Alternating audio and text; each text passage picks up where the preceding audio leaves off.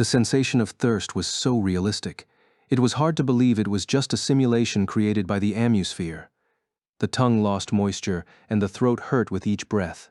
It made her wonder if her biological body, resting on her bed in the real world, was suffering from dehydration. I wish I could log out and chug an entire glass of ice-cold water, she thought. But in this mysterious world, Unital Ring, her avatar would not vanish while she was away.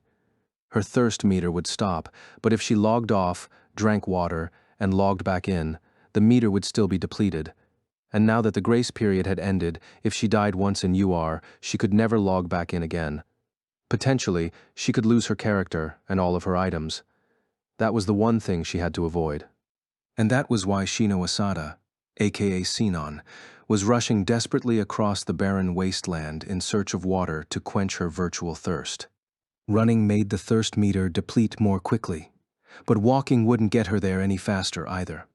She just had to trust that if she ran far enough, she'd find a source of water before her TP hit 0. The desert was very flat overall, but about half a mile ahead, there was a small boulder with what looked like plants growing along its silhouette. If there wasn't water around there, she was out of ideas.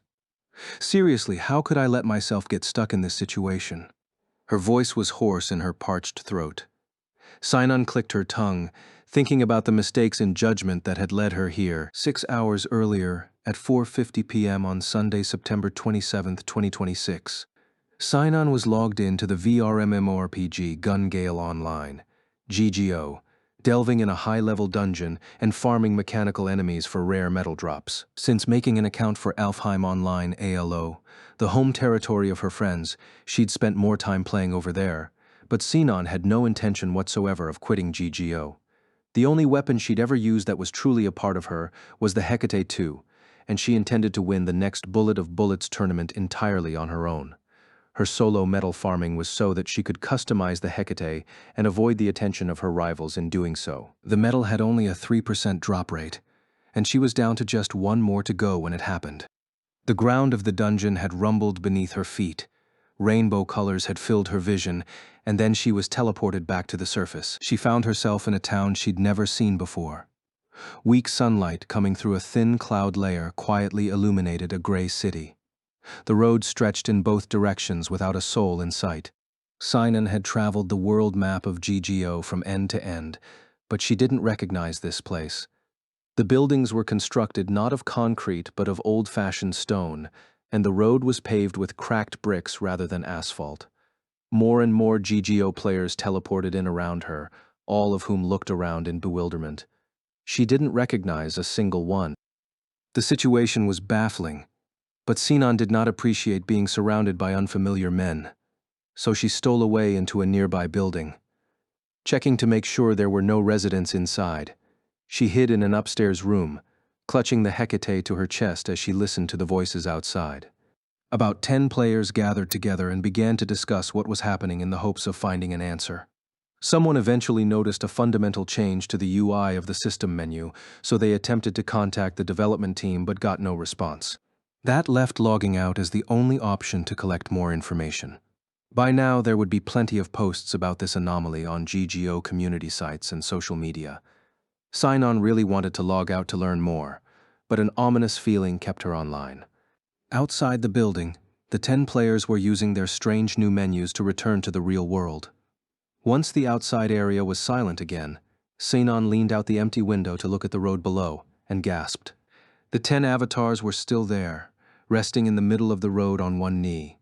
That was the standby pose, a familiar sight from GGO and ALO in most VR MMOs. It was common practice to keep player avatars present in the world for several minutes after they logged off while outdoors to prevent them from being able to escape from monsters or other players by just turning off the game. If that rule still held true, it meant this city was considered wilderness rather than an actual city and offered no automatic protection.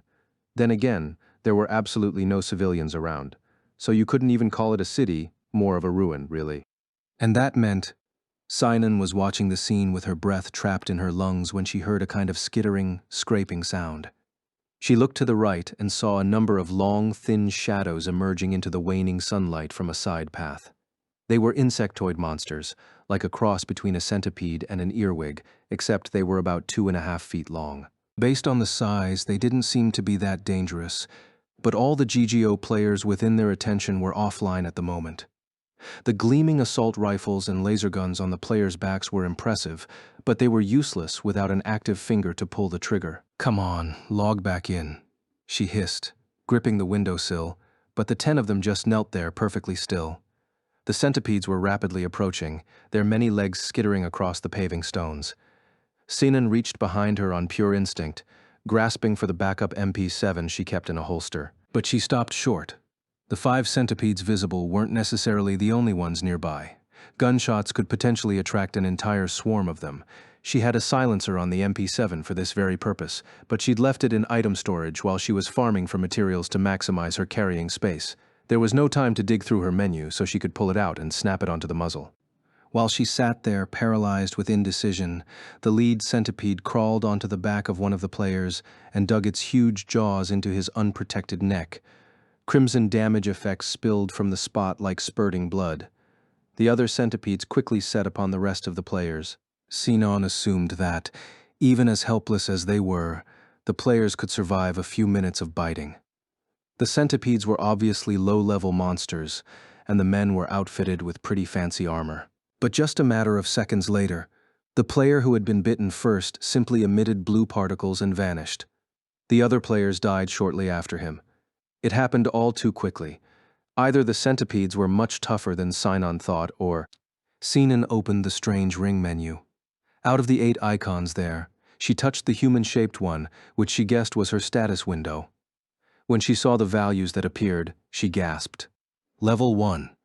Maximum HP. Just 200. Her stats had been reinitialized. That wasn't all. Below her white HP bar was a green MP bar, then a blue bar marked TP, and a yellow bar marked SP. MP was easy enough, but she had no idea what SP and TP were supposed to represent. There was no point trying to figure that out now, though. She glanced out the window again. 5 players were gone. The other 5 still living were now in the centipede's sights. They were going to be wiped out before any of them returned. Ugh. Sinan drew her MP7. She unfolded the foregrip, extended the stock, and switched the selector from safety to semi-auto. Pulling the cocking lever loaded the first bullet into the chamber, and she took aim at the lead centipede, resting her body against the windowsill. Her finger slid against the trigger and tensed just a little. Huh? She was aghast. One of the 2 major systems that made GGO. Well, GGO was nowhere to be seen. The bullet circle. A bug? A system error? Or... There was no time to wonder. Some monsters had the ability to nullify the bullet circle, forcing you to use your sights and aim the traditional way. She was shooting down from the 2nd floor, but at this distance there was no real concern about the trajectory being off. Sinan aimed at the head of the centipede as it prepared to bite its new target, then double-tapped. Its reddish-black shell burst, shooting sticky green fluid outward. The second shot missed by a bit, but an HP bar with an unfamiliar shape over the centipede's head rapidly dwindled to 0. The centipede screeched with its final breath, curled backward and fell to the street, then did not burst into blue shards and disappear. It was still there, but it was definitely dead. She tried to aim for the next centipede and clicked her tongue. There were red cursors over the heads of the other 4 creatures. Her instincts told her they were focused on her now, and that was correct.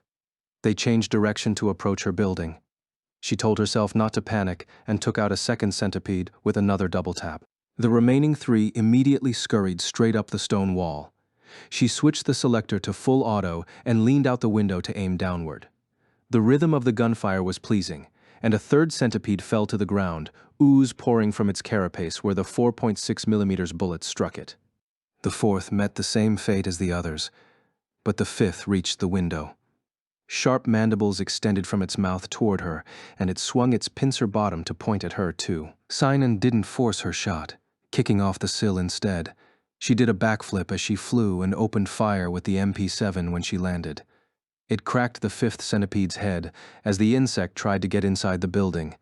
Its long, thin torso hung over the sill. Whew, she exhaled, checking the remaining ammo in her magazine out of sheer habit. A sudden, unfamiliar musical fanfare blared in her ears, and a blue ring rose from her feet up over her head. A window popped up in front of her.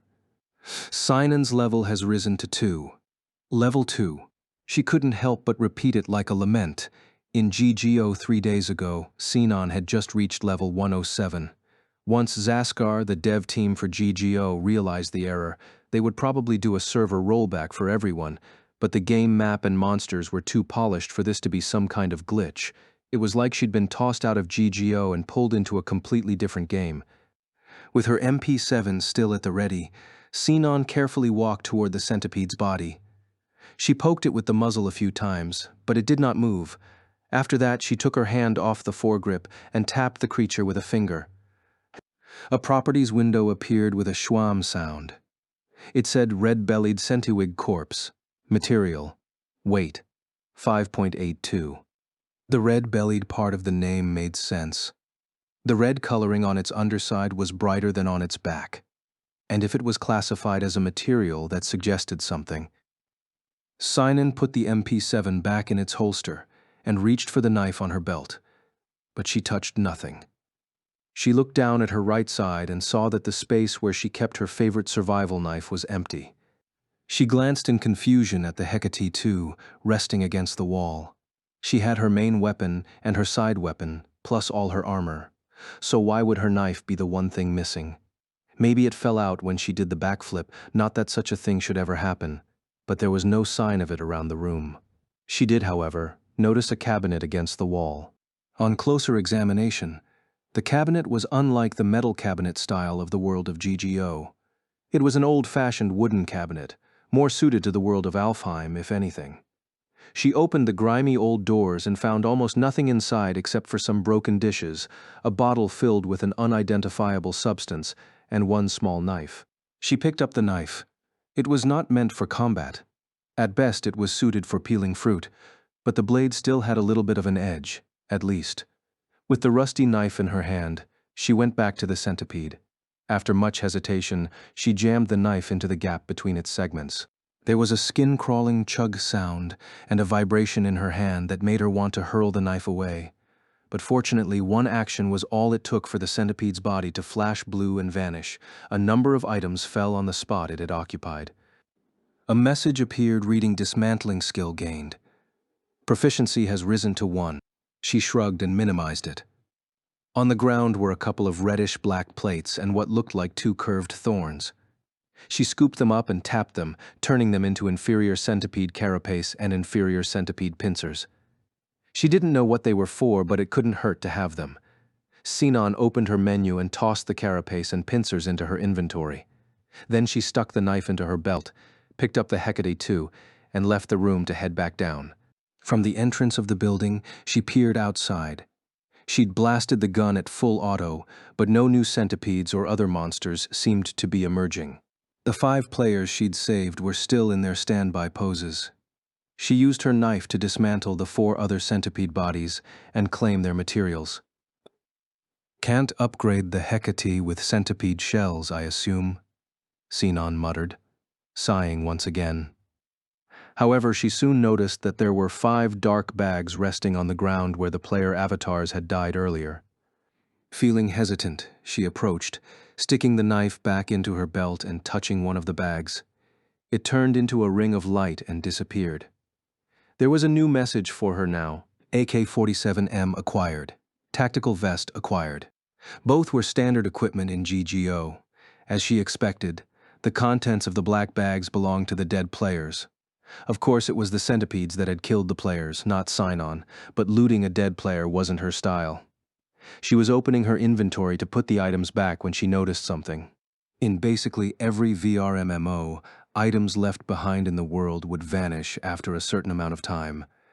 She wasn't sure where the respawn point would be for those players, but once they realized their weapons had dropped, they'd be rushing back to reclaim them. If she wanted to be considerate, she should hold on to them until the players returned. So she decided not to materialize the first items she'd looted, and she picked up the other 4 bags. She was worried about storage space, so she checked her window again, but her carrying capacity wasn't even at 20%. Struck with foreboding, she checked the contents and saw that all she was carrying were 10 retrieved items and the materials from the centipedes. All of the items she had earned in GGO were gone. Unbelievable. She closed the window. Her items would probably come back once the situation was resolved, but it was worrying that there was still no announcement from the dev team. She wanted to avoid losing her Hecate and MP7 if she died, so it seemed like she'd have to make her precious guns last until the rollback could begin, and then another thought made her suck in a breath through her teeth. If everything in her inventory was gone, that meant her healthy stock of 12.7mm ammo for the Hecate and 4.6mm ammo for the MP7 was gone too. The only things left were the 7 shots in the Hecate's magazine and the 40 or so bullets between the MP7 and its magazine on her belt. Once she'd fired them all, the only weapon Sinon would have left would be the rusty kitchen knife she'd found in the cabinet of the abandoned home. Strictly speaking, she also had the weapons and ammo dropped by the 5 dead players. But if she made off with them, she was nothing but a looter in name and fact. Belatedly, she regretted using her guns on the centipedes at the full auto setting. Still, Sinon waited for the other 5 to log in again. The centipedes would be back eventually, so the 6 of them had to work together to survive. She pulled the MP7 from her holster again, then backed against the wall of the building and waited for 3 minutes. At last, one of the players twitched, then bolted to his feet. "Hey, everybody, let's move. In the middle of the ruins is," he shouted but stopped when he noticed that only Sinon was present and listening. He looked around, then lowered his voice and said, "Hey, you? There were about 5 more people here before, right? You know where they went?" "They died, unfortunately," she said, shrugging. Sinon was about to explain about the centipede attack, when the player who was dressed in gray digital camo and used an optical gun took aim at her with the assault rifle on his shoulder. "So you're a PKer, huh? What?" she shouted, a mixture of surprise and outrage. Then she realized that what she said could be interpreted as a bit of creative assassin role-playing. Plus, she had the MP7 in her hand, so she quickly lowered it and protested, "No, it wasn't me. It was giant centipedes." "Oh yeah, and where are they?" "I took them out. I saved your lives," Sinon objected. She wanted to open her window so she could take out the carapaces to prove it to him, but the man immediately pulled the trigger and left a burn mark on the wall just to the right of Sinon with a yellowish-green laser. "Hey, don't move. Only the lowest of the low would prey on people while they're logged out." "I'm not preying on anyone," she hissed, trying to suppress her anger. But the man was in a rage and wouldn't take his finger off the trigger. If she tried to move again, he would hit her for certain. Sinon was only level 1, well, level 2, so even a low-powered optical rifle could kill her instantly. If she died and dropped the Hecate, the man would assume it was rightfully his, won in battle. Should she take the initiative and kill him first to protect her partner? But how? A new voice broke the silent tension. "Damn, this is crazy. It's not just GGO," shouted one of the other players as he got to his feet. When he noticed the man with the gun and Sinon, he exaggeratedly leaned backward in shock. "Whoa, what are you doing, man? Use your brain. This chick killed 5 of us while we were offline." "Yikes." The second man pulled a large-caliber revolver, probably a Ruger Blackhawk, from his holster. Sinon's back was literally against the wall, and while she was searching for a way out, the other 3 awakened in quick order. She'd completely lost the chance for initiative. It seemed the only thing she could do now was pray that one of these people would be calm and hear her out. Then a familiar, dry skittering hit her ears. She looked around briefly and saw 2 long antennae extending from a split off the road to the left behind the men. The antennae just wavered there for a moment, then emerged farther, attached to a head with huge mandibles and a long body. The red-bellied centiwigs had respawned. Because the guy with the optical gun was screaming his head off, the others didn't realize the danger. She rolled her eyes yet again and muttered quietly, "Behind you." "What? Did you say something?" her assailant growled. Again she warned, "Behind you." "What? You think I'm gonna fall for the oldest trick in the book? Hurry up and drop your loot before I shoot?" But a shriek, "AIE," interrupted him. "What the hell was that for? Would you shut up?" The rifleman snapped, glancing over his shoulder, only to let out a yelp. "Gua." At last, he'd noticed the centipedes emerging onto the road. There were at least 10 of them. The 5 brigands backed away, guns aimed. This is it. I have to escape now. The red-bellied centiwigs looked frightening, but 2 or 3 4.6mm bullets from the MP7 were all it took to kill them. The player's gear was at least mid-rank, so if they shot like hell, it would take less than a minute for them to kill the bugs. The instant she heard the first shot, Sinon bolted. She put the MP7 back into its holster and sprinted in the opposite direction of the gunfire. It was strange that she could run perfectly fine with the ultra-heavy Hecate Awe on her back, despite being only level 2, but she wouldn't know why unless she survived this situation. In less than 5 seconds, she heard an angry shout among the gunfire. "Ah, hey, the chick ran away. Damn it. Let's finish them off and go after her." At that point, she was rooting for the centipedes to put up a better fight. This left her with maybe 10 seconds to get away from the wide-open main street. Right after he'd logged back in, the optical rifleman had said, "Hey everybody, let's move." In the middle of the ruins is the most straightforward interpretation of that statement would be, in the middle of the ruins is a safe space, so she wanted to head that way, but it was difficult to go to a place with lots of players around if some of them assumed she was a PKer, so she should head for somewhere outside the ruined town. Sinon recalled what she'd seen looking out the upstairs window. In her memory, the direction across from the window, meaning the left side of where she was running, featured a group of larger buildings. If that was the center of town, then the right-hand side was the way to leave. The gunshots were wrapping up in the background. She had to get away from the main road before the men spotted her. Side street there, 5 yards ahead.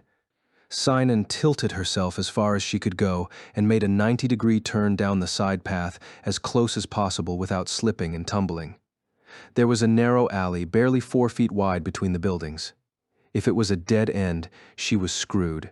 She just had to have faith for now. As she ran, stepping as lightly as possible, she saw 3 half-broken wooden boxes up ahead. She jumped behind them and crouched. In less than 10 seconds, she could hear the stomping of heavy combat boots as well as irritated exclamations. "Oh, Cam, where'd that girl go? Maybe she snuck into one of the houses or down a side alley. So we have to go searching them one by one? Man, don't complain. She killed 5 of us. Plus, that chick's snary was super rara. If it doesn't get rolled back, we could sell it and split the winnings and still all come out super rich." What the hell is a sneery? She wondered, then realized it was supposed to be an abbreviation of sniper rifle. They were right that the Hecate was one of the rarest weapons in GGO, but if she lost it to scrubs who would call it something as stupid as a sneery and then sell it for cash, she'd never live that down. If the men came down the alley in a line, she'd just have to shoot through all 5 of them with one of the Hecate's 12.7mm bullets. But doing that, even in self-defense, made her a true PKer. Plus, she had only 7 bullets left, and she didn't want to have to use them on this. "Don't come down here," she begged. It was as though they could hear her mind. The footsteps slowed at the entrance to the alley. She couldn't see them, but she could sense their attention on the spot where she was hiding. Sinon silently slipped the Hecate off her back and held it in both hands. Now she wished she'd left one more bullet in the chamber for good measure. She placed her right hand on the bolt handle. She'd wait for them to come down the alley as close as possible before loading the bullet, and then she had to shoot before they reacted to the sound. 1, 2, 3 seconds later. "Hey, someone check those busted crates." But she didn't hear the rest, because it was drowned out by the burst of a submachine gun. Live bullets burst through the wooden boxes, grazing Sinon's hair and combat boots. Her instinct screamed at her to bolt from the hiding spot, but through sheer willpower, she kept her avatar still. "Nothing there." "Don't just start shooting like that, man." The first voice merely laughed. 5 sets of footsteps moved away, but Sinon stayed in place for another 30 seconds before carefully rising. The wooden boxes were torn up after getting shot, and one more impact would have crumbled them to splinters. "You're going to regret wasting those bullets," she warned them silently, then rushed down the other end of the alley. Fortunately, the narrow path wasn't a dead end, and it took her to another, larger street. Once upon a time, many people must have walked the stone-paved road that now hosted little more than wind and dust. What had turned this town into an empty ruin? The answer might lie in the center, but she wasn't going there anytime soon. Sinan headed for the outward edge of the town, realizing that at some point she had stopped thinking of this place as a glitch or an unintended case of human error, but as a proper VR MMO world with its own internal logic. She encountered the occasional centipede, spider, and scorpion-type monster, but she chose to conserve her limited ammo and ran away from them. At this point, she wished she could have switched her side weapon from the MP7 to a photon sword. But hindsight was 2020. She was on the move for over 20 minutes, avoiding battle, when a tall stone wall came into view. It looked very much like a castle wall surrounding a city, but it was stacked with seamless blocks, with no way of climbing up them. Sinan grabbed a pebble and flicked it upward with her thumb. When it landed on the ground, it bounced to the right, so she followed the wall in that direction. In less than a minute, she arrived at a large gate. Praying that it wasn't locked, she approached carefully, but she soon saw that her worries were unfounded. The heavy wooden double gate was standing on one side, but the other side had come out of the frame and fallen to the ground. She stopped, wondering if leaving the town was really better than staying. But there was no way to know the right answer. The only thing she knew for sure was that she couldn't approach the other GGO players who had been teleported here until she cleared up their misconception that she was a PKer. What she needed now was a safe place where she could log out. If there were centipedes and scorpions and such all over town, the only possible shelter she'd find was outside. With her mind made up for now, Sinan walked up to the gate, stepped through the empty frame, and made her way outside the city. Whoa! Instantly, she found herself gasping at the views spread out before her. The scale of the world map was, simply put, vast. GGO's familiar world was anything but cramped. On foot, walking across the wasteland surrounding the capital of SBC Glocken took over 5 hours. But this mysterious world wasn't just vast, it was incredibly detailed. Every VR world naturally faded out as you gazed into the far distance, but the dried earth here just continued on and on toward the horizon until it met ranges of distant mountains that were still crystal clear to the eye. She hadn't felt this much of a sense of scale since her dive into that true alternate reality. The underworld. Unconsciously, Sinan raised her hand and touched the side of her head. It wasn't here now, but back in the real world, where she was lying on her bed. She was wearing the ammusphere she'd been using for close to a year and a half. It wasn't the latest and greatest piece of gear anymore. How was it creating such a vivid experience? She needed to log out soon and find out what was happening. Sinan blinked, switching gears in her mind, and stared at the wilderness under the afternoon sun with renewed attention. The terrain was about 70% dry, sandy ground, and 30% faded plants, with the occasional cactus rising above it all. It reminded her of the Sonoran Desert in Mexico. Not that she'd ever been there, though. There were monsters, too. Just from here, she could make out 2 giant scorpions and 1 giant lizard. It wasn't going to be easy to look for safety while avoiding the predator's reaction range, but then she finally remembered something. The Hecate's precious bullets needed to be conserved, but there was more her gun could do than just shoot holes in things.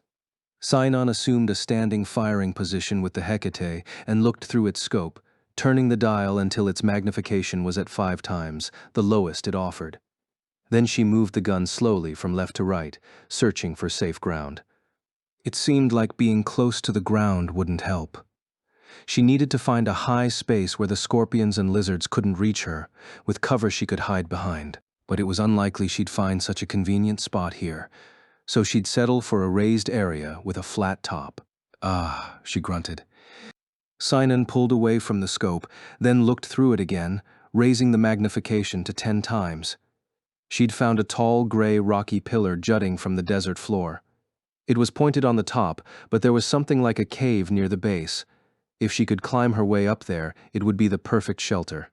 And the distance was reasonable, no more than half a mile at the most. She lowered her gun, steeled herself for action, and stepped down off the fallen door. The soles of her boots hit dry dirt, slightly scraping the ground with every step. She wouldn't be returning to this city for a while.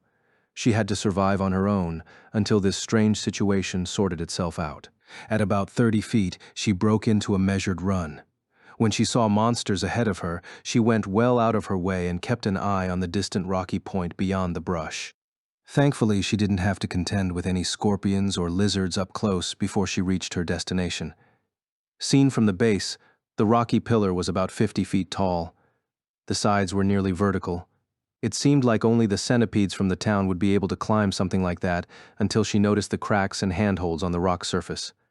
Sinon flexed her hands for a bit as she charted out a path up to the cave entrance. Once she had one, she grabbed the first handhold, jammed the toe of her boot into a crack, and pulled herself up. In GGO, and probably in real life, a sniper's success was largely defined by how much elevation they could gain, so free climbing was a regular part of her work. The trick to rock climbing in a VR MMO was to do it fast, before the fatigue variable kicked in. She quickly got about 15 feet up the surface. Climbing skill gained. Proficiency has risen to 1. The sudden message right in front of her eyes caused her to miss the next hold she was aiming for. Her weight slid, but her left hand caught a small gap at the last moment, preventing her from falling. She clicked her tongue with annoyance and closed the window, then resumed climbing. Thankfully, that single point of proficiency in the climbing skill helped, because she was able to reach the cave entrance without further trouble. It was a dark hole about 2 feet around, and she had to be careful to slip inside without catching the Hecate on the sides. In the real world, a hole like this might end up too shallow to be of use, but in a game, the devs never put things like this in unless it was worth the trouble. As she expected, the cave widened as it got deeper. That increased the chances it was a monster's lair, so she slipped the MP7 out of its holster and turned on the small flashlight she had attached to a mount on her right side. Its white light cut through the darkness. The cave was shaped like a cocoon, about 4.5 feet tall and 10 feet deep. There were no monsters here, nor any nest materials around her feet. Instead, there was a single wooden box with a reinforced metal frame along the back wall. "A treasure chest?" Sinan murmured, approaching in a crouch. She tapped the lid with the gun's muzzle, and it made a hard, heavy sound. The chest didn't look weathered or aged at all, in the sense of being left behind for years and years, so in her mind, that made it more likely that it was a treasure chest. She had to open it. As Sinan reached out with her left hand, she noticed a keyhole in the metal facing on the front. She tried to lift the lid anyway, but it might as well have been glued in place. She exhaled and peered through the keyhole. GGO's treasure chests, or treasure boxes, as players called them in-game, were usually locked. There were electronic locks and physical locks, and sometimes the boxes could have both, meaning you needed both the lockpicking and hacking skills. If it was just a physical lock, she could attempt shooting it with her gun, but the chances of success were low when you did that. More often than not, you just permanently broke the latch or destroyed the contents of the box. Sinan looked back and forth from the MP7 to the keyhole but successfully resisted the allure of the gamble.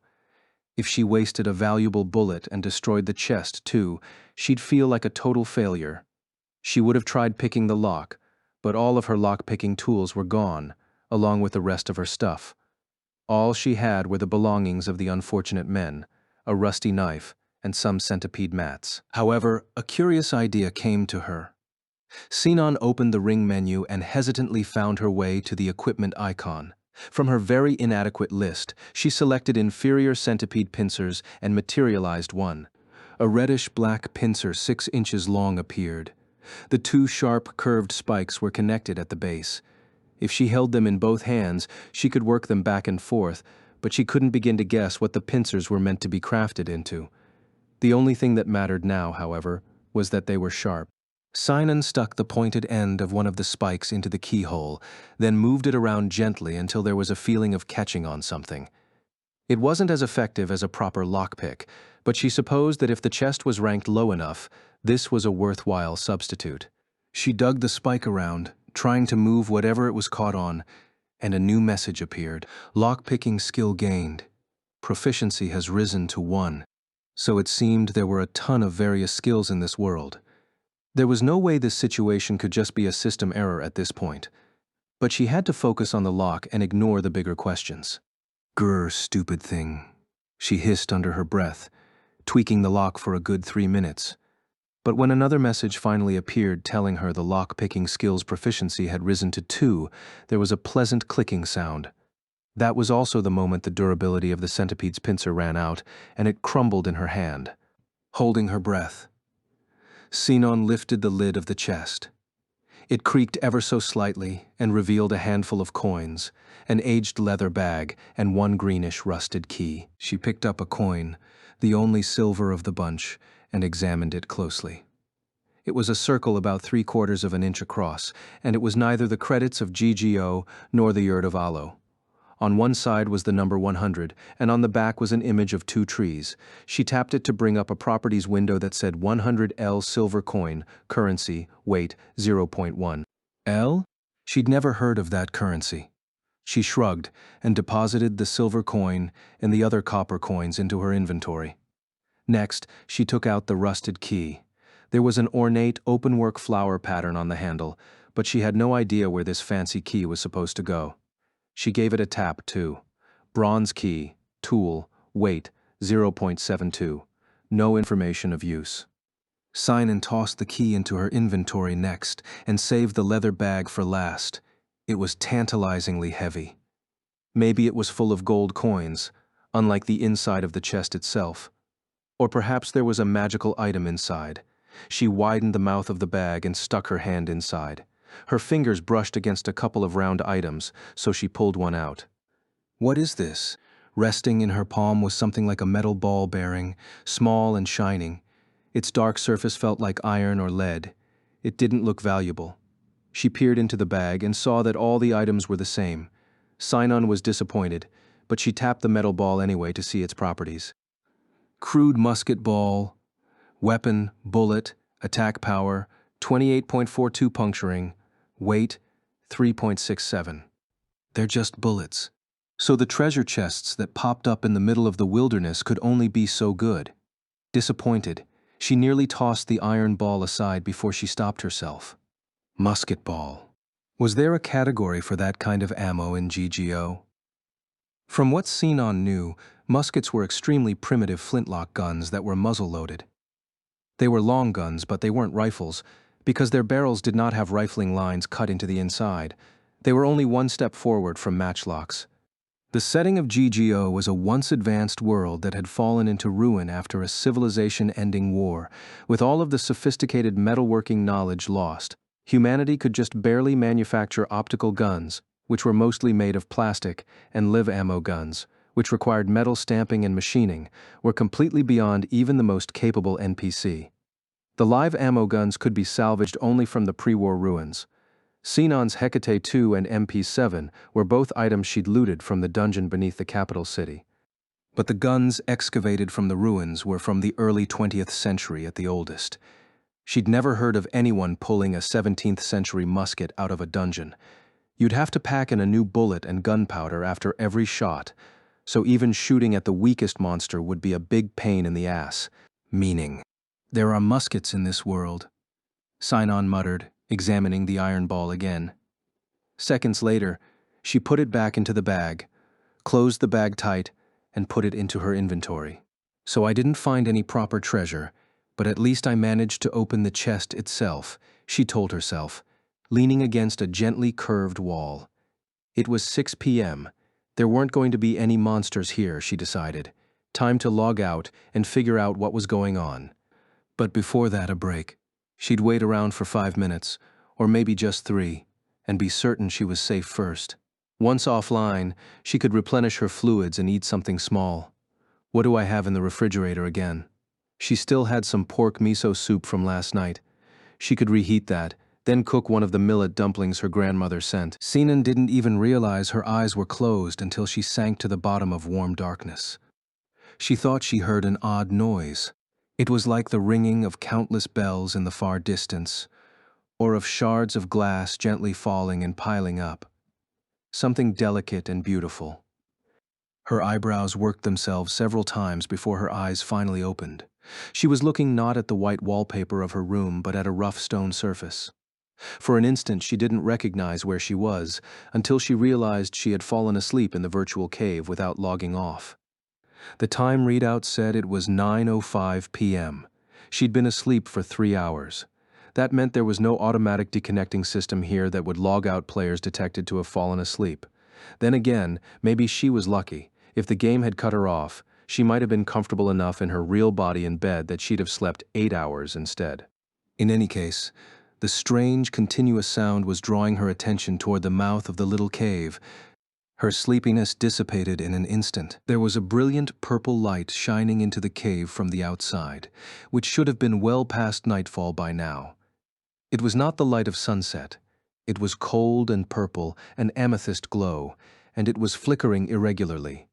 Sinan grabbed the Hecate and crawled along the ground. When she reached the entrance, she went into a prone shooting position and looked carefully up into the sky.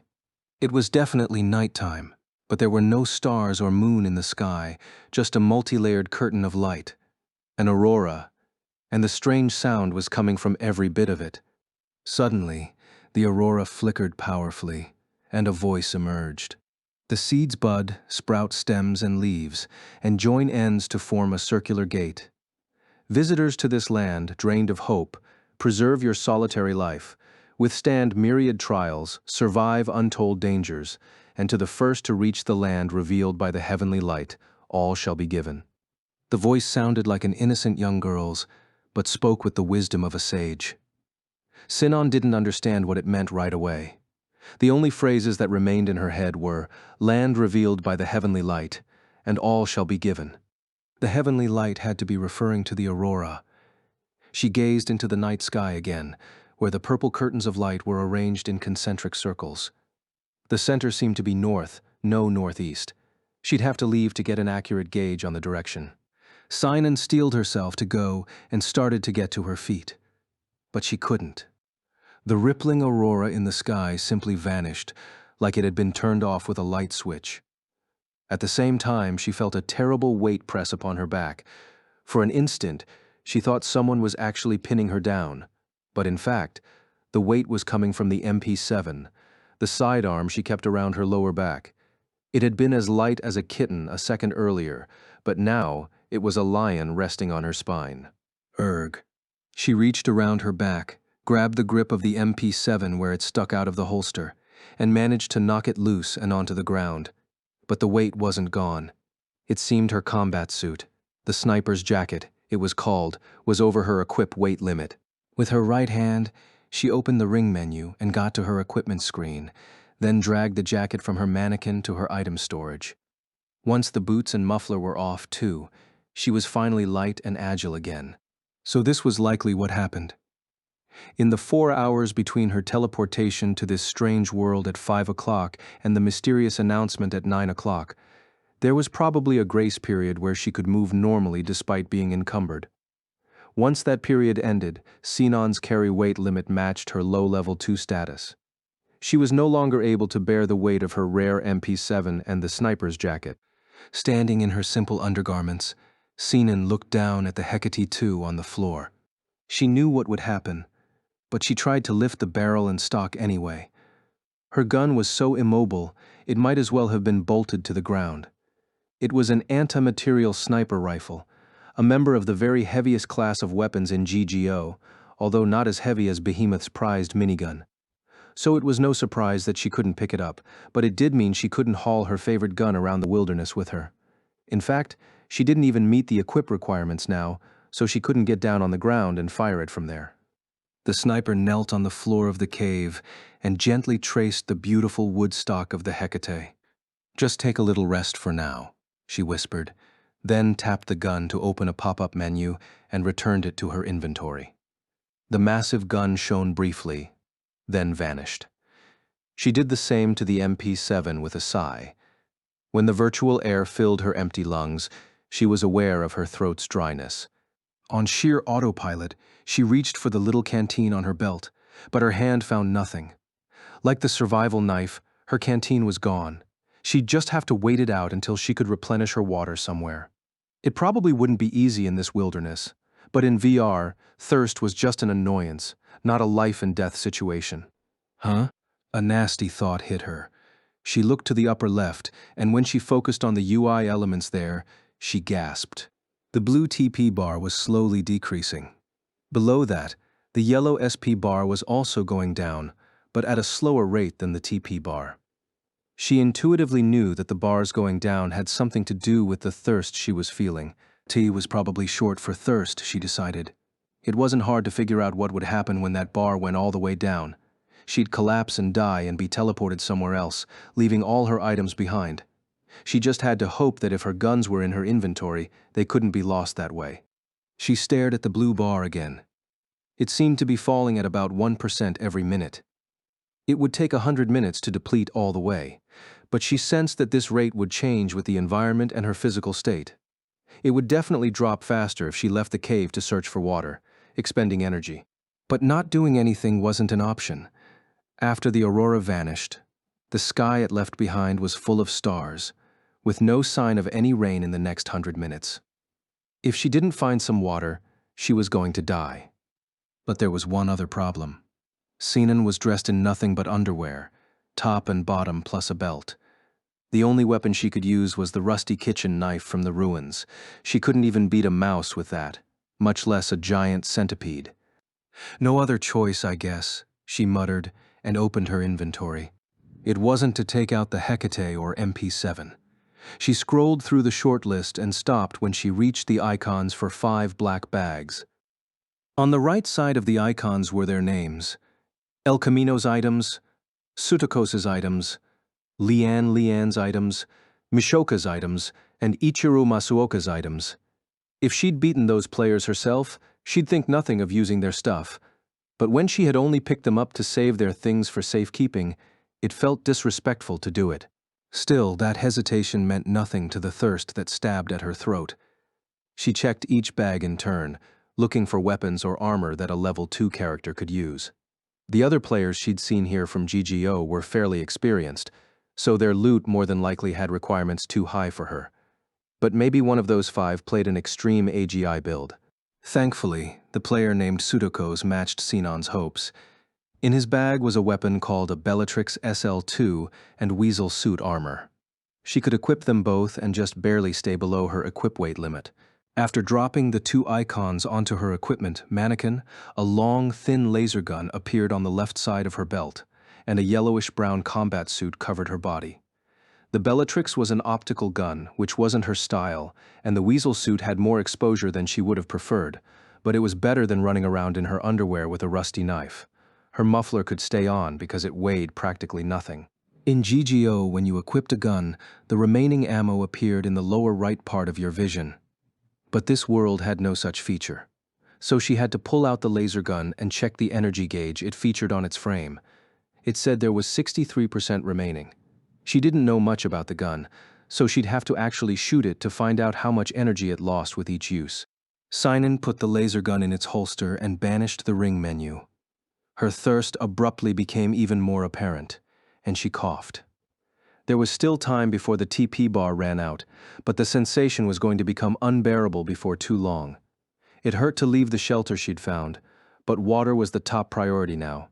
She glanced back at the open treasure chest, then popped back out of the narrow cave mouth and into the arid wasteland. And here she was now, well past 10 p.m. She'd spent nearly an hour on the move after leaving the cave, but Sinan still hadn't found any water. Her TP bar was under 20%, and the feeling of thirst was excruciating. If there wasn't any water around the rocky outcropping she was heading for, that would probably be where she died. She wanted to believe she'd just resurrect somewhere else in the world, but the phrase "preserve your solitary life" from the mysterious message stuck in her head. If a player got only 1 life, then maybe resurrecting didn't work after the grace period. If she died here, would she drop all her items and get sent back to GGO? Would she lose her entire character and all its data? There were 3 major mistakes in judgment Sinan had made that had put her in this perilous situation. The first was trying to be nice and picking up the items from the centipede's victims for them. The second was not logging out immediately after she'd found the cave, and instead falling asleep inside it. The third was leaving the cave and heading farther into the wilderness, rather than returning toward the ruined city. It occurred to her now that if she had searched the homes of the city carefully, there would probably have been a well or something of that nature. It had to be an intended part of the game design that players would replenish their water at the ruins and venture outward from there to explore. That was why there was no water outside. But her TP bar was already below halfway by the time she realized this, so she couldn't turn back and return to the city. If there wasn't any water at the rocks ahead, no. She had to believe it would be there. She didn't want to run into any monsters just before the end, so she watched the darkness very closely as she ran. She'd gained something called the night vision skill a while back, which gave her slightly better vision, but she couldn't see into the shadows by starlight alone. She gave any big rocks that might hide scorpions a wide berth and moved as quietly as possible. The big rock formation's exterior was covered in shrubs. It was only 100 yards away at this point. That was when Sinon picked up some very important information, visually and orally. She shrank back and ducked. What she saw was a small, flickering light at the base of the rocks. The starlight was reflecting off something. Out in this desert, it couldn't be metal or glass. It had to be water, and what she heard was a roar like thunder. The booming bass sound couldn't come from a lizard or rat. In typical VRMMO terms, only a large predator, often some kind of field boss, made that kind of sound. Sinon's instinct was to grab the shoulder strap of the Hecate II, but she touched nothing. Her usual partner was in her inventory, unable to be equipped. All she could rely on now was the Bellatrix SL2. But optical handguns were used for their lightweight nature. Would that really help her against a boss? The TP bar, now bright red, was nearly down to 10%. Standing here and waffling wouldn't stop it from running out in 10 minutes or so. Finding another source of water was unrealistic at this point. Her only options were to wait here and die of thirst or gamble and head for the rock. For some reason, she remembered something she'd said to the leader of a PvP squadron that had hired her once. "Show me you at least have the guts to look down the barrel of a gun and die, even if it's just a stupid game." Smirking, Sinon straightened. If she was going to die, she'd prefer combat to dehydration. Another ferocious roar blanketed the wasteland. Sinon drew the Bellatrix and undid the safety. She stared at the rock 100 yards ahead. If there would be a fight, she at least needed to see the monster first. All she could tell was that something large was moving at the base of the rock formation. A thought striking her, she crouched again and opened her menu. Sinon tapped the MP7 in her inventory, then selected the flashlight option from a submenu and materialized that instead. She stuck the miniature light that appeared to the lower mount rail of the Bellatrix. The weight was just low enough. She couldn't pick up a single pebble after this. But the nice thing about VRMMOs was that as long as you were under that magic number, you were as nimble as if you were holding nothing at all. The flashlight was a high-quality part, but not to the extent of 100 yards. Sinon crept forward with utmost care. She closed to half the distance, watching for monsters and avoiding cacti and rocks. The stone formation felt small from far away, but now that she was closer, it was nearly the height of a 10-story building. The surface was almost vertical, but viney plants hung down here and there, and she could hear trickling water. Apparently, the water was running down the surface of the rock and creating a little spring at the base. The instant she was certain there was water, Sinon's thirst assaulted her senses. She felt like she was being choked, and she coughed violently. Her TP bar was at 8%. That meant she had 8 minutes to drink, or she would die. Glancing away from the rock formation, she soon found the owner of the roaring. There was a huge, squat shadow moving counterclockwise around the base of the rock, as though protecting its territory. In fact, it was definitely doing that. She couldn't drink anything unless she dealt with the creature. Before she gave up and made a desperate suicide attack, she thought of drawing its attention with a shot, then kiting it much farther away. Even if it didn't lose sight of her altogether, all she needed was a minute away from the rock to dunk herself in the water. She moved even farther, nearing 30 yards. As a sniper, this was unbearably close to the target, but for people who fought with swords, like Kirito and Asuna, this was where they would start sprinting to close the gap. What were they doing now? Studying back in the real world? Having fun leveling up in ALO? She wanted to replenish her TP, find a new shelter, and log out so she could get in touch with him. If she told him everything that had happened to her, Kirito would probably be more jealous than startled. She couldn't wait to see that look on his face. "I'm going to survive this," she muttered, resting her torso against a sloped rock nearby and taking two-handed aim with the Bellatrix. Not only were there no bullet circles anymore, but this gun didn't come with a scope. She had to aim with the primitive sights and beads. Fortunately, optical gun trajectory was unaffected by wind and gravity, unlike live ammo guns, so any laser she fired would go exactly where the sights said, technically, a fraction of an inch lower. The huge monster came around the far side of the rocky mountain, walking in a slow curve and turning its head in Sinan's direction. She could probably get its attention with a shot anywhere, but she wanted to hit a vital point to conserve the gun's energy. Sinan would shift her left hand to hit the switch on the flashlight attachment, use 3 seconds of light to take aim, then fire. She exhaled, inhaled, and started to move her hand. But she never actually turned on the light. Dat, dat, dat, dat.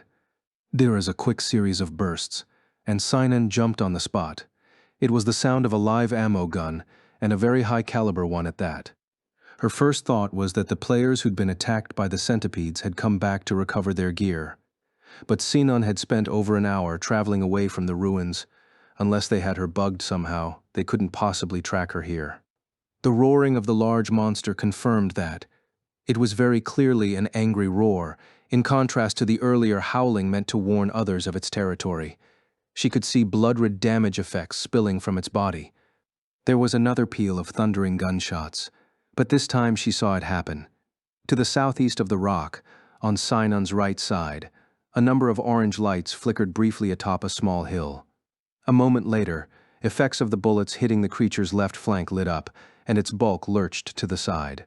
The effects vanished right away, but Sinan's eyes had enough light to make out the form of the monster.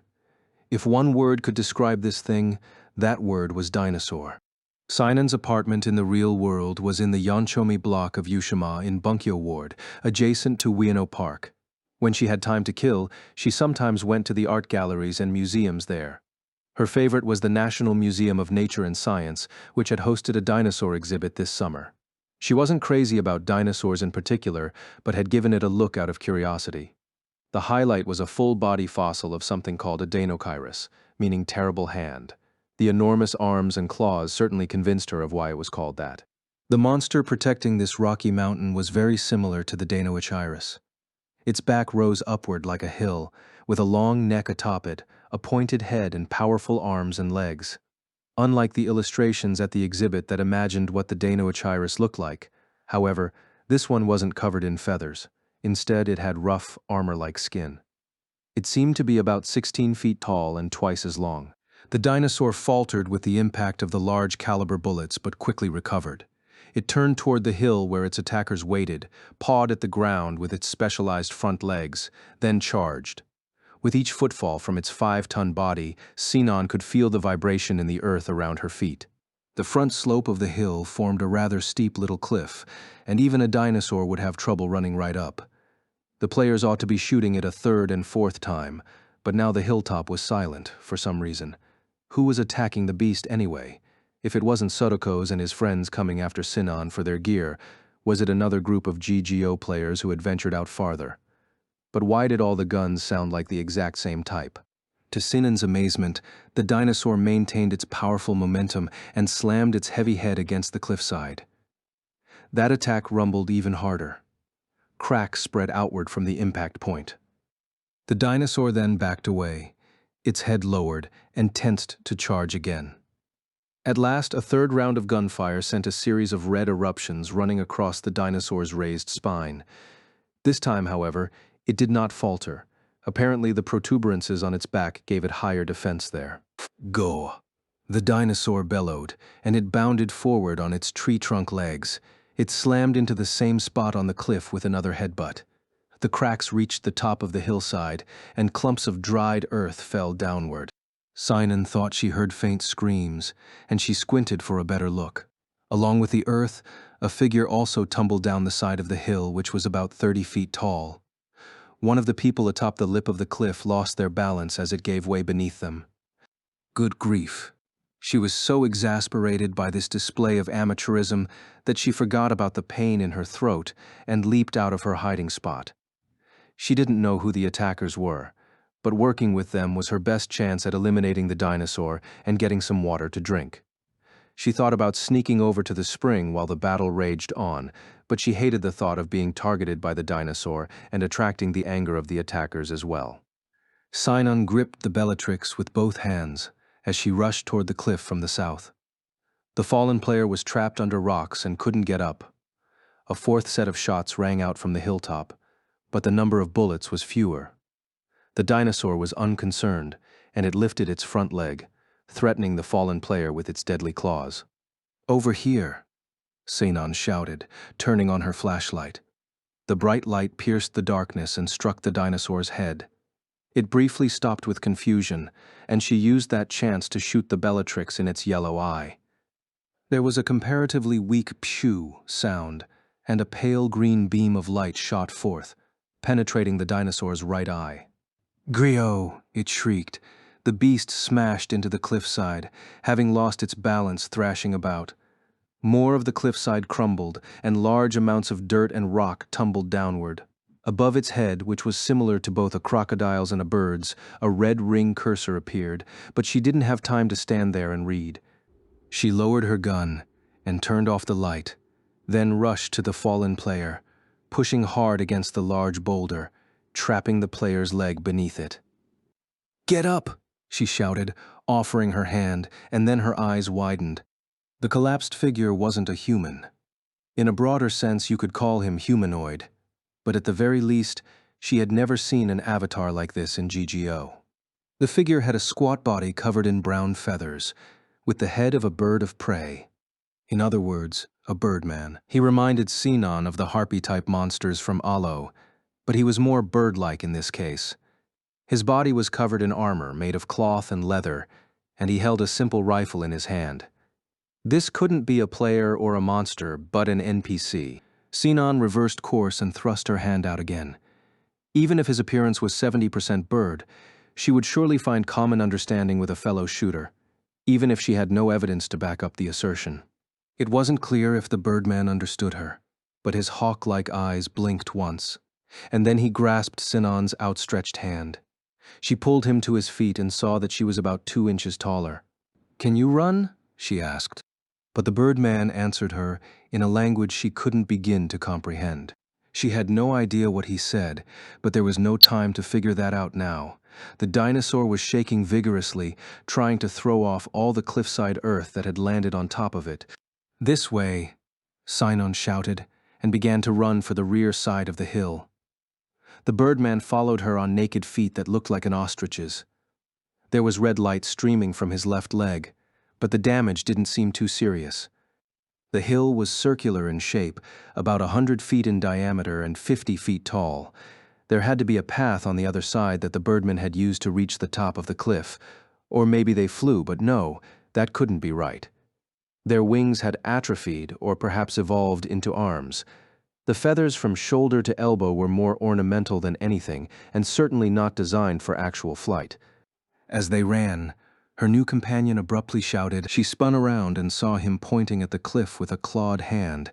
She couldn't see it very well in the dark, but she could tell there was something like a ladder there. Sinon turned as hard to the left as she could with her momentum and leaped onto the ladder. This wasn't just some rope ladder thrown down temporarily, but a fixed feature that had been pounded into the rock surface with stakes. That must have meant the birdmen didn't coincidentally decide to attack that dinosaur tonight, but had tried picking it off many times from the top of the hill. Sinon hurried up the ladder as fast as she could go.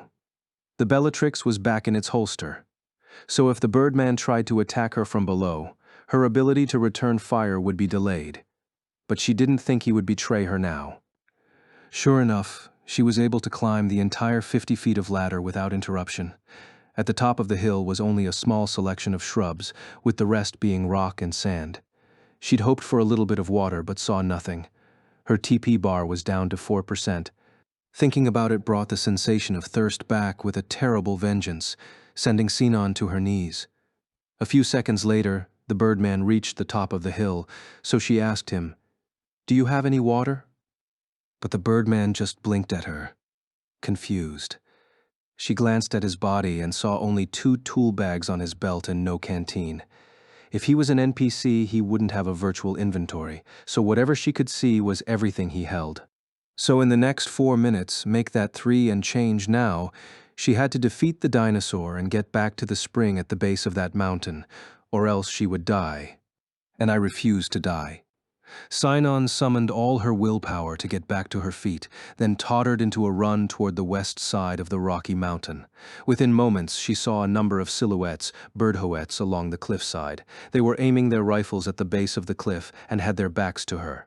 It seemed they were going to open fire on the dinosaur for a 5th time. But from what Sinon could see of the dinosaur's HP bar, it was still at nearly 80%. Their rounds of gunfire hadn't even taken off 10% each time.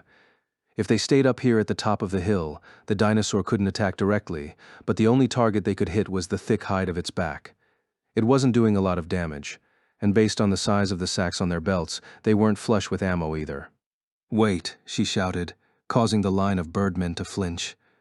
The feathers around their necks stood on end. They whipped around, pointing their guns at Sinon. She raised her hands on sheer instinct and tried to argue her cause. "I'm not your enemy. I want to help you beat that dinosaur," shouted a larger individual who stood a head taller than the rest. His rifle was steady on her. Nothing she could say was going to get through to them. Her TP bar was at 3%. "I guess this is as far as I get," she lamented. Then an impact almost as powerful as an explosion slammed the entire hill. The dinosaur had struck the cliff with another headbutt. The lip of the cliff crumbled spectacularly, and the birdmen leaped back from it, crying with dismay. The dinosaur's roar set the night air on edge. That sound was enough to bring back Sinon's will to fight, just as it was running out. She could wallow in despair once she died. As long as there was a single pixel left on her TP bar, she would fight to survive. She just had to make her intentions known to the birdmen and get their help to beat the dinosaur. There had to be a way to do that. What would Kirito do in a situation like this? He probably wouldn't rely on words. He always used action, whipping everyone into battle through the sheer brilliance of his sword and the willpower contained within it. Sinon had no sword, but she did have a partner, and she was the only thing Sinon could rely on here. She opened her ring menu and quickly moved to the Stopian icon. In the list there, she selected the name of the gun she'd stored hours ago and brought it back into the world. The moment the gigantic antimaterial rifle appeared atop her window, the birdmen screeched in alarm. Their guns were more like the old-fashioned muskets that matched the bullets she'd found in the cave, in no way comparable to her Hecate II, a high-precision weapon created with modern production technology. Of course, it was strange that the birdmen could use guns at all, but this was her chance to get them on her side while they were impressed. "You and you, support the barrel from each side," Sinon commanded, pointing to the largest one, who seemed to be their leader, and the one standing next to him. They tilted their heads in puzzlement. The gesture was so distinctly bird-like that she nearly laughed, but she held it in. "Hurry," she tried again. "We have to shoot while the dinosaur is stunned by the headbutt." But the birdmen did not react. It seemed they weren't going to respond to words in any way. There were android NPCs in GGO that spoke a mysterious language too, but once you got a language conversion chip during a quest, they would sound Japanese again. There was probably a similar thing she needed to do to be able to speak to the birdmen, but there was no time for quests right now. "Please, you just have to hold it up," she begged a 3rd time. That was when a smaller figure leaped in from behind, the first birdman, who she had saved from the rubble. He gave his right shoulder to the middle of the barrel. Instantly, the support her player window was giving the gun vanished, and the massive weight of the gun pressed onto the birdman's shoulder. He squawked with exertion, and Sinon hurriedly reached out to the gun, grabbing the wooden grip with one hand and supporting the body with the other. But even with 2 of them, the best they could do was keep it off the ground. They couldn't carry it to the edge of the cliff like this. Her TP bar was at 2%. Gurg. Grunting and heaving, Sinon tried to push the rifle forward, despite its being well over her carry weight limit. To the right of her HP bar, there was an icon like a red paperweight that was flashing rapidly. A small window appeared before her eyes, saying physique skill gained. Proficiency has risen to 1, but she didn't care. The birdman holding up the barrel was doing his best to keep it raised, but his body was slowly sinking with the weight. With each struggling moment, more fine feathers came loose from his shoulder, until this began to create damage effects on his skin. Sinon's efforts were reaching their limit, and she was just about to fall to her knees, when a large hand grabbed the barrel close to its end. The blinking of the paperweight icon slowed down. She looked up and, for a brief moment, met the eyes of the leader of the flock. He shouted, then lifted the barrel and rested it on his left shoulder. That didn't lessen the load until it was under her carry-weight limit, but she felt like they might be able to transport it now. The three of them proceeded forward unsteadily and moved the massive rifle to the edge of the cliff. She wanted to deploy the Hecate's bipod to rest it on the ground, but that wouldn't give her the right angle to aim at the dinosaur all the way at the bottom of the cliff. "Crouch down and keep holding it up," she instructed, knowing the birdmen weren't going to understand her. But they quickly knelt, and Sinon stuck her cheek to the side of the Hecate and tilted the muzzle downward with all her strength. But the dinosaur was already recovering from the wobbliness of its most recent collision. Its burly head was pointed in their direction, and it was backing up, preparing for its next blow. That wasn't good. If it hit the cliff now, the Hecate could tumble out of her grasp and off the side of the hill. The dinosaur's HP bar, shaped like a combination of ring and pillar, also displayed the target's name in Japanese. It read Stereocephalus, which certainly sounded like a dinosaur, although she didn't know what it meant. Regardless, the head of the Stereocephalus was protected by thick, shell-like armor, and perhaps even the Hecate couldn't break through it. And that was assuming she could actually hit that target at all, at a time when she couldn't even lift the weapon. It was going to be nearly impossible. So she'd have to aim for its huge torso instead, preferably the heart. But the Stereocephalus wasn't even exposing its sides to her, much less its belly. Could she shoot its heart all the way through its back? Her TP bar was down to 1% remaining. Sinon had 60 seconds left to live. "Firing now," she exclaimed through a throat drier than the wasteland sands. But before she could pull the trigger, the leader birdman supporting the muzzle lifted a hand and shouted. The other birdmen lined up on either side of Sinon and aimed their muskets. The old-fashioned guns, which didn't have the benefit of rifling inside their barrels, could barely break the surface of the dinosaur's hide. They couldn't hit it in the heart. But with another short cry from the leader, they shot in unison. Within each musket, the flint on the end of the hammer scraped the frizzen, creating sparks that lit the priming charge in the pan. A moment later, the gunpowder within the barrels exploded and propelled the bullets out of the muskets with a tremendous bang. The spray of bullets almost entirely missed the dinosaur. Instead, they gouged out the ground around its feet, creating a huge wave of spark effects. "Gwea!" roared the Stereocephalus, standing on its rear legs and lifting its front arms high in the air. The action exposed its whitened belly, which was not covered in heavy natural armor. "This is it." Sinon aimed through the scope at a spot she suspected was the Stereocephalus's heart, then hastily pulled the trigger. The blast it produced made the musket sound like toys. Orange flames shot from the muzzle brake. Even with 3 people holding it, the recoil was too great, throwing Sinon and the 2 birdmen backward, along with the gun itself. But Sinon was certain of what she saw. The .50 BMG round struck the center of the Stereocephalus's chest, creating an eruption of damage effects. As they landed on their backs, the massive dinosaur's HP bar began to plummet. Down and down it went, from yellow to red to 0. She could hear the rumbling of the giant beast falling to the ground, even from atop the cliff. A new message appeared before her eyes. Sinon's level has risen to 16. She was momentarily stunned at the huge jump in levels, but then it occurred to her that maybe it would refill all of her gauges. Sadly, the tiny sliver of TP was not moving. She had 30 seconds until it was gone. With a trembling finger, she tapped the Hecate next to her and put it back in her inventory. In concert with that motion, the birdmen all raised their muskets high in the air and issued high-pitched shouts. The leader and the one Sinon saved got to their feet and joined in the exultation. But there was no time to watch. No time to descend the ladder behind her, either. Sinon got to her feet and sprinted for the cliffside. She had to banish her fear and leap off the 50-foot hill. With her upgrade to level 16, she could probably survive an outright fall of that height. But she wasn't trying to gamble that hard. Instead, She was aiming for the toppled body of the Stereocephalus. Her feet landed on the relatively soft flank of the dinosaur, and she bent her knees to tumble forward on a diagonal, hoping to deflect as much of the impact as possible. Ever since Kirito had taught her that fall damage in Seed VRMOs changed depending on if you fell or if you braced yourself for impact, she'd practiced it in ALO. Thanks to that, she lost only 10% of her HP bar, but there was only a single pixel of TP left. She slid down the dinosaur's flank and hit the ground. Her vision clouded slightly, although she couldn't tell if that was just adrenaline or a simulated effect of such. There were about 200 yards from here to the glimmering spring at the base of the Rocky Mountain. She could sprint there in about 10 seconds. Gritting her teeth, Sinon launched into motion.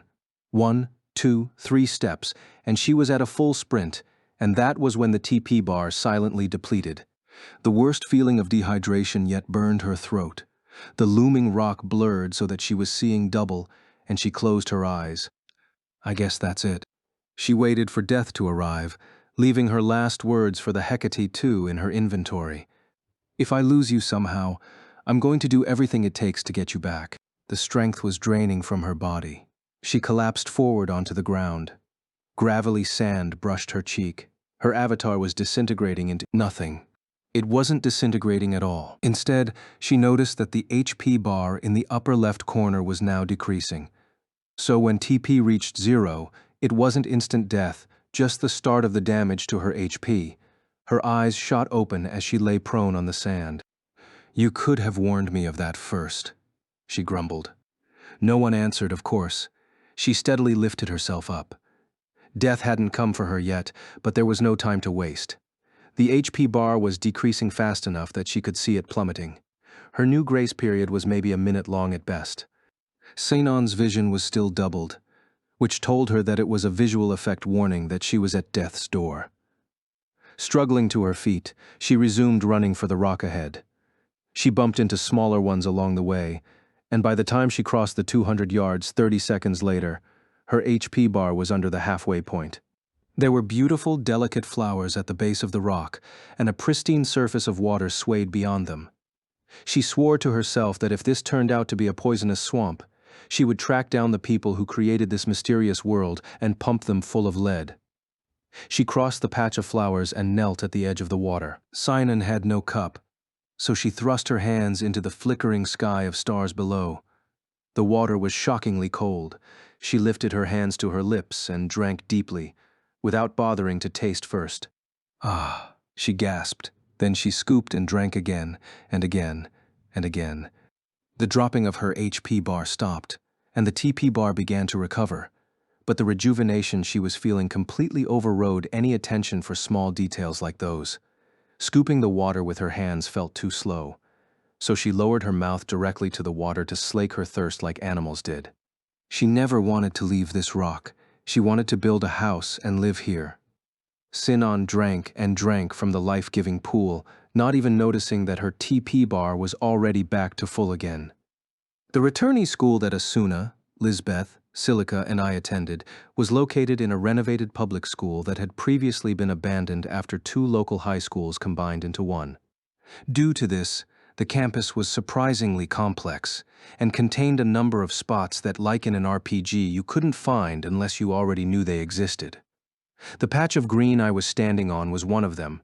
You had to go upstairs in the extracurricular club building, head all the way down the hall, exit through the emergency door, go down the outside stairs, then walk along the planters until you passed through a tiny gap you wouldn't notice otherwise. This patch of grass, surrounded by the tall planters, the club building and the library building, was a rectangle about 30 feet to a side. In the middle, where the earth was slightly raised, was a white cirrus tree and a sandalwood tree, side by side, surrounded by seasonal flowers. Soft grass covered the ground, and there were essentially no weeds. Someone had to be tending the space, but I'd never seen whomever it was. Ever since I'd found the place this past spring, Asuna and I referred to it as the secret garden to keep its information private. Alas, Lisbeth had figured it out after that, so she and Silica visited it too. And now there was a 5th person, actually 6th, if you counted the unknown gardener who knew about the garden. This 5th person surveyed the space and said in a distinctive voice, Well, well, this sure looks like a nice tidy date spot. Ya sure ya wanted to bring me here? I didn't really have a choice after that flashy entrance.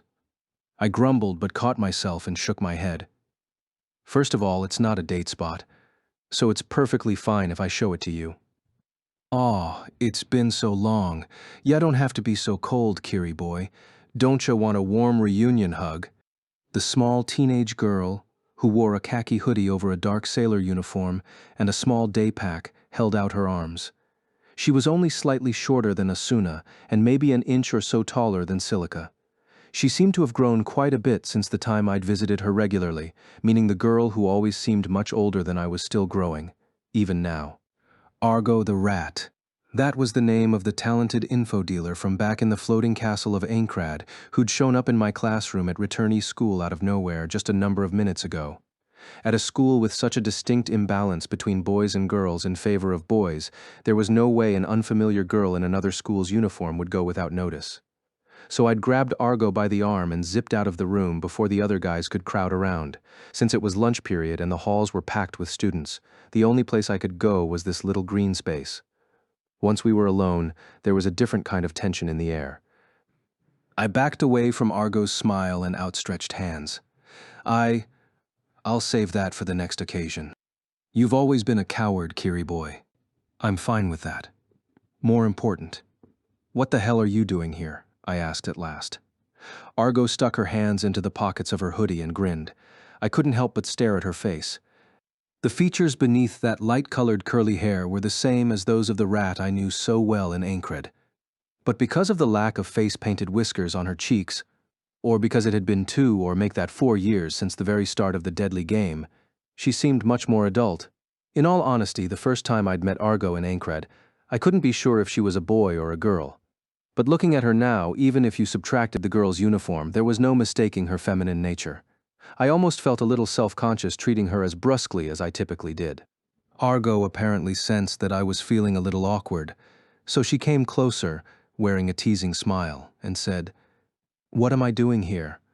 I transferred, of course." "Hech, huh," I shouted, then clamped my mouth shut.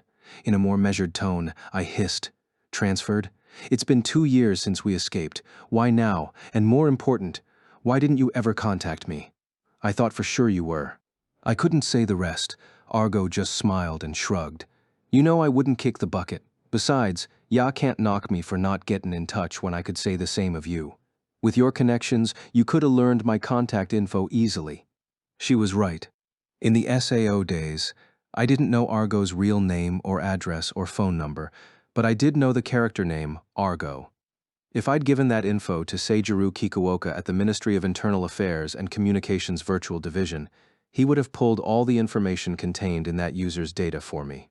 But it wasn't just Argo. I didn't proactively search out any of the players I knew in SAO whose life or death was unknown to me. The group who'd survived the 75th floor boss battle would have logged out safely, I assumed, but everyone else, like Mr. Nishida or Kibao, Neza, Mahakal, and so on, could be either alive or dead as far as I knew. I didn't try to find out because I was scared. I didn't want to hear from Kikuoka's mouth, with all finality, that they hadn't come back. For the same reason I didn't want to find out Argo's real-life information, I started to lower my head to apologize. But with the same speed she had back in SAO, Argo closed the gap and jabbed my forehead with her index and middle fingers, pushing me back up straight. "Did I ask you to apologize? I said we were both responsible for not getting in touch. You've been kicking so much ass in ALO and GGO under your own name. I could have reached out and made contact if I tried." Argo let go and retreated a step. I rubbed my forehead, unsure of how to react. In the end, I just asked her straight up, "That's just it. Why didn't you come to ALO? You're not the kind of person who would get freaked out by full-dive machines now, right?" Who do you think I am?" she grimaced. Argo stuck her hands into her pockets again and rocked back and forth. Well, there are reasons. It's not like I didn't care about it at all. When I heard you could bring back your old SAO character in ALO, that was a big temptation. But I knew that if I went into business as an info dealer again in ALO, I wouldn't have the same motivation I did back then. "Yeah, I guess I can understand that," I said. But the truth was that I understood it all too well. Sword Art Online was a true alternate world created by the mad genius Akihiko Kayaba. It trapped us in a floating land of rock and steel and demanded that its players beat the game with a horrifying caveat. If you die in the game, you die in real life. Hardly a single day went by back then that I didn't feel fear, despair, panic, or anguish. But those weren't the only things I felt in the game. There was joy in a level up, excitement at acquiring a rare bit of loot, exultation after defeating a boss monster. They were true, heartfelt emotions unlike anything I had experienced in the games I'd played before SAO. As hard as it was to admit, even my main game now, ALO, which I truly enjoyed, didn't elicit the same level of dedication that SAO had. But I brushed that momentary sentiment aside and asked, "In that case, what have you been doing the last 2 years? And where?" "I've been going to school where I live, obviously." "Oh, but of course. That should have been obvious. I'd been through a lot after SAO as well. But for the most part, what I did boiled down to going to school where I live." "Where are you from? What year are you in?" Argo thrust out her right hand and replied, "2 questions'll cost you 1,000 coal." "Oh, right." I reached into my uniform pocket for 1,000 coal gold coin before I stopped myself. Argo just laughed. "And ya ha ha ha, I'm just kiddin'. I live in the lower left part of Kanagawa, and I'm in my last year of high school." "Lower left," I murmured, consulting a mental map of Kanagawa Prefecture. I knew that in the southwestern part of it were the cities of Odawara, Hakone, and Atami, but the last one was actually in Shizuoka. In any case, they weren't exactly close to Tokyo. If she was in the 3rd year of high school, that made her a year above me. Like Asuna and Liz, she'd be graduating in the latter half of the year. "Why would you transfer here now?" Argo grunted, then shrugged and said, Might as well." She reached for the little day pack she was wearing. Her fingers dexterously found the pocket on the back without looking, and she pulled out a rectangular case. It was made of yellow leather, and she removed a gray card from it that she handed to me. I took the item, which I saw was actually a business card. My eyes were drawn to the name printed in the middle of its face. "Tomo Hosaka. That's your real name?" "Sorry, it doesn't sound like it'd be my name, huh?" I didn't mean it like that. I was just surprised that you'd tell me your real name that easily." "I'm transferring to this school. It's not like I can hide it forever." Argo, aka Tomo Hosaka, pouted. I looked back at the business card. Right beneath her name was an email address and phone number. On the upper left was her title. To my surprise, it said MMO Today, WRITR Researcher. "Wait, really?" I exclaimed. That reaction alone told her what I had spotted on the card. She nodded and said, "Yep. So you're a writer for MMO Today, meaning I might have already read several articles you've written without realizing it." "Probably. But isn't MMO Today centered around news about the seed? Can you write articles if you're not playing the games?" "I'm not covering individual games. I'm more focused on overall news of the seed nexus and the hardware end, I guess. Sometimes I'll whip up a character and do a quick dive, but as soon as my research is done, I delete them." "Oh." I exhaled and looked over Argo's face again. It wasn't particularly shocking that she was 1 year older than I, but hearing that she was a writer for MMO Today, the biggest source of news on the world of VR MMOs, made me feel like the gap between us was that much larger. I didn't even have a part-time job. "I guess I have to treat you with more respect. From now on, I'll call you Miss Hosaka." "Knock it off, just be normal." Argo snapped quite seriously. She jutted her chin at me accusingly and said, "Well, you're gonna make me introduce myself and won't do me the same courtesy?" "Huh? Oh, right." At long last, I realized I hadn't actually told her my real name.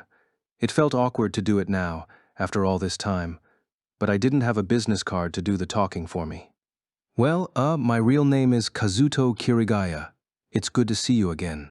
"Yep, likewise," she said, grinning, and stuck out her right hand. Her palm was vertical this time, making it clear she was asking for a handshake, not payment. I hesitantly reached out and grabbed it. She squeezed firmly. Through her skin, I felt a pulse that didn't belong to me. "You're alive," I said. the words I couldn't bring myself to say earlier. Argo smiled at me again, though the nuances of its warmth were slightly different this time. It's thanks to you, Kiri boy. The truth is, I didn't see myself lasting until the 100th floor.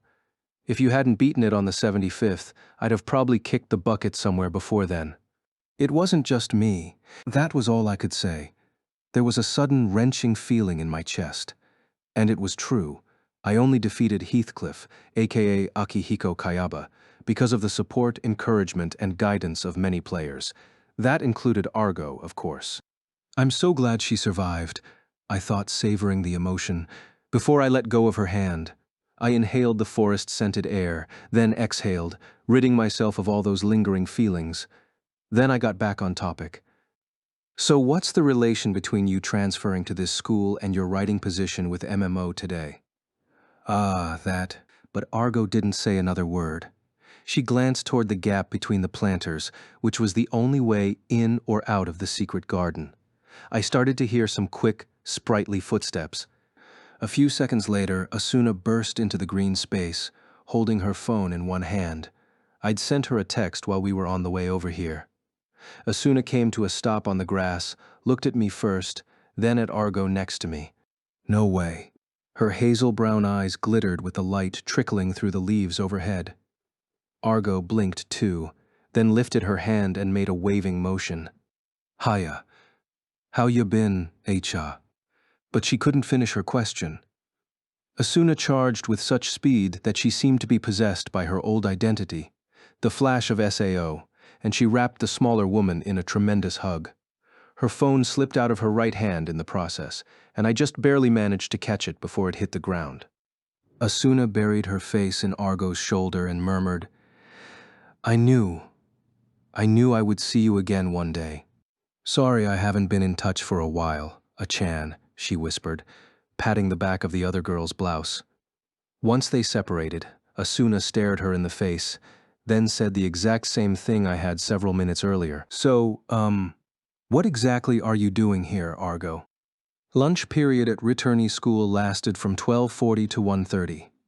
50 minutes was a long lunch for a high school, but we didn't have enough time to sit around and reminisce. Plus, when you were a growing teenager, skipping lunch was not an option if you wanted to survive the day.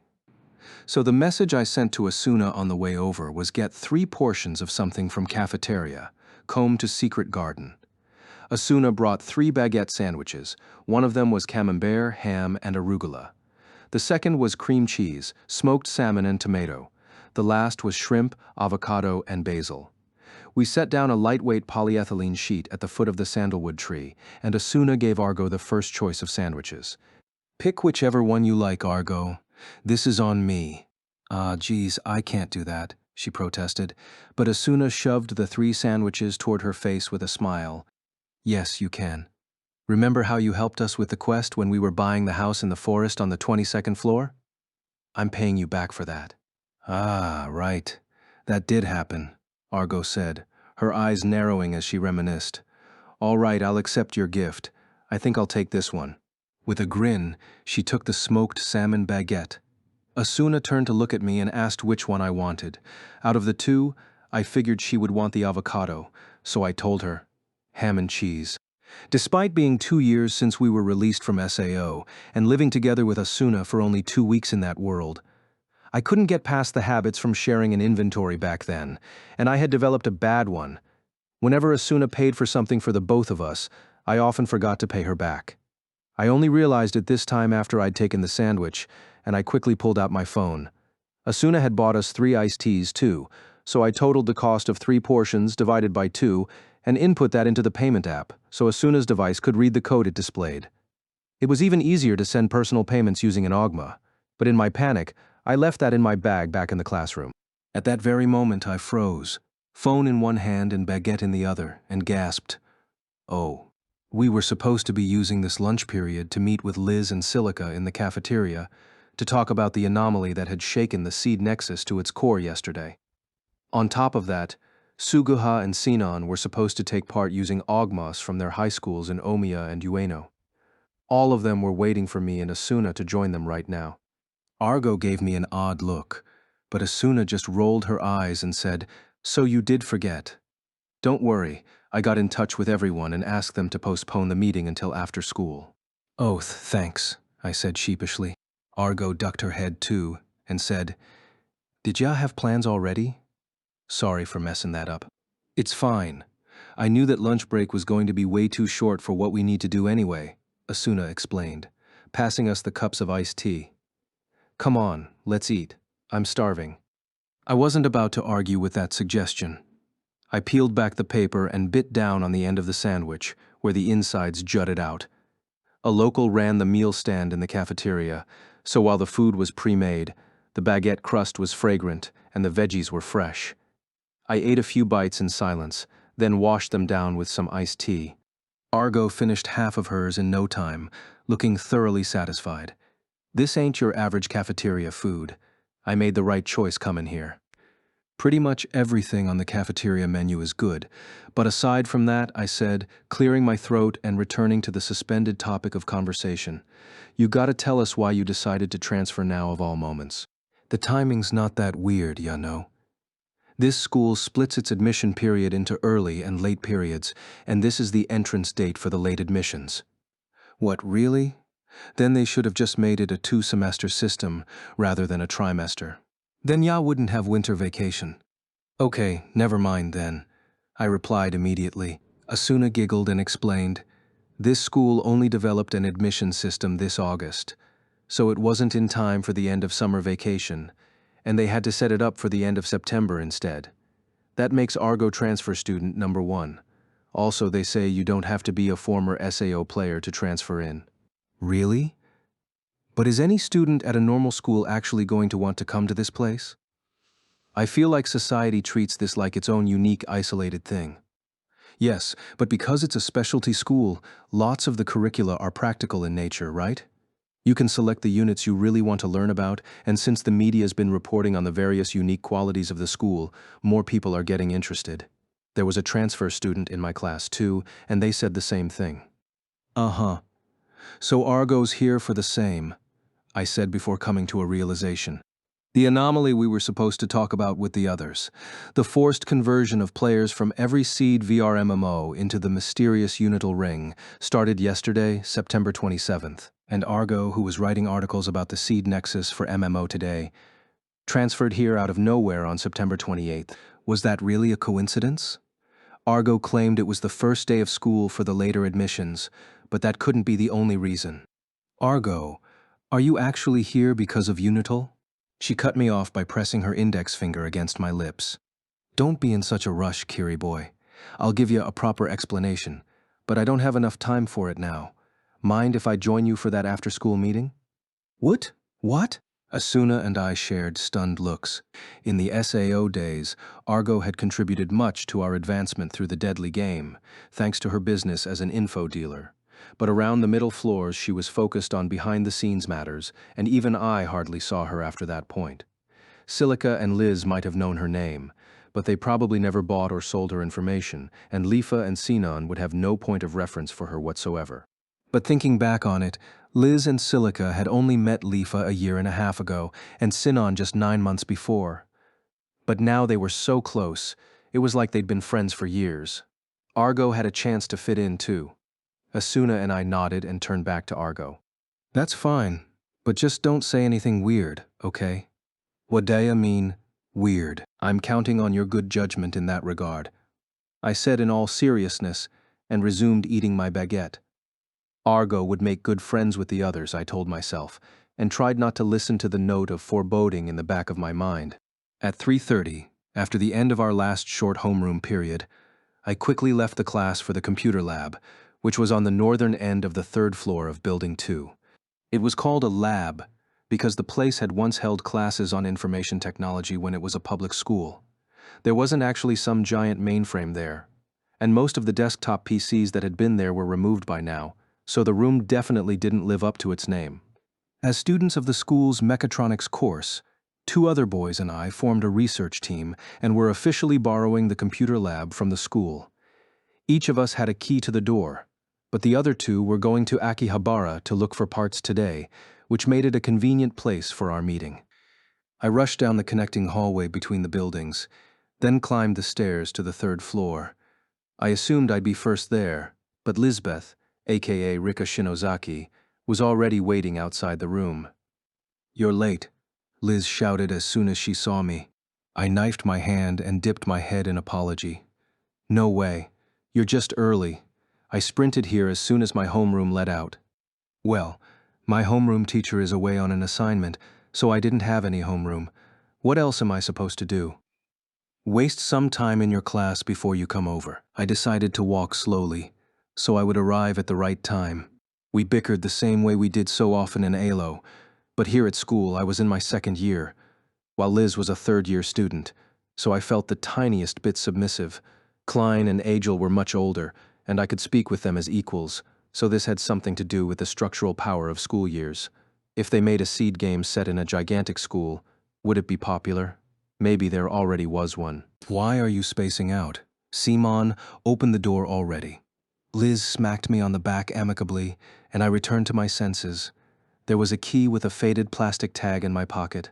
I took it out and stuck it into the keyhole. The cranky old cylinder lock turned. I pulled open the sliding door, held my hand to my chest and bowed. "After you, Mistress Lisbeth." "Thank you, manservant," she said smugly, and I followed her into the computer lab. We tried to vacuum it as often as possible, but there was no escaping that particular smell of old classrooms. The afternoon sun blazed through the white curtains, creating a strong enough contrast of light that we didn't need to hit the switch. "Ooh, nice. I really like the atmosphere in here," commented Liz, who had never been to the lab before. I was so used to it that it didn't elicit any emotions in me. If it were a wooden building, then maybe there would be a photogenic quality to it, but Building 2 wasn't that old. The walls were slightly cracked concrete, the floors were faded linoleum, and the desks were cheap melamine surfaces. But Liz crossed the room, looking at everything with great curiosity, and turned back to me with an enigmatic smile when she reached the window. "Doesn't this seem like a scene from an anime set at a school? After class? At the older school building? Where a boy and girl are alone together?" I leaned backward, slightly freaked by her implications. She jabbed a finger at me and finished, "Having a crazy battle with psychic powers." "A battle, huh?" I replied, exasperated. Liz lowered her hand and cackled. "What else would we do?" "Nothing at all. Anyway, what's taking everyone else so long?" I wondered, right as the door slid open again. "Thanks for waiting. Sorry about the delay." That was Asuna and Silica coming in together. And behind them, no third person. Did Argo ask us to let her join the meeting and then back out of it? I reached for my phone to get in touch with her, then remembered that we hadn't traded information. The image of Argo the rat in the secret garden just 2 hours ago was already fading into dappled sunlight in my mind, as though Asuna and I had witnessed an illusion. "Hiya," said a very casual voice, and Argo herself trotted through the open doorway. I nearly fell onto the floor. Asuna waved at her and smiled, but Liz and Silica were dumbfounded. Argo, still dressed in her hoodie, noticed them and gave a little bow, then turned to me and said, "Hey, introduce me already." "Oh, right, Liz, Silica, this is Argo. As of today, she's a transfer student at the school. She's an SAO survivor like us, and back in Aincrad." Argo cut in smoothly and continued, "Back in Aincrad, I was Kiri Boy's special friend." "Kiri Boy," cried Liz. "Special friend?" cried Silica. I performed a slide dash, rushing to Argo's side, where I successfully withstood the urge to yank her around by the hood of her jacket. Instead, I hissed, "What did I tell you about not saying anything weird?" "Wadaya mean? It's the truth." "How is that the truth? We weren't anything other than salesperson and customer, and you know it." "Why, what a cold thing to say. After all the times I offered you preferential treatment." Asuna had heard enough of the bickering and snipped, "Can we leave it at that and get down to business? We can introduce Argo during the meeting. Otherwise, we'll have to do it again for Suguha and Shino Nan." "Oh, all right. Good point," I said, seeing the stunned looks on Liz's and Silica's faces. "I'll explain who she is very soon, so why don't we prep for the meeting now? Are you all right?" "You sort of tripped over your words there," noted Silica, fixing me with a piercing gaze. I quickly backed away and made a beeline for my school bag. The desks in the computer lab weren't classroom desks, but long desks for seating 3 people. We pushed 2 together in the center of the room to make an impromptu meeting table. Asuna and Argo sat on the left side of the desk, Liz and Silica lined up on the right, and I sat at the end, closest to the door. All of us wore augmas. Argo's was painted mustard yellow, with a little rat symbol on the battery holder in the back. Once they were all booted up, a little fairy-sized Yui appeared over the desk. "Papa, Mama, Liz, Silica, hello," she said in a cute little voice. Then she noticed Argo, and this must be, I'm going to explain in a minute, as soon as we start the, I started to say, but Yui just blinked once and then grinned. "Argo, you were very helpful to Papa and Mama in SAO. My name is Yui," she said, bowing. Argo's mouth just hung open. How did you know I was Argo?" "Your biometrics are a 99% match to your SAO avatar data. But I grew a fair bit the last 2 years. I run a growth simulation during my identification process." Yui chirped, at which point Argo finally seemed to understand that Yui was an AI, not an actual child. After 3 seconds of silence, she reached a hand over the desk. Well, it's nice to be working with you." "Yes, likewise." Yui grabbed Argo's thumb with her tiny hands. It occurred to me that Yui's information collection abilities, which were far beyond those of any organic human being, had to be a source of envy for Argo, who was still doing a kind of info dealer job in the real world. As Yui returned to the center of the table, I made a mental note to keep an eye on her and make sure she didn't get recruited for any fishy side jobs. Yui spread her hands and said, "Now I'll connect to Sinon and Lifa." There was a visual effect like whitish sparks in the air, and Sinon and Suguha appeared on the window end of the table. They were both wearing their school uniforms and sat in chairs with different designs. This was the first time trying out Yui's AR meeting system, but the realism of the experience was stunning. It was like there were 2 other people physically present in the room with us. They were just as shocked, and they looked around the computer lab with amazement. "Wow, so this is returnee school," murmured Sinon, who started to get up from her chair, but I held out my hands to stop her. "No, don't move. What you're seeing is being overwritten by the Augma, so if you move around, you'll bump into stuff and fall over." "Oh, right. By the way, I'm in the language lab, so if some other student comes in, they'll see me just sitting by myself, talking to nothing. Right?" Sinon asked. Yui enthusiastically confirmed this, and Suguha made a face. "Ugh, I'm connecting from the nurse's office. Someone's sure to come by." "What about your club, Sugu?" I asked. The kendo team member stuck out her tongue. "I took time off today." "Wait, really? Are you sure? What if the 3rd years take it out on you?" "I'll be just fine, thank you very much. Besides, the 3rd years graduated from the club after nationals in August, so I'm the vice captain now." "Wait, really?" "You should have said so. We haven't done any celebrations for you. Being made vice captain isn't worth making a fuss over. But if I go far in the newcomer competition in November, I'll demand a major party." We were just having a sibling chat in the midst of this important meeting. But Silica looked surprised and asked Suguha, "If you're the vice captain, then is there someone better than you in the club?" "Oh, you bet. I win some and lose some in practice. But I kind of follow my own individual style. You want an orthodox person to be your team captain." I was starting to worry about her getting bullied again. But the Kendo Club wouldn't choose an unpopular member to be vice captain. Nationals had happened in early August, when I was still in the hospital, so I hadn't been able to go cheer her on. The newcomer competition for 1st and 2nd years after the seniors left was coming up, so I definitely needed to be there for it. "Anyway," I said, "let's not waste any more time. First of all, I want to introduce her, our guest, I mean." I pointed to Argo, who rose from her seat and bowed. "This is a new transfer student at returnee school as of today.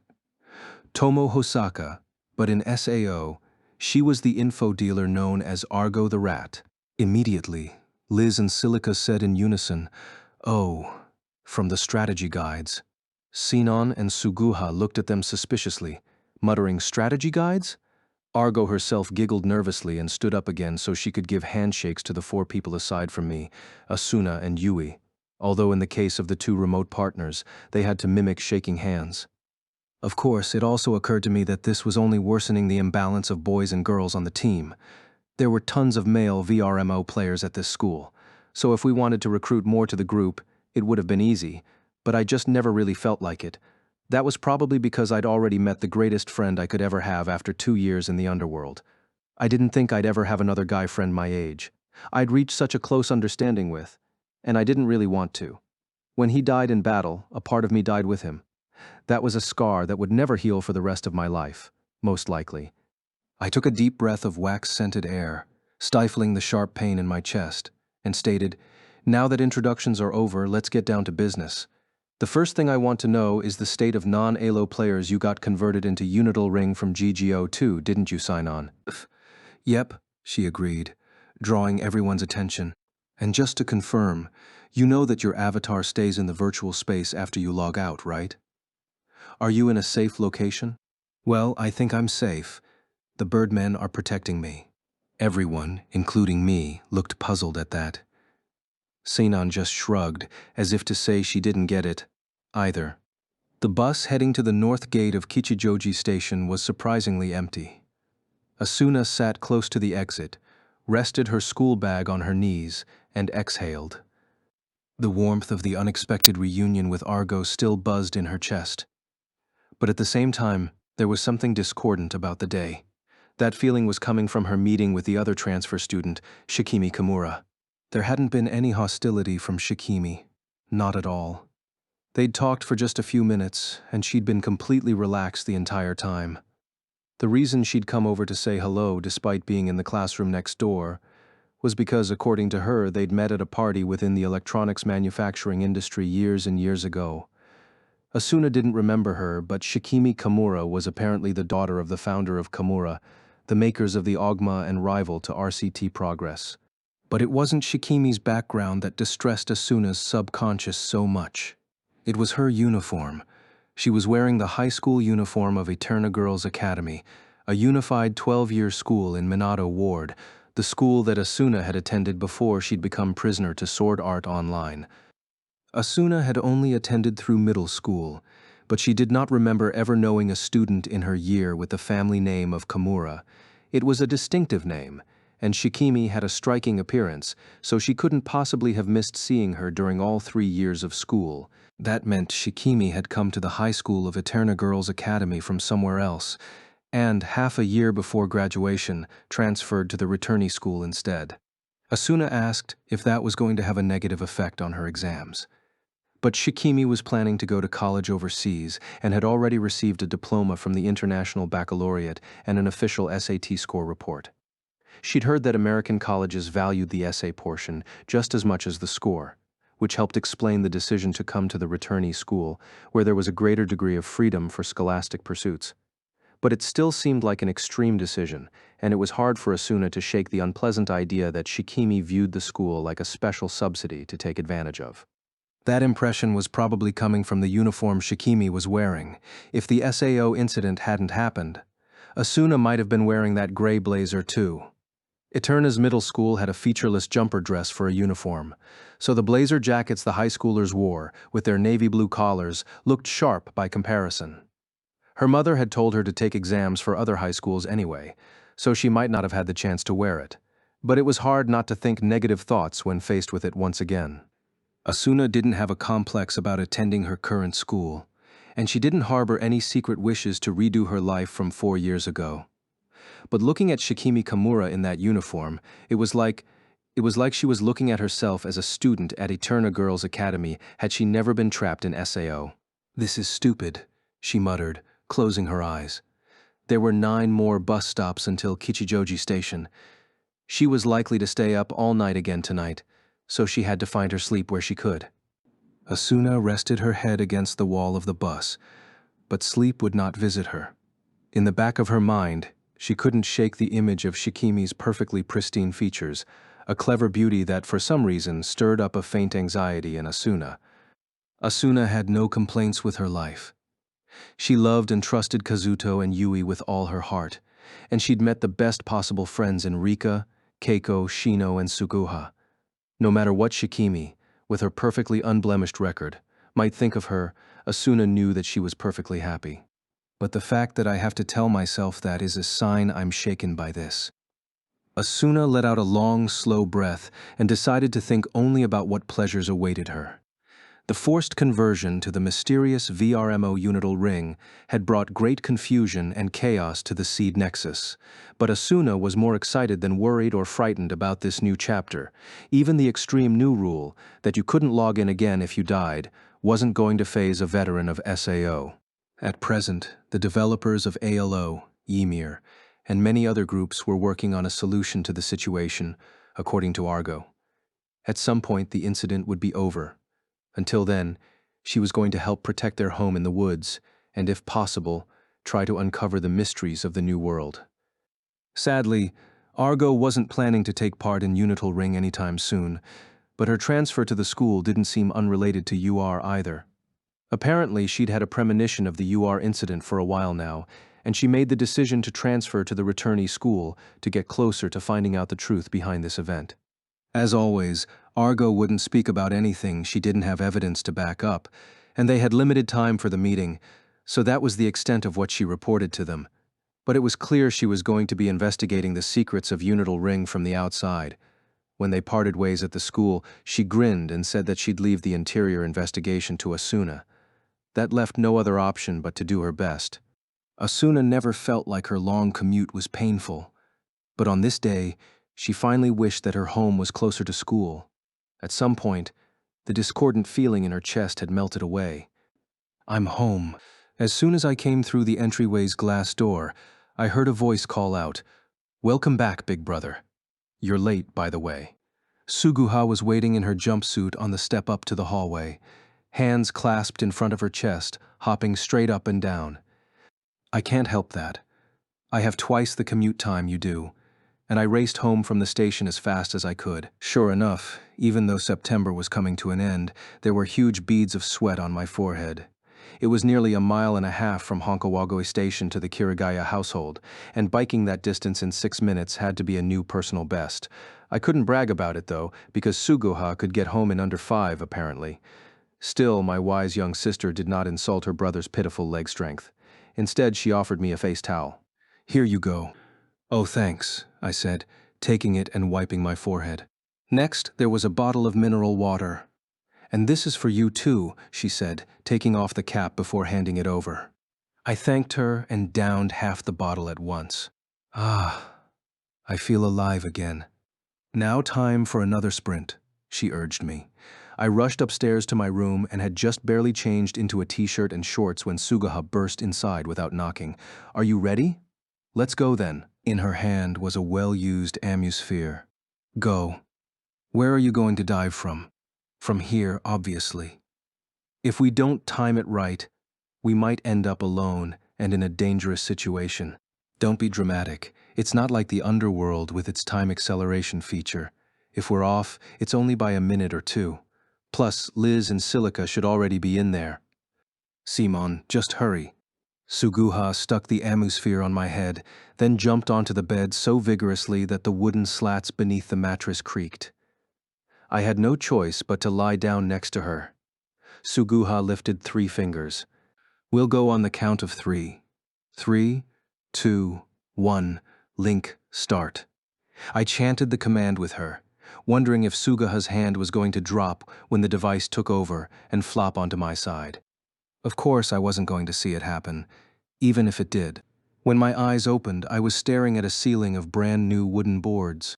Until around 4 in the morning, there had been a huge gaping hole through to the sky, but there wasn't a single trace of it anymore. The log cabin, our beloved forest home that got ripped out of New Aincrad from the very foundation and suffered such terrible damage in the crash to Earth, had been successfully repaired with the extra help of Lisbeth and Silica. That's great. I'm so glad, I thought, rolling back over, when something smacked my side. "Come on, Kirito, get up. We've got a whole lot of stuff to do." Yeah. I sat up, which loudly clanked the iron armor Lisbeth had crafted for me, and looked to the side. There was Suguha's avatar Lifa, dressed in a simple one-piece cloth dress. I looked around the room. The living room was much more spacious now that all the furniture was gone, and there were no other players present. Asuna was probably on her way home still. While the other four of us were at school, Alice and Yui were supposed to be protecting the cabin. Where were they now? No sooner had the question entered my mind than a high-pitched metallic clang sounded outside the window. It was not the sound of a hammer striking an anvil. It was a sword fight. What's that? I bolted to my feet, opened the door, and hurried outside. There in our front yard, surrounded by a variety of crafting stations, were two figures swinging swords at each other. The time in Unital Ring was synced up with the real world, so the setting sun was red in the distance ahead of me, making it hard to see who it was. One of the silhouettes was about my height, but the other was much smaller, like a child. Yah! The childlike figure issued a fierce bellow and swung down a sword with two hands. The speed was impressive, but the adult figure comfortably blocked the swing with a one-handed parry. There was another loud clang. Thick blonde braids shone, dazzling in the light of the setting sun. At last I realized that the adult was Alice, and the black-haired girl fearlessly attacking the most powerful integrity knight ever was none other than my daughter with Asuna, the world's greatest top-down AI, Yui. Hey, what's going on? Without thinking, I tried to insert myself in the fight, and Lifa grabbed my shoulder. Wait, isn't she training? Training. I glanced at my sister, then back to the center of the yard. It was true that Alice was receiving and blocking Yui's attacks, but she wasn't striking back at all. In fact, with each blow, she seemed to be giving small bits of advice. See? It's fine, Suguha said.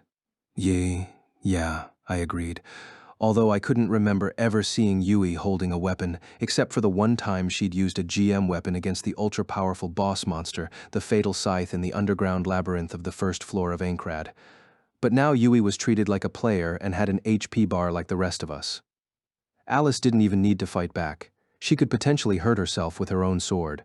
I was in a state of near panic as I watched the scene unfold. Yui finished listening intently to Alice's advice, then took her distance again. She held up her short sword, which had some rather exotic decoration on it, in a basic mid-level stance. "Ya!" Despite her young age, she cried out fiercely as she charged. I couldn't help but make a note of surprise. When beginners to VR MMOs attacked with a sword, they tended to perform a two-stage action, pull back, then swing down. There were situations where that was exactly the right move to do, but in almost any case, condensing the start and finish of the swing into one motion provided better speed and power. Yui's slash was firmly in line with this theory, and in fact, Alice had to pull back her left foot half a step to defend it. Another clear, high clash of metal on metal filled the yard. The two came to a stop, then separated again. That was a very good one. Yui, Alice assessed. I clapped in admiration, drawing their attention. Alice seemed a little bashful, while Yui just flashed a huge smile. "Papa, welcome back," she cried and started trotting toward me, still brandishing the short sword. I had to hold out my hand. Whoa, put that thing away first." "Oh, of course." She screeched to a halt, then slid the weapon into the sheath on her left side. Now she was free to leap into my arms, where I lifted her high overhead before nestling her in my left elbow. "Thanks, Yui," I said. "So why are you practicing with a sword?" "To fight, of course. My proficiency with one-handed sword skills just reached 7. "Oh yeah? You've been working hard," I encouraged, stroking her head. Yui giggled delightedly. My one-handed sword skill, which I brought over from Alo, was at the maximum value of 1,000, but all the other new skills I'd gained were only at 2 or 3. For a single day's work, getting her skill up to 7 was a lot of dedication. "If you're up that high, maybe you can use a sword skill by now," I suggested. Yui opened her ring menu and moved to the skill window to check. "Oh, it says I can use vertical and horizontal and slant." "There you go. Those 3 are the foundation of all sword skills. Once your proficiency gets higher, I can teach you about the cooler ones, like Vorpal Strike and Howling Octave." "Yay," Yui exclaimed. About that, Kirito, said another voice, drawing my attention away. It was Alice, coming closer in her white dress, looking somewhat upset. Hey, Alice. Thanks for watching the house and tutoring Yui. So what did you want to say? Take a look at your skill window. Huh? Okay. I drew a circle in the air with my finger. The ring menu appeared with a jingling sound, and I picked the skills icon. The window that appeared had a list of acquired skills, arranged by proficiency, so of course at the top was the one-handed sword category. Huh? I stared at the proficiency number in shock. When I checked this screen yesterday, it was definitely at the maximum of 1,000, but now that number was missing a 0. 100? Why? Apparently last night, when the grace period ended, the proficiency of whatever skills we brought over was lowered as well. Along with that, it made all the advanced sword skills impossible to use. No way, I groaned. Lifa checked her own window and exclaimed, "Oh no, me too." We hung our heads together, brother and sister, but I forced myself to rally. Wait just a second. We fought those PKers last night after the grace period finished, right? I'm pretty sure I used Vorpal Strike at the time.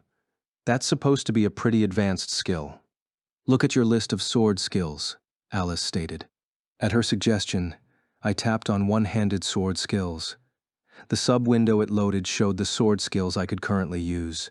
At the top were the basic single attack skills, vertical, horizontal, and slant. Below them were the two-part vertical arc and horizontal arc. Then there was the low-charging skill Rage Spike, the high-jumping skill Sonic Leap, the three-part Sharp Nail, and that was the last of them that was lit up. Below that, vertical square was grayed out, and tapping it opened a pop-up that said required proficiency, 150. The numbers being different from SAO and ALO was understandable, but this didn't explain why I was able to use the advanced skill Vorpal Strike earlier. I scrolled through the list and found Vorpal Strike a considerable way down, grayed out. The required proficiency was 700. That was miles above my current number of 100. What does that mean? Was I simply recreating the movement on my own? I muttered. But from my arm, Yui replied, "When you used Savage Fulcrum and Vorpal Strike in the battle yesterday, they had proper visual effects. That means you didn't simply mimic the motions." That's what I figured. I agreed, then handed Yui over to Lifa and took a position in the center of the yard. I drew my fine iron longsword, which was simply made but had a satisfying weight, and dropped my center of gravity. I extended my left hand forward and pulled the sword back in my right until it was over my shoulder. But the pre-effect of the sword skill did not arrive. "Urya!" I shouted stubbornly, whipping the sword forward, but it merely ended in a thrust. There was no blood-red Vorpal Strike flash, nor even a hint of that giant jet engine roar. I tried it again and again. The result was the same. "Kirito, this is really pathetic," Alice groaned. Yeah, I know that," I snapped back childishly. I gave it a fourth try for good measure. Shwa shakying. Wah! Wah! Wah! Blazing crimson. The sword shot forward, dragging me behind it. I flew 10 feet through the air, then landed right on my chest. Gwurf! In the upper left corner, my HP bar decreased the tiniest bit. I groaned, limbs splayed out like a frog, until Alice rushed over and offered her hand. Are you all right?" Yeah, somehow.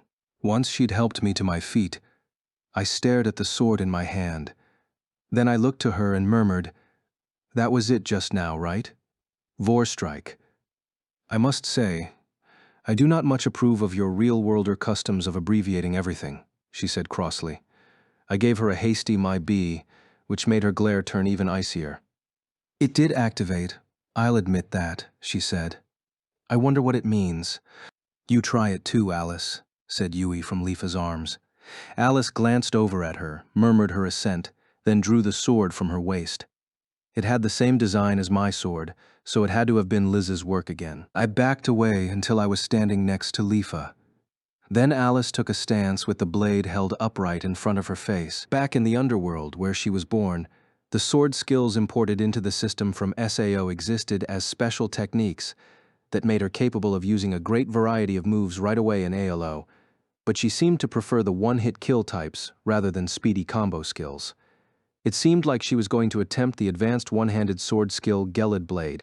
Her left foot stepped forward, and her sword jutted behind her to the right. Normally, performing this action would cause bluish-purple effects to surround the sword, but nothing happened.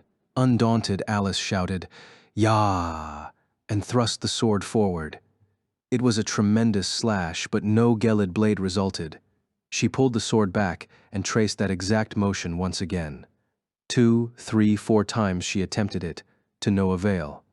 I was starting to wonder if the Vorpal strike I pulled off was more a bug in the system. But then, around the 7th or 8th thrust, a light like blue fire burst through Alice's sword. She stepped forward and slashed. A tremendous cracking like the breaking of a glacier filled the air, and a bluish-purple path flickered in the air. That was the effect of Gelid Blade. "Huh? It worked," exclaimed Lifa. I nodded eagerly. I couldn't tell if it was a bug or a feature yet, but this suggested that if you stubbornly tried often enough, you could execute advanced sword skills even if you didn't have the required proficiency. The chances of success seemed no higher than 10 or 20%, however. That was too risky to try in a real battle, and I felt bad not understanding why it was happening. First, I looked to Yui over in Lifa's arms, but she was just another player now, with no special system access. I'd have to actually use my own smarts to figure this out for once. Then Yui suggested, "Papa, perhaps the cause of this anomaly is not the player or item, but the place." I pointed at my feet and asked, "P-place? You mean this clearing has some special properties or something?" "No, not the clearing." Her eyes moved, and I followed them to the site of the repaired log cabin, lit by the bronzed rays of the setting sun. I picked up on what she was suggesting and trotted over to the building so I could tap the wall. The first line of the property's window that appeared was Cypress Log Cabin, followed by the names of me and Asuna, its owners, then a colored bar indicating durability.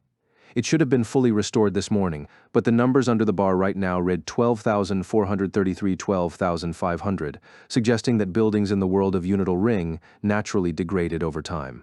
That was unfortunate, but the pace seemed to be around 120 points per day, so it should last for 100 days even if we did nothing to help it. At the bottom of the window were 4 buttons reading Info, Transaction, Repair, and Breakdown.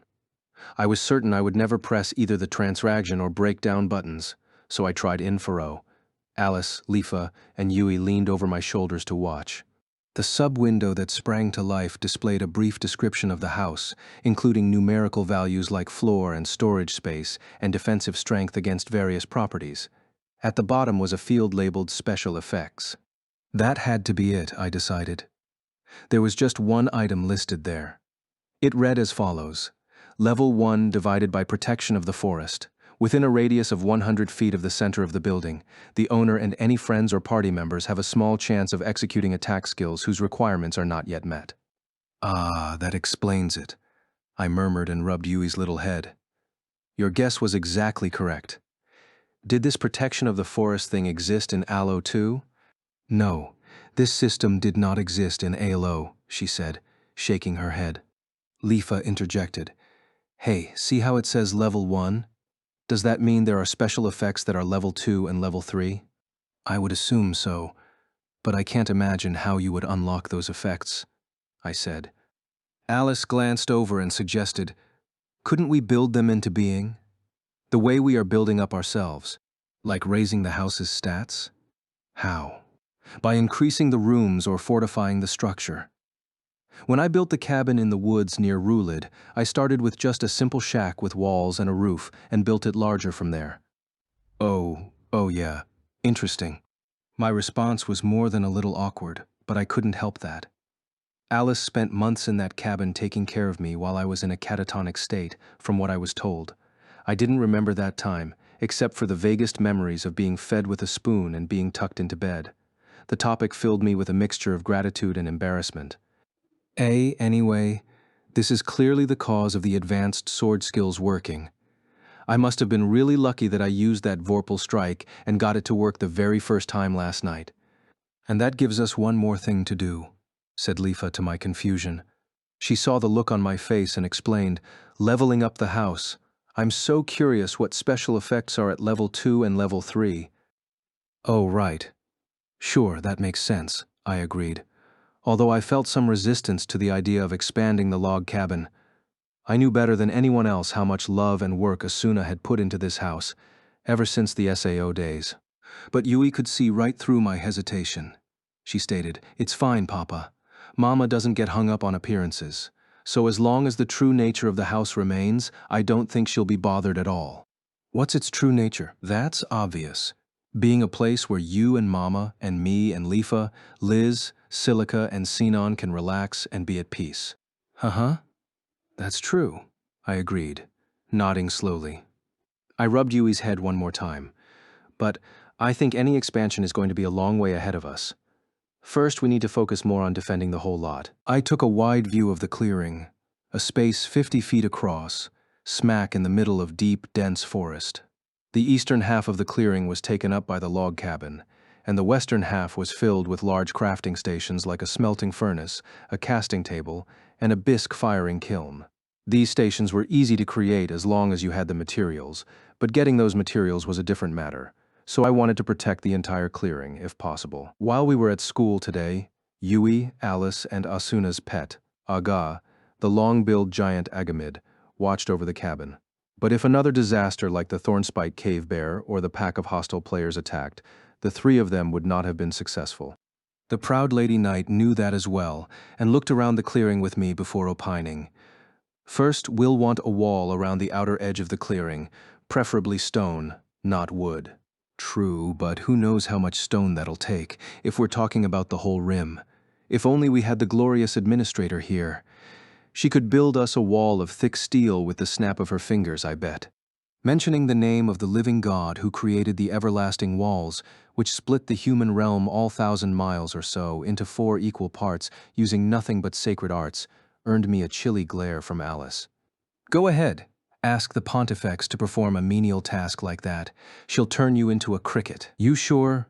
I feel like she'd help us out if we offered her a delicious piece of cake or 3. Isn't that right, Yu-Gi-Oh? I thought. With a pang, I shook my head to dispel the image of my late friend. Alice brought us a message from Dr. Kojiro of Wrath yesterday, a coded message saying the 29th, at 15 o'clock, the expensive cake shop. But the true sender of that message was almost certainly not Dr. Kojiro. To learn the truth of what she meant, I would have to go to a fancy cafe in Ginza at 3 in the afternoon tomorrow. It occurred to me now that tomorrow was a school day. To get from school in West Tokyo to Ginza Station, I'd have to take the Seibu Shinjuku line to Takadanobaba, switch to the Tozai Line subway, then transfer to the Ginza line at Nihonbashi. That was an 80-minute trip, so I couldn't possibly make it unless I ditched my afternoon classes. Why would you pick that specific time? I wanted to yell. But that was for tomorrow. For now, not having the almighty superpowers of the godlike Pontifex, I would have to collect the materials for our wall the slow and boring way. Fortunately, we already knew that you didn't have to stack rocks one at a time to build a wall. Within the crafting menu for the beginner carpentry skill was a listing for crude stone wall. The adjective crude wasn't exactly appealing, but we'd have to deal with it until the skill proficiency got higher. So shall we go to the riverbed to look for rocks? I suggested, closing the cabin's properties window.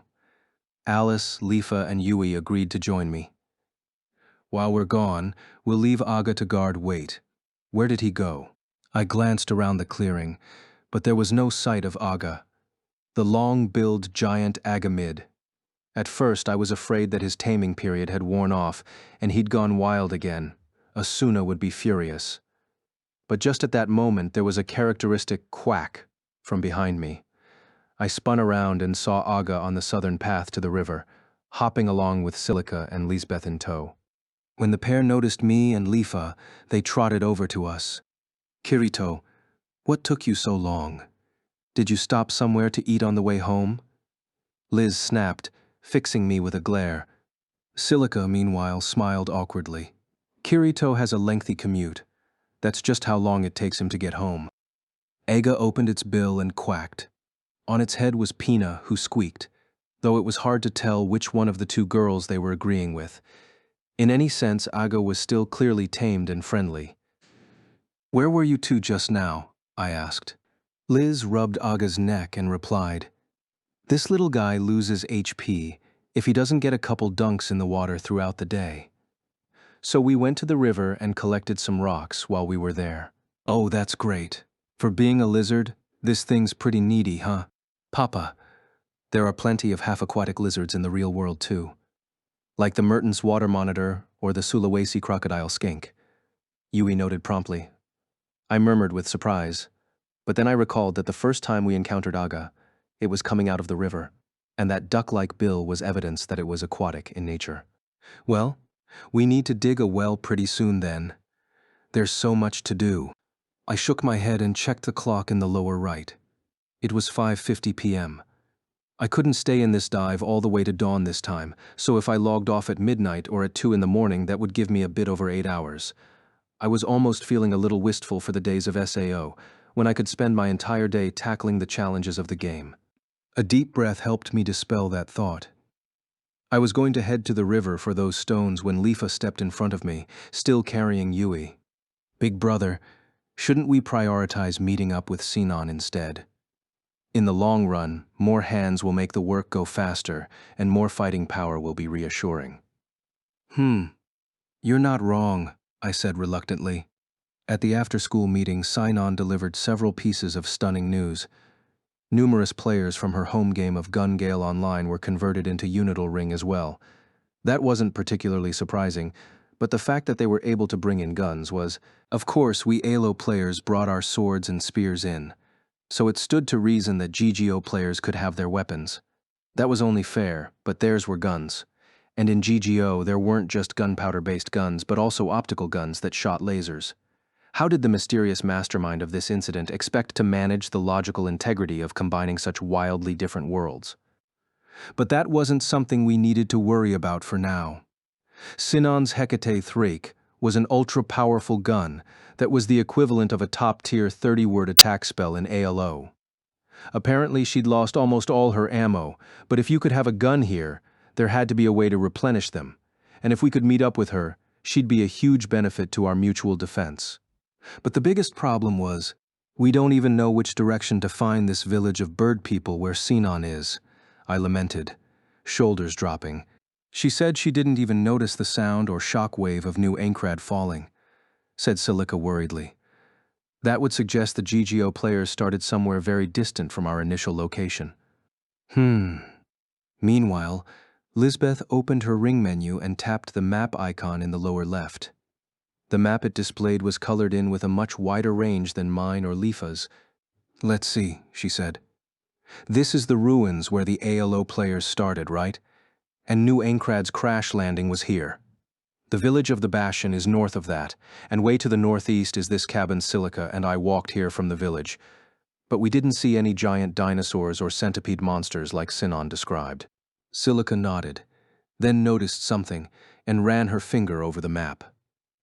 But when we were walking from the Bastion village, it started as wasteland and gradually turned into grassland, and then forest once we crossed the river.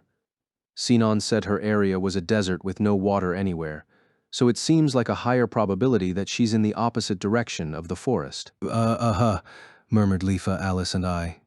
Silica had a good point, but even if she was right about the direction, we couldn't go searching blindly without knowing a rough distance. There were stamina points and thirst points to manage here, in addition to HP, and that meant we needed plenty of food and water to complete the trip. No sooner had the thought entered my mind than I felt slightly conscious of my empty stomach and dry throat. Thankfully, the game preserved the point status while we were offline, so my bars were down only about 20% for SP and 30% for TP, but they would go quickly once we started working. We had a nearby river for water and plenty of bear meat left for food, but we needed a more stable source of that soon. "We'll need to chop down some trees and till a field, assuming we can actually do that in this game," I muttered. "I'll add it to the list of things to do," Yui noted studiously. Thanks. So how's that list looking now?" "I haven't put them in any priority, but it's currently looking like build a defensive wall, expand the log cabin, make weapons and armor for everyone, raise levels, tame stronger monsters, dig a well, cultivate a field, meet up with Sinon, and reach the land revealed by the heavenly light. The group shared a silent look. The last one on that list would indeed have to be saved for last, but everything else was a high priority right now. Let's start with the defensive wall, I said, recovering my initiative. Lisbeth nodded. That's what we figured and why we brought lots of stones back with us. I'll try to make a wall and see what happens. Thanks, that'd be great. Liz shot me a thumbs up, then closed her map and opened the skill window instead. From the list of craftable items under the beginner carpentry skill, she chose stacked rock wall, bringing up a translucent light purple ghost object. Awkwardly, she slid the ghost along until it stopped at the boundary between the clearing and forest. Can I make it here? She asked. Hang on, I said, then walked up next to the see-through stone wall, checking the placement and angle carefully. Can you push it, like 6 inches back, and rotate a teensy bit to the right? L like this? Liz angled her fingers slightly, and the ghost crawled forward. When it was in just the right spot, I shouted, "There!" Liz squeezed her hand shut, and a number of gray rocks tumbled out of thin air and landed perfectly in the place of the ghost wall. The actual wall that resulted was about 5 feet tall and long and 1 foot thick. The rocks of various sizes were packed without any gaps, so it didn't feel as slapdash as I was afraid it would. Just to test, I gave it a push, but it didn't jar any rocks loose. This actually looks like it can help protect against monsters somewhat, I stated, patting the wall. Alice looked a bit conflicted. True, but I doubt it will stop the charge of a thornspike cave bear, and any player will be able to climb over. We'll just have to pray we don't have any teddy bears wandering our way for a while. But as for the players, I said, turning to Lisbeth. How many of your stones did you use for this block of wall, Liz? I used 30 favolite rocks, that's the most common one at the river, and 5 pieces of rough gray clay. And how much do you have left of both of those? 120-something rocks and 20 clay, she replied. Silica raised her hand. I've got 100 stones and 15 clay too. Thanks, Silica. So that means we can make another 7 blocks of wall with what you two have on hand. Liz, test to see if you can put another section of wall on top of this one. Okie doke, Lisbeth replied, and opened the window again. When she slid the second ghost wall over toward the first, it snapped into place, initially latching onto its right edge. When she tried to push it to the left, the ghost popped over and stacked itself atop the first. Oh, I think it works. Awesome. Do that. Da-doom. With another heavy rumble, the new wall fell on top of the first one. Now it was 10 feet tall. It wasn't perfectly impervious, but it would cause all but the most nimble players to think twice before climbing. Of course, in its current state, it was less of a wall than a very flat pillar. The clearing was 50 feet in diameter, which made its circumference close to 160 feet. To circle the entire space, we'd want 32 blocks then, which would be 64 when double stacked.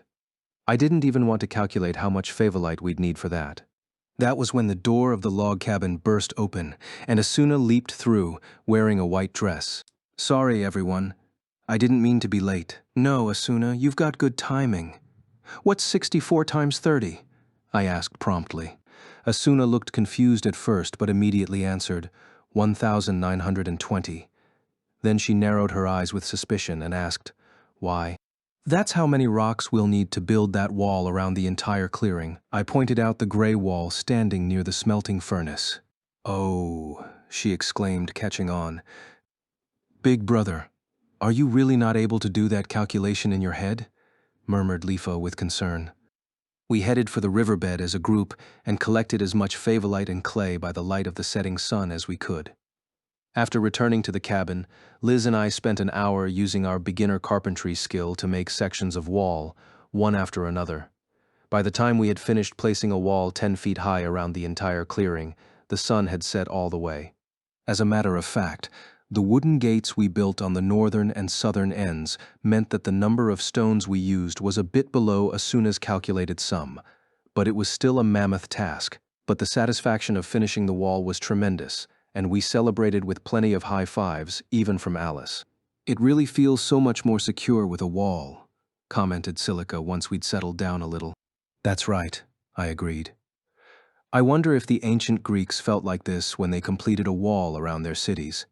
It's not quite as large as Athens or Corinth, snarked Asuna, but I just flashed a grin back at her. You don't know that. We'll keep building and building until, eventually, it's a city the size of Athens or even Centauria. Now it was Alice's turn to join the fun. Oh, a bold claim. I'm looking forward to seeing it. I've got it under control, I boasted, thumping my chest before quickly changing the topic. Anyway, that's one item off our list of tasks. Next up is… Ooh, hollered Lifa, waving her arm. I want a sword and armor too. Yeah, good point.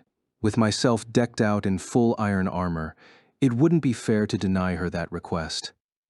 Liz and Silica had leather armor and metal weapons they'd received from the Bashin, but poor Lifa and Asuna were still wearing ubiquitous dresses and wielding a stone axe and a stone knife, respectively.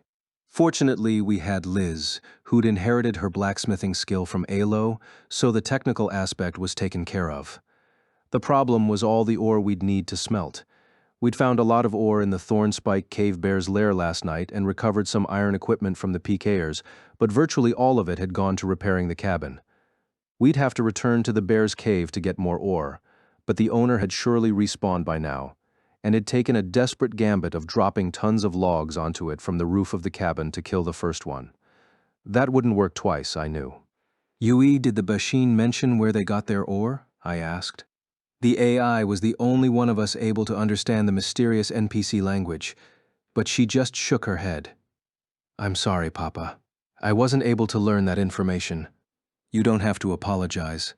It's my fault for forgetting to ask where to find ore when they were showing us the source of silica and flax. We'll figure it out. That's right, Yui.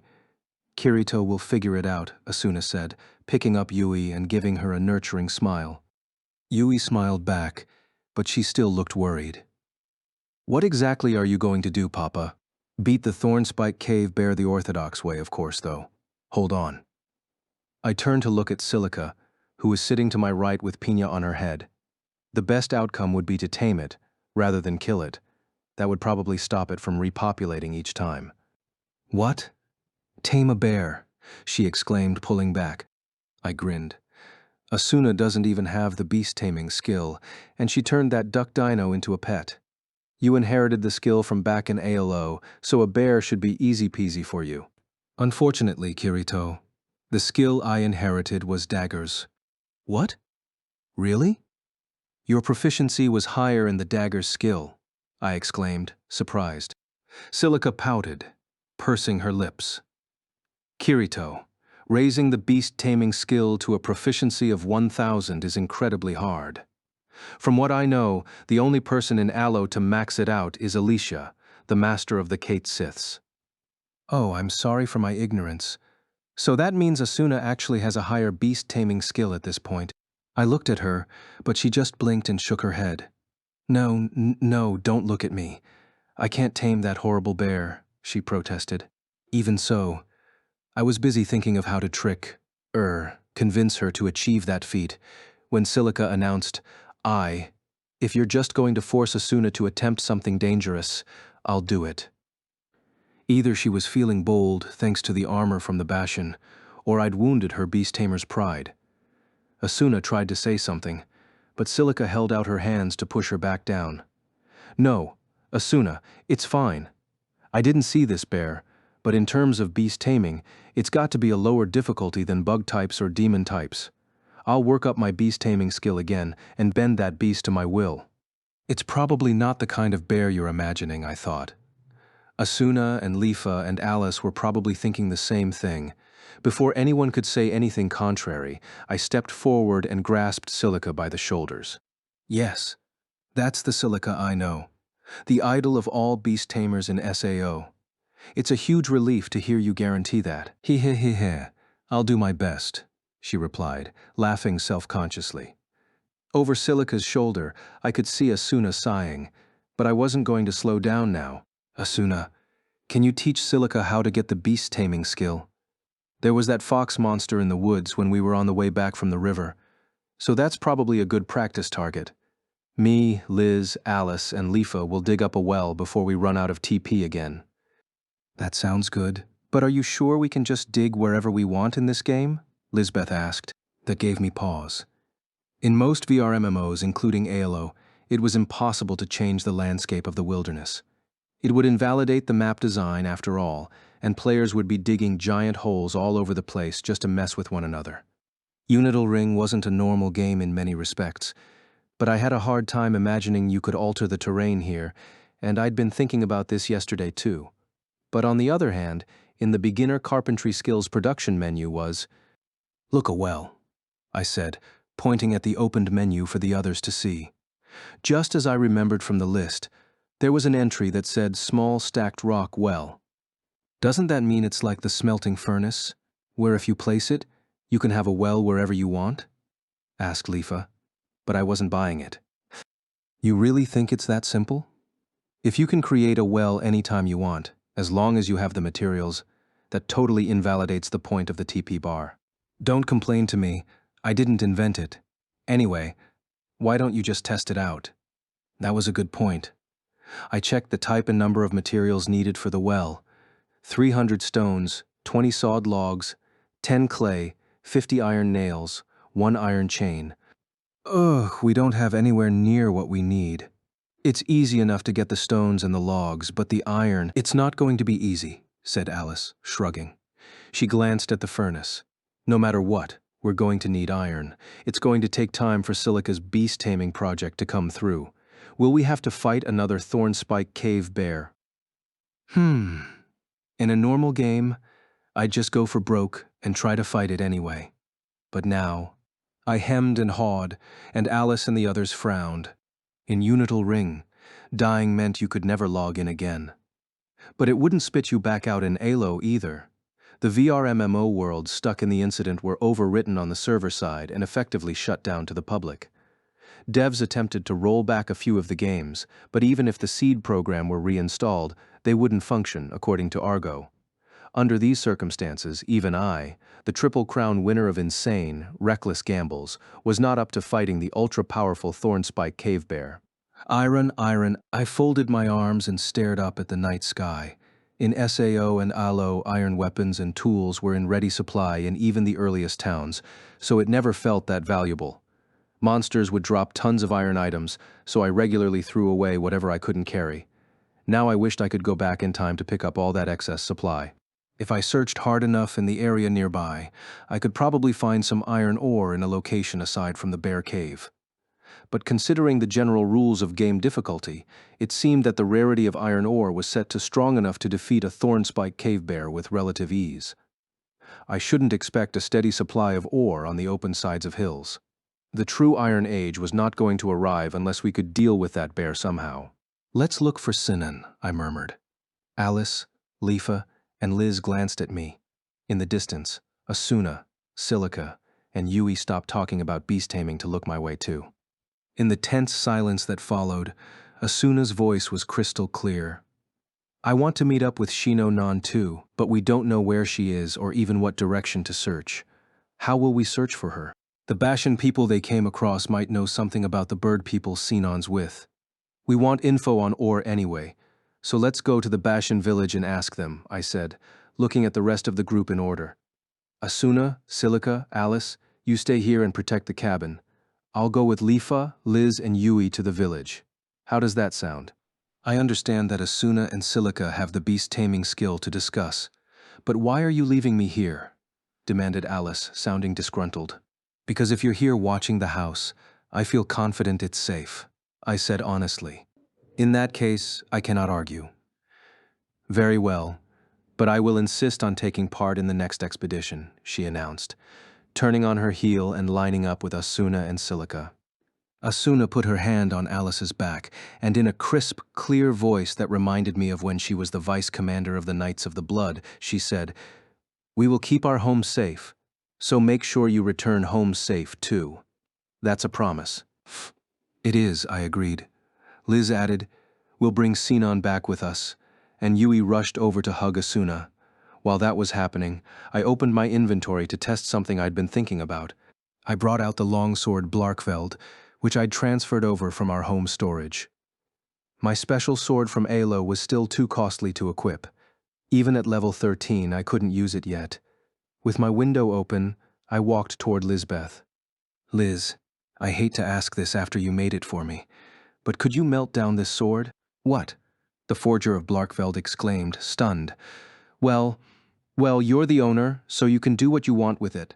But there's no guarantee I can make you a sword of the same rank now that we're stuck in this world. I know that, but I think I'll need to get to level 40 or level 50 to use this thing. If it's just going to waste away in storage, I'd rather melt it down and put it to good use for the group. All right. She grinned, then reached for the black sword resting atop the window. Oh, hold on. Remember, if you touch it, it'll fall to the ground, and then you can't move it. Ah, right. Hang on. I'll put it directly into the furnace. With my inventory still open, I walked over to the western side of the clearing, opened the operating window of the smelting furnace, and dropped Blarkveld inside. The sword floating in the air vanished, scattering motes of light. Then I set firewood in the furnace's combustion chamber and let Lisbeth take over from there. The blacksmith briefly placed her hands together to pray for the sword she forged herself, then used a flintstone to light the logs. Soon there were flickering red flames inside, and a roaring sound escaped the furnace as they burned furiously. Last night, the iron ore began to melt in just a few dozen seconds after I set the logs in the furnace, but Blarkveld resisted the flames for nearly 2 minutes. But at last, molten metal shining white escaped the spigot and filled the ingot mold. When it was full, the metal flashed and vanished so that the mold could fill again. It was only a one-handed sword in there, so I figured that getting 10 ingots out of it would be a success. But in Unital Ring, it seemed that high-ranked gear also increased the number of materials you could salvage from it. The molten iron flowed and only stopped after I had given up keeping track of the count. It's over, Lisbeth murmured, opening the furnace's window. Let's see. We got 62 premium steel ingots, 18 fine silver ingots, 9 fine meteoric iron ingots, 6 mithril ingots, and 2 black dragon steel ingots. Wow, some of those sound really rare, Lifa whispered with great reverence. If Blarkveld gave us this much stuff, what would happen if I melted down the holy sword? Excalibur, the other weapon I brought over from Aelo. Not that melting down the legendary weapon that I went through such trouble to gain was anything but a last resort, of course. Instead, I asked Liz, can you make equipment for Alice, Asuna, and Lifa with this stuff? Remember, my blacksmithing skill went down to 100 too. I might not be able to use the fancier metal, she muttered with consternation, moving the ingots to her own inventory, then sitting at the little chair in front of the anvil. She dropped a premium steel ingot on the anvil's window and opened the crafting menu.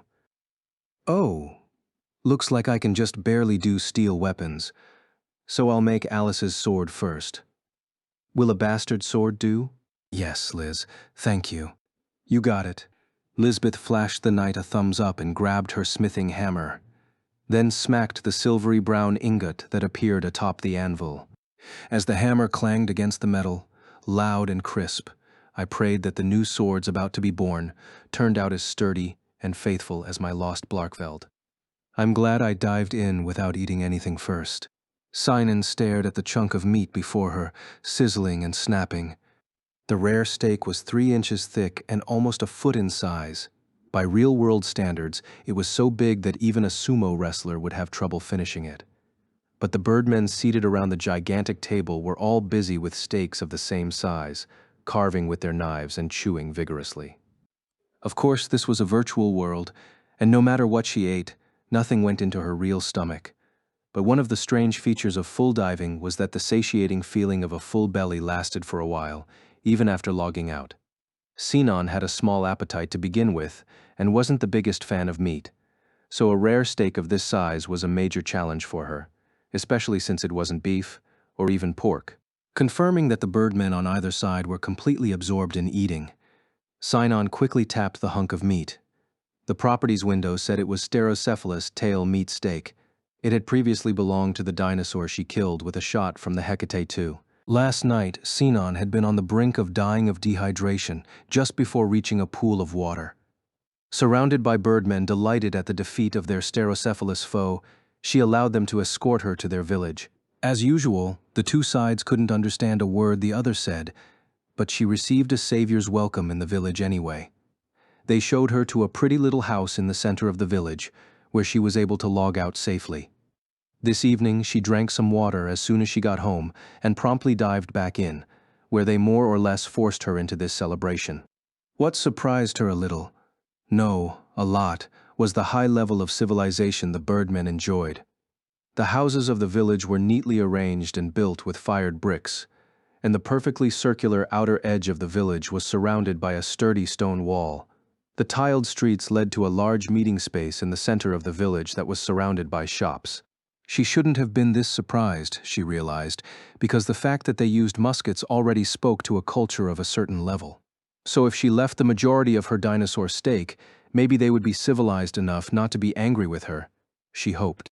A small bird person who came up to her side poured red wine-like liquid into the glass in front of Sinon. Their words sounded like a question, but she still couldn't understand them. "I am sorry, I don't know what you're saying to me," she replied.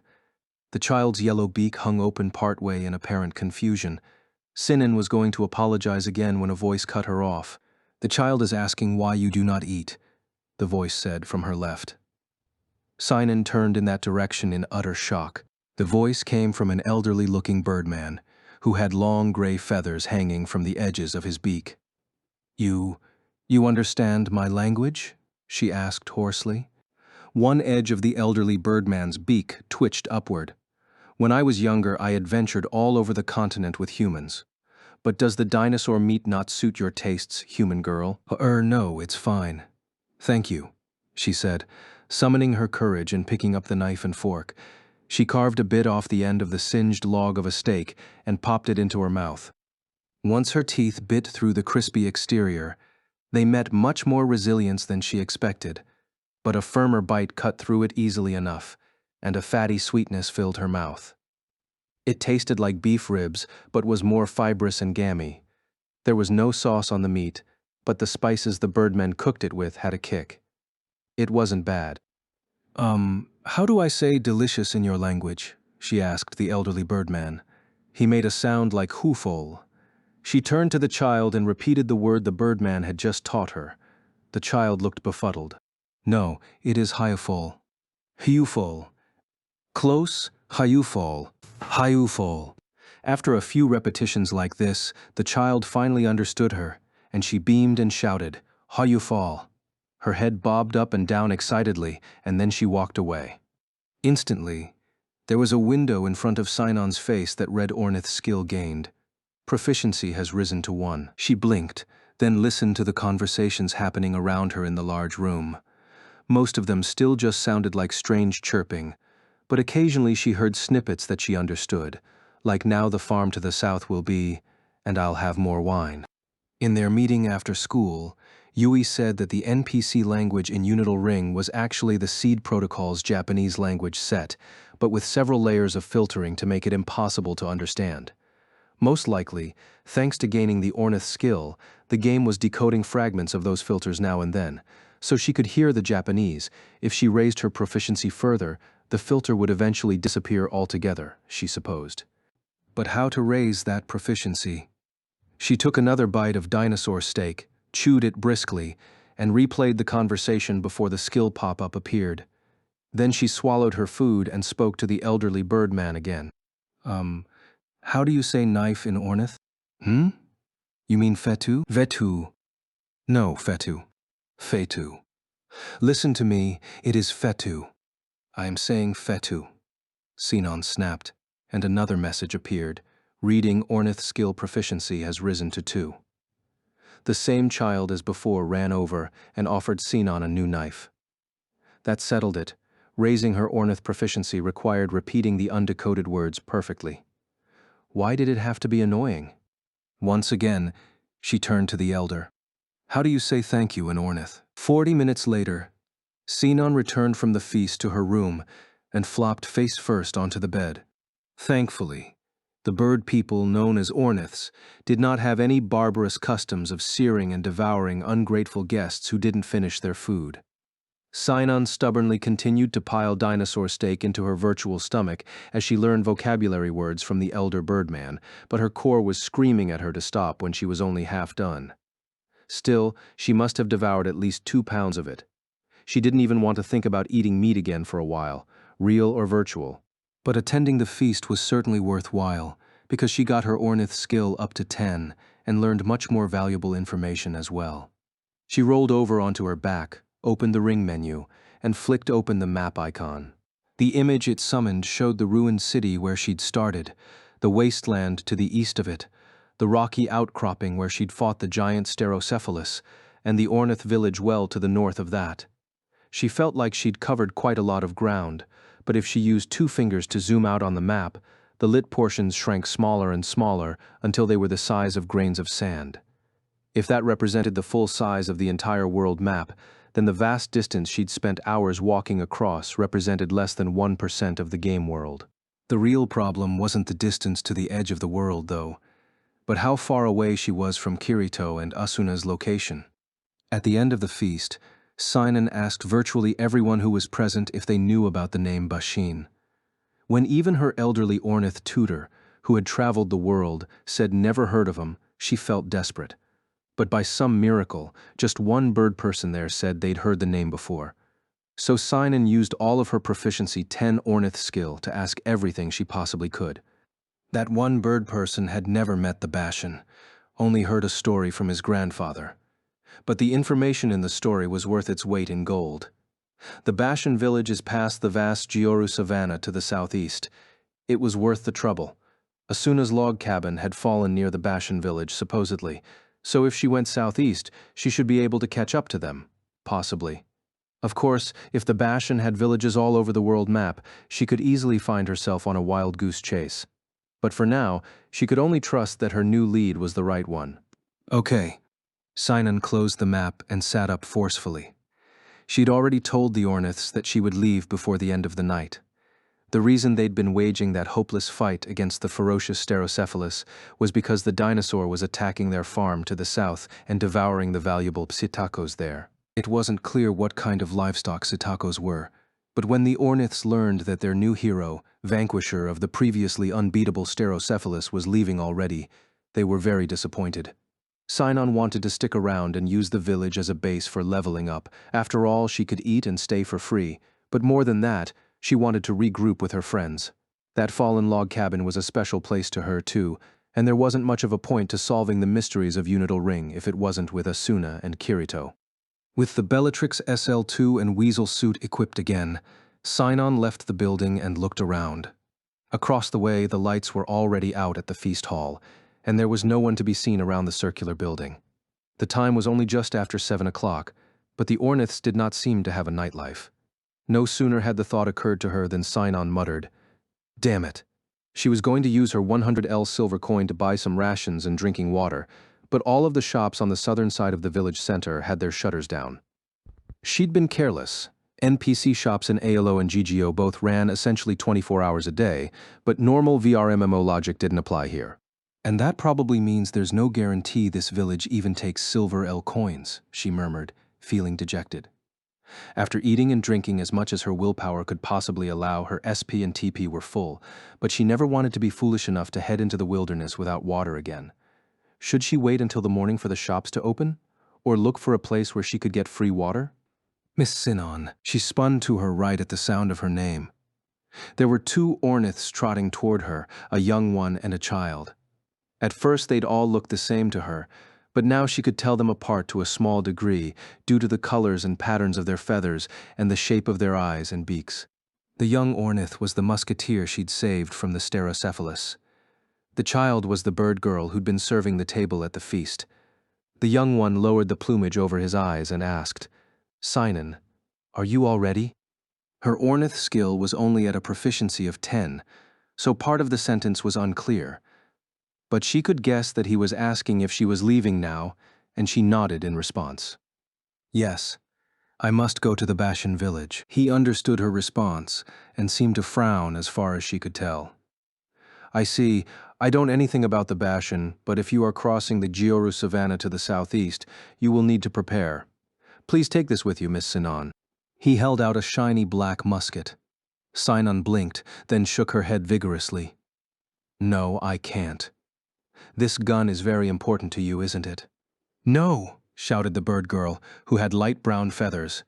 She looked at the musket in the young birdman's hands and explained, "That isn't my brother's. It belonged to our late grandfather. Father says there's no any more, so he should it to you for saving our village. Sign on." "That's right. It's an old gun, but the quality is, of course, it's nowhere near as fine as your gun.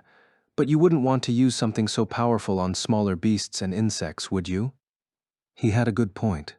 She only had 6 of the Hecate's .50 BMG bullets left, and they had to be saved for emergencies. The Bellatrix also had only 60% of its energy remaining. The chances of her getting more ammunition for either were low. "In that case, I'd be glad to use it," Sinon said, and the young Ornith happily offered her the musket. There was a satisfying weight to it in her hands. He also gave her a leather bag slung over his shoulder. "Those are the bullets and gunpowder. If you use them all up, the bullets can be from iron, and for the gunpowder you can mix the secretions of bursting beetles and charcoal powder, then let it dry." "Bee bursting beetles," Sinon repeated, suspicious. The bird girl, who seemed to be the older Ornith's sister, formed a large circle with her hands. "They're at the base of cacti. Just watch out, because if you step on them, they'll blow up and hurt you real bad." Okay, I'll be careful." Sadly, she couldn't make out the name of the cactus itself, but that was all right. She wasn't planning to go walking up to any cacti anytime soon. Sinon slung the gun over her back, then hung the ammo bag on her shoulder. This time it was the bird girl who offered her yet another object, a large cloth bag. "There's water and butter and hard bread in here. Me and Mom and Grandma made them. There's also a pelt cloak in there, so if a comes, use it." If she refused now, it would probably be rude. She was very curious about what if a comes was referring to, but she didn't want to grill the bird girl, so she thanked her and took the sack.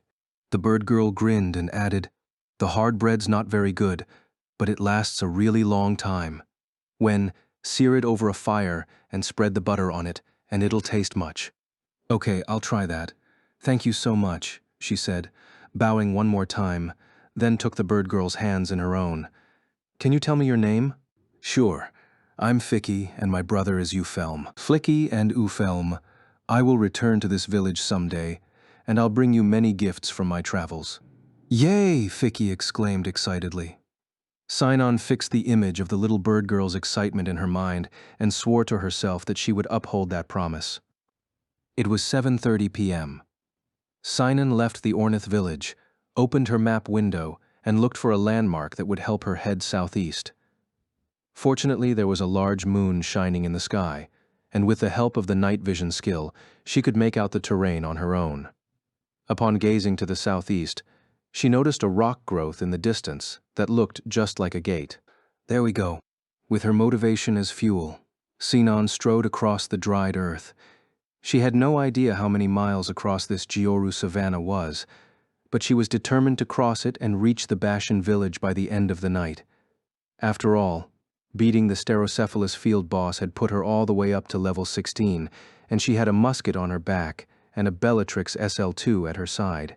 She certainly didn't want to fight any more giant dinosaurs, but she felt confident she could beat any centipede or scorpion. Her HP was higher, her stats built up. Right?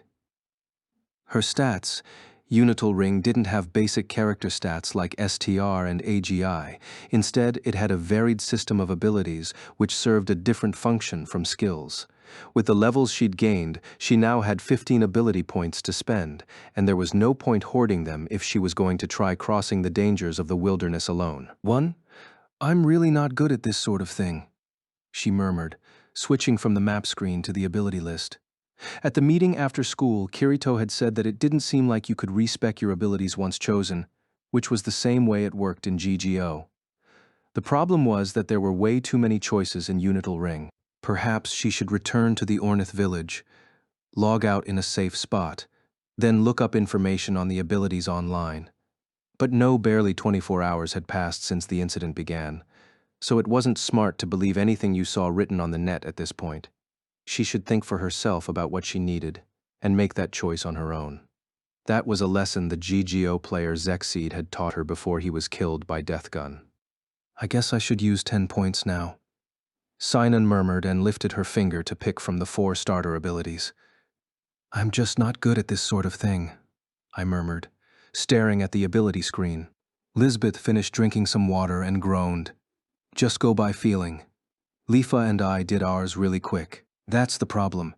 I'm not good at going by feeling, I mumbled, focusing on the options. In the center of the screen were 4 icons in a cross pattern. Clockwise from the top, they were brawn, tugeness, sagacity, and swiftness. Each of those icons had 2 lines extending farther in that direction toward more icons. Past brawn, there was bonebreaker and stout. Past tugeness, there was perseverance and antivenom. Past sagacity, there was concentration and learned. Past swiftness, there was gallop and dexterous. Tapping an icon brought up a description of the ability. According to this, brawn gave a bonus to medium and large melee weapon damage, equip weight, and carry weight. Toughness gave a bonus to HP, TP, SP, and status ailment resistance. Sagacity gave a bonus to MP value and magic power. Swiftness gave a bonus to ranged weapon damage, small melee weapon damage, and jumping distance. In other words, the suggestion was that damage dealers should take the brawn ability tree. Tanks should go for the toughness tree, mages the sagacity tree, and scouts the swiftness tree. As a user of a longsword, a mid-size melee weapon, that meant I should take brawn without overthinking it, but it wasn't going to be that simple. In a survival RPG, maximum HP, SP, and TP values were crucial. I could envision myself nearly dying of hunger or thirst in the future and wishing, if only I'd maxed out toughness back then, at least once or twice, if not a full 10 times. I sighed and asked my friends, "Anyway, what did following your feelings lead you to pick?" Lisbeth said I did toughness, while Lifa added brawn for me, and Yui chimed in with I picked sagacity. That one took me by surprise. Sagacity. Are you going to be a magic user, Yui? I asked. That's right. I want to be a battle mage just like Mama. Okay. That sounds reassuring. Of course, the reason Asuna was feared far and wide as the berserk healer of Alo was because of her incredible defense and evasion techniques, but I didn't want to ruin any child's dreams, so I patted Yui's head instead. After all, there was no way to rule out the possibility, and it was my duty to protect her, regardless of what build she went with. In that sense, perhaps a tank would be best, I thought, losing myself in choice once again. When we'd left the cabin, there'd still been some sunset light in the western part of the sky, but that was long gone now, replaced by dark clouds that flowed in front of the faded stars. If only I knew the effects of the second row of abilities. I could only read the descriptions of the currently selectable abilities, so I'd have to actually make a choice to find out more. Lifa was munching on some nuts across the way, and she asked archly, "Have you considered asking us what they are?" Huh? Oh, duh. They had already picked their first ability, so they would be able to read the description of the next options. I cleared my throat, feeling awkward, and turned to the other 3. If you don't mind the trouble, would you please tell me what comes next? If you insist, Liz said with a sigh, opening her ring menu. Let's see. The abilities past toughness are perseverance, which gives a bonus to damage reduction when guarding, and antivenom, which gives a bonus to damage reduction against poison, as you'd guess. Next, Lifa checked her window. The abilities after brawn are bonebreaker, which provides a bonus to damage that ignores enemy guarding, and stout, which gives you decreased knockback when guarding. Yui didn't need to check her window first. The abilities stemming from sagacity are concentration, which gives a bonus to MP recovery rate, and learned, which increases proficiency gain of all language skills. Language skills probably referred to the skills that let you speak with NPCs, but I wouldn't need that if Yui was around. I didn't intend to be a mage, so I removed the sagacity tree from my set of options. But even knowing what came after brawn and toughness, it was hard to pick between them. It sounds like stout and perseverance are fairly similar. Why are the abilities for knockback reduction and damage reduction in different trees? Probably because stout is intended to work for weapon guarding rather than with shields, Lifa suggested. If you can block an attack without losing your stance, you can counterattack that much faster. I nodded. So the brawn tree isn't just pure offense either. Maybe I should take that one too, then. Can't you just take 2 of them? Lisbeth asked. I could, I admitted. But it's always the case that if you master a single tree rather than spreading the points around, you end up tougher in the end. In that case, you should go for pure offense. That's the most like your style anyway, Liz said. Lifa grinned for some reason, and Yui nodded with a big smile. I wanted to protest that I wasn't a pure damage dealer in SAO or Aloe, but all 3 of them seemed on the same page, and I doubted that Asuna, Silica, or Alice would argue with it either. All right. But you guys are in support roles then. Sure thing. We'll watch your back, Liz reassured me. I touched the brawn icon again and then pressed the acquire button at the bottom of the pop-up window. Another dialog box appeared, asking if I wanted to expend an ability point. When I pressed the yes button, the window flashed with a jingling sound, and the black and white brawn icon turned red. That made Bonebreaker and Stout available, but each of them cost 2 ability points this time.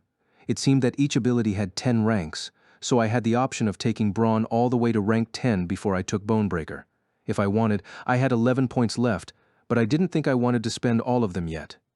After a bit of thinking, I went ahead and took Bonebreaker. That caused 2 more abilities to appear past it. One was Assault, which provided a bonus to additional strikes during consecutive attacks. The other was Expand, which increased the span of area attacks. As I suspected, each took 3 points to unlock. In other words, getting to rank 10 in Brawn, Bonebreaker, and Assault altogether would take a total of 60 ability points, and there were probably more abilities farther up the tree. Boy, this is going to take a while, I muttered to myself, raising Brawn to rank 5. That meant I'd used 7 points, leaving me with 5 more. I went back to my status screen, which showed the effect of Brawn now. The meters displaying my current usage of the total equipment weight and carry weight were a much lower percentage. There was a lot of water, food, and materials to carry around in this game, so it was a good bonus to have, even if it was boring. Okay, I've got my abilities, I announced, closing the window. How many points did you leave? Liz asked casually. 5, I think? Aha, at least 5. I win the bet. Huh? I gaped. Liz thrust her hand out toward Lifa, palm up. Lifa then poured a pile of nuts into her open hand. They'd made a bet about how many points I was going to leave unspent. Thanks a lot, big brother. What's the point of saving up your points? Be a man and make good use of them, my little sister snapped, which seemed quite unfair to me. Yui rubbed my head in consolation. Done with our meal break, we hopped down to the ground from our impromptu safe zone atop the large boulder. Off to the southwest we continued, eschewing any man-made light to walk by the weak light of the stars. We'd left the forest behind long ago. Now there was nothing but dried grassland around. Because it was night, the monsters we encountered were nocturnal types, like hyenas and bats. They weren't pushovers, but they weren't too hard either. That was thanks to Liz's metal equipment, of course. I'd have felt nervous about even leaving the woods with just the stone knife and ubiquitous clothing. For drinking water, Asuna filled up some handmade pottery canteens from the river, and we brought a bit of bear jerky to eat, but for the most part we'd need to rustle up some supplies along the way. The hyena's meat was inedible, even after being cooked, but now and then we found some short, rounded trees with walnut-like nuts. They were tough to crack, but tasted good once you got them out.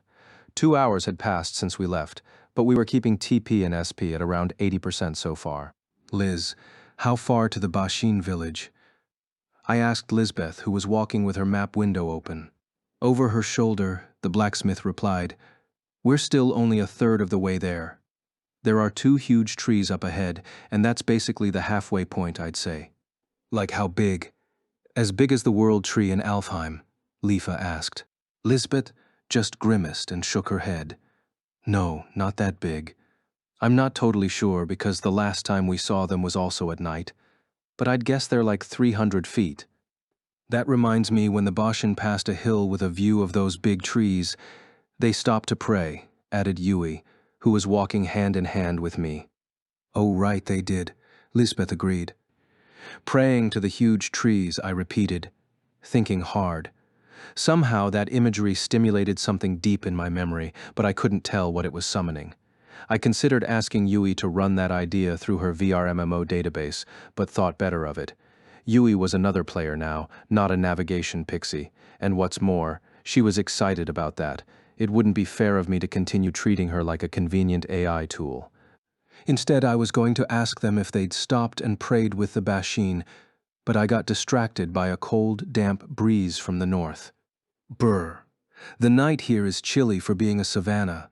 Aren't you cold, Yui? No, I'm fine. Liz made armor for me after all. Indeed, Yui was no longer clad only in that little white dress. Now she had on a thin breastplate, plus gloves and boots in the same design. She still wore the dress underneath these items, so it didn't look that warm. But Lisbeth's blacksmithing skill proficiency was at 100, so even reduced from before, that was very high. Maybe she had worked a bonus against cold in there. As for Lisbeth, she was still using the leather armor and one-handed mace the Bashan gave her. And out of the ingots cast from Blarkveld, she'd only made a small round shield for herself. Lifa, in contrast, had 4 pieces of metal equipment, same as me, including a long katana that could be used in one or both hands. Compared to our original stone gear, we'd transformed into a heavily armed combat force. But despite all that, Lifa shivered and complained the moment the northern wind hit us. She turned back, whipping her golden ponytail behind her, and nimbly walked backward to talk face to face. Hey, Kirito, can you make a cloak or something out of those hyena pelts? Don't be silly. I don't even have the tailoring skill. Then let's run. It'll make the trip go faster too. You might be able to run continuously because you get exercise in your school club. But I just go home after school. You know that doesn't matter in the virtual world. Lifa snapped. I realized my mistake and cleared my throat to hide my embarrassment. Anyway, running is just a waste of TP and SP. And we can't see the ground very well, so it's dangerous. But Papa, we have torches. Yui cried and removed a stick-like object from her inventory. It looked like a tree branch with some dried grass wrapped around the tip. The lights we used at the cabin were just dead branches. So this was a step beyond that. Did you make that, Yui? Yes, but it was Liz's idea. Ooh, that's a professional crafter for you. I'm not paying out for compliments, Lisbeth remarked, glancing over her shoulder. But we should probably be ready to run soon. Last night the Bashan told us that the Gyoru Savannah, was it? It sometimes has ice storms, and when that happens, you either need to wrap up with furs or find a cave. Otherwise, you'll die. What? Why didn't you tell me that earlier? Because they said it only happens once every few years. Okay, you of all people should know that in a video game. That means once every few days, I snapped. But Yui, in a tiny, dejected voice, said, I'm sorry, Papa. I heard them say it too, but I did not classify it as important information. I'm not blaming you, Yui. I mean, who ever heard of ice storms on a savanna? Hang on. What's with the difference in treatment here? Lisbeth fumed, puffing out her cheeks. Just then, there was a gust from the north again, and the 4 of us hunched over simultaneously.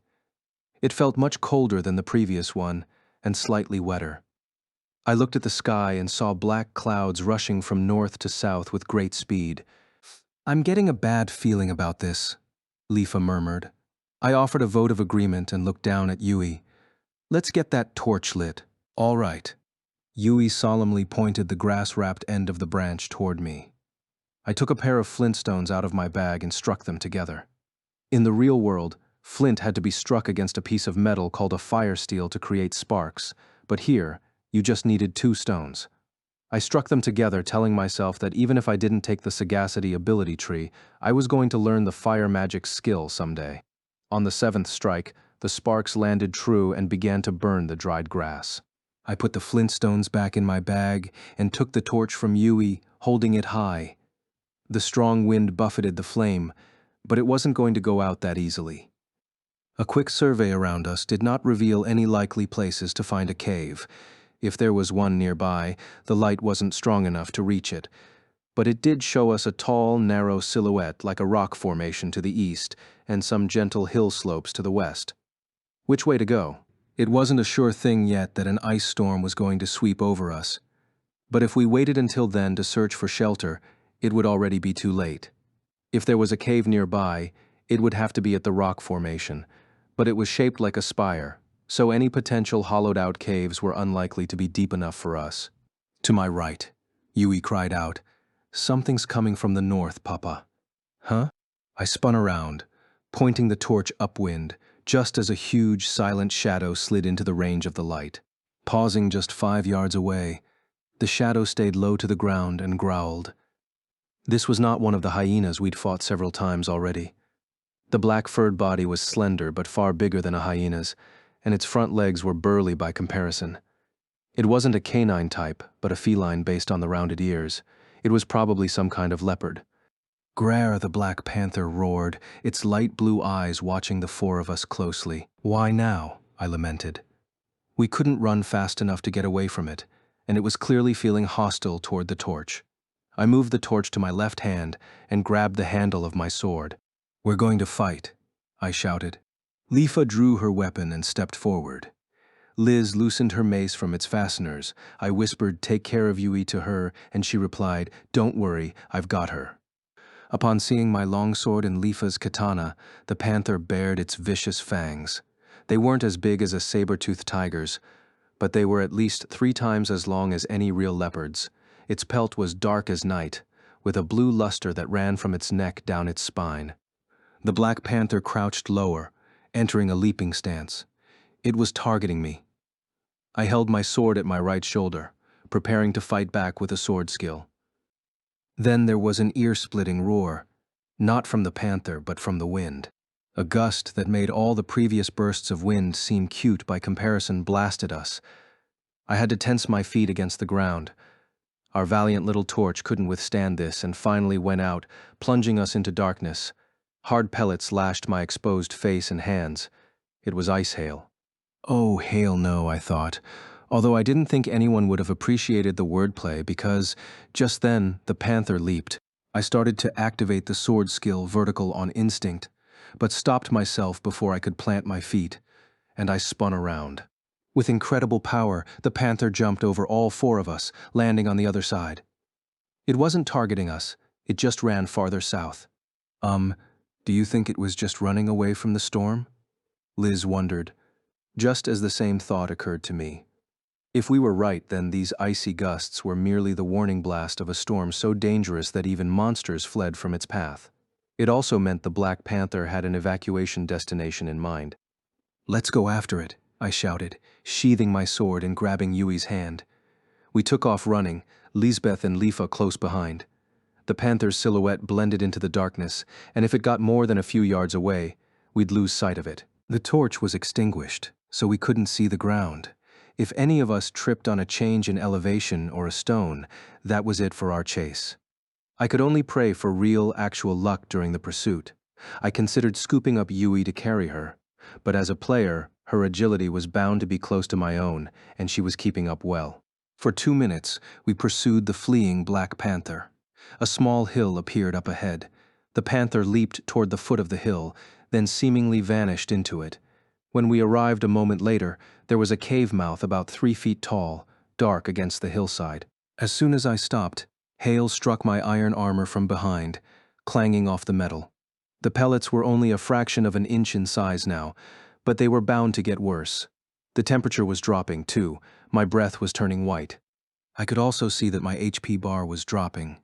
Bit by bit, a blinking debuff icon, shaped like an ice crystal at the right end of the bar, told me all I needed to know. "Papa, let's go inside," Yui urged. I nodded. The cave went much farther in, and we just had to pray that the panther had gone as far as it could. I let go of Yui's hand and drew my sword just in case as I approached the cave mouth. I couldn't see anything inside. The wind was so strong that no torch would last more than a second at this point. I steeled my nerves and bent down to go inside. The cave sloped gently downward, and the ceiling got higher as I proceeded. The cave was small at the ground level, but it seemed that the full dimensions expanded as it went down. I continued onward, feeling a bit relieved about that. After about 30 feet, the slope leveled out, and I stopped moving forward and straightened up. The ceiling was high enough that I could reach upward with my sword and not touch anything. It was quite a large space then.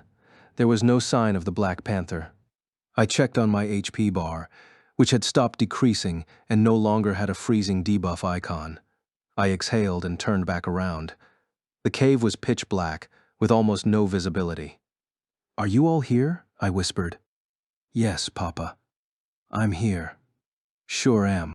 Relieved, I started to put my sword back so that we could light the torch again. But then I heard Lifa gasp, "What's that?" and spun around. I still couldn't see a thing, but after squinting long enough, I got a message that said night vision skill gained. Proficiency has risen to 1. And just like that, it became a tiny bit easier to see in the dark. And soon, I noticed it too. In the depths of the cave floated 2 blue lights. "What is that?" I wondered. They went out, then lit again, almost like a blink. No, it was a blink. The eyes of the panther that had come in before us. We'd been noticed. Grrr! The beast growled, and the blue eyes rose higher, suggesting that the panther went from lying on its side to a standing position. Obviously, its night vision was far better than ours, so if this turned into a fight, we didn't stand a chance. "Yui, light the torch," I murmured, holding the torch in my left hand behind my back. "Okay," she replied and took it. I was going to hand her the flint stones, but before I could, there was a strange sound.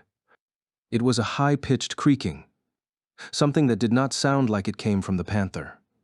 Wary of the enemy ahead of us, I quickly spun around and saw that tiny white particles were sweeping in from the mouth of the cave. The moment the particles touched Lisbeth, who was the farthest back, she sneezed loudly. Lifa shrieked, "It's cold," and Yui moaned. Lastly, I shivered. It was worse than just cold. The freezing debuff icon was there again, and I could see my HP dropping. We couldn't avoid the chill from the mouth of the cave at this location. I could even hear the whistling of the wind, which sounded like faint screaming. I didn't want to imagine what it was like out in the open. "Big brother, we have to go farther in," Lifa urged nervously. I shouted back, "I know, but what about the panther?" The monster in the back of the cave wasn't attacking, but it continued to growl. It wasn't hard to imagine the beast pouncing on us if we got any closer. My HP bar had dropped 10%. At this rate, it would hit 0 in less than 3 minutes. I supposed that we'd just have to fight the panther, regardless of the disadvantages. But then I remembered something we could still try out. I dropped my sword back into my sheath and stuck my hand into my tool bag, then removed a thin, flat object.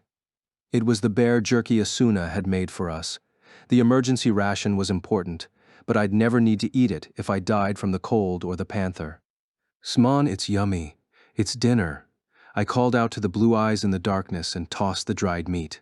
It fell to the ground, attracting the attention of the panther. It blinked, then blinked again. The blue eyes silently moved toward the meat. I sensed the panther sniffing at the air. After several tense seconds, I heard a creaking sound. The black panther had bitten the jerky. Instantly, there was a glowing ring in the darkness looking like a car speedometer. Around 1/3 of it was full from the lower left and colored red, while the end of it jittered up and down. That was the beast-taming meter Asuna said appeared when she was catching Aga. I pulled out another piece of jerky, my last, and tossed it forward. The panther immediately grabbed it, and the meter rose another 10%. "Give me your jerky." I reached behind my back, and Yui promptly dropped a piece of meat into my palm. Trying to sense when the panther was done eating, I hurled the 3rd stick of jerky. The meter went up farther to the halfway point.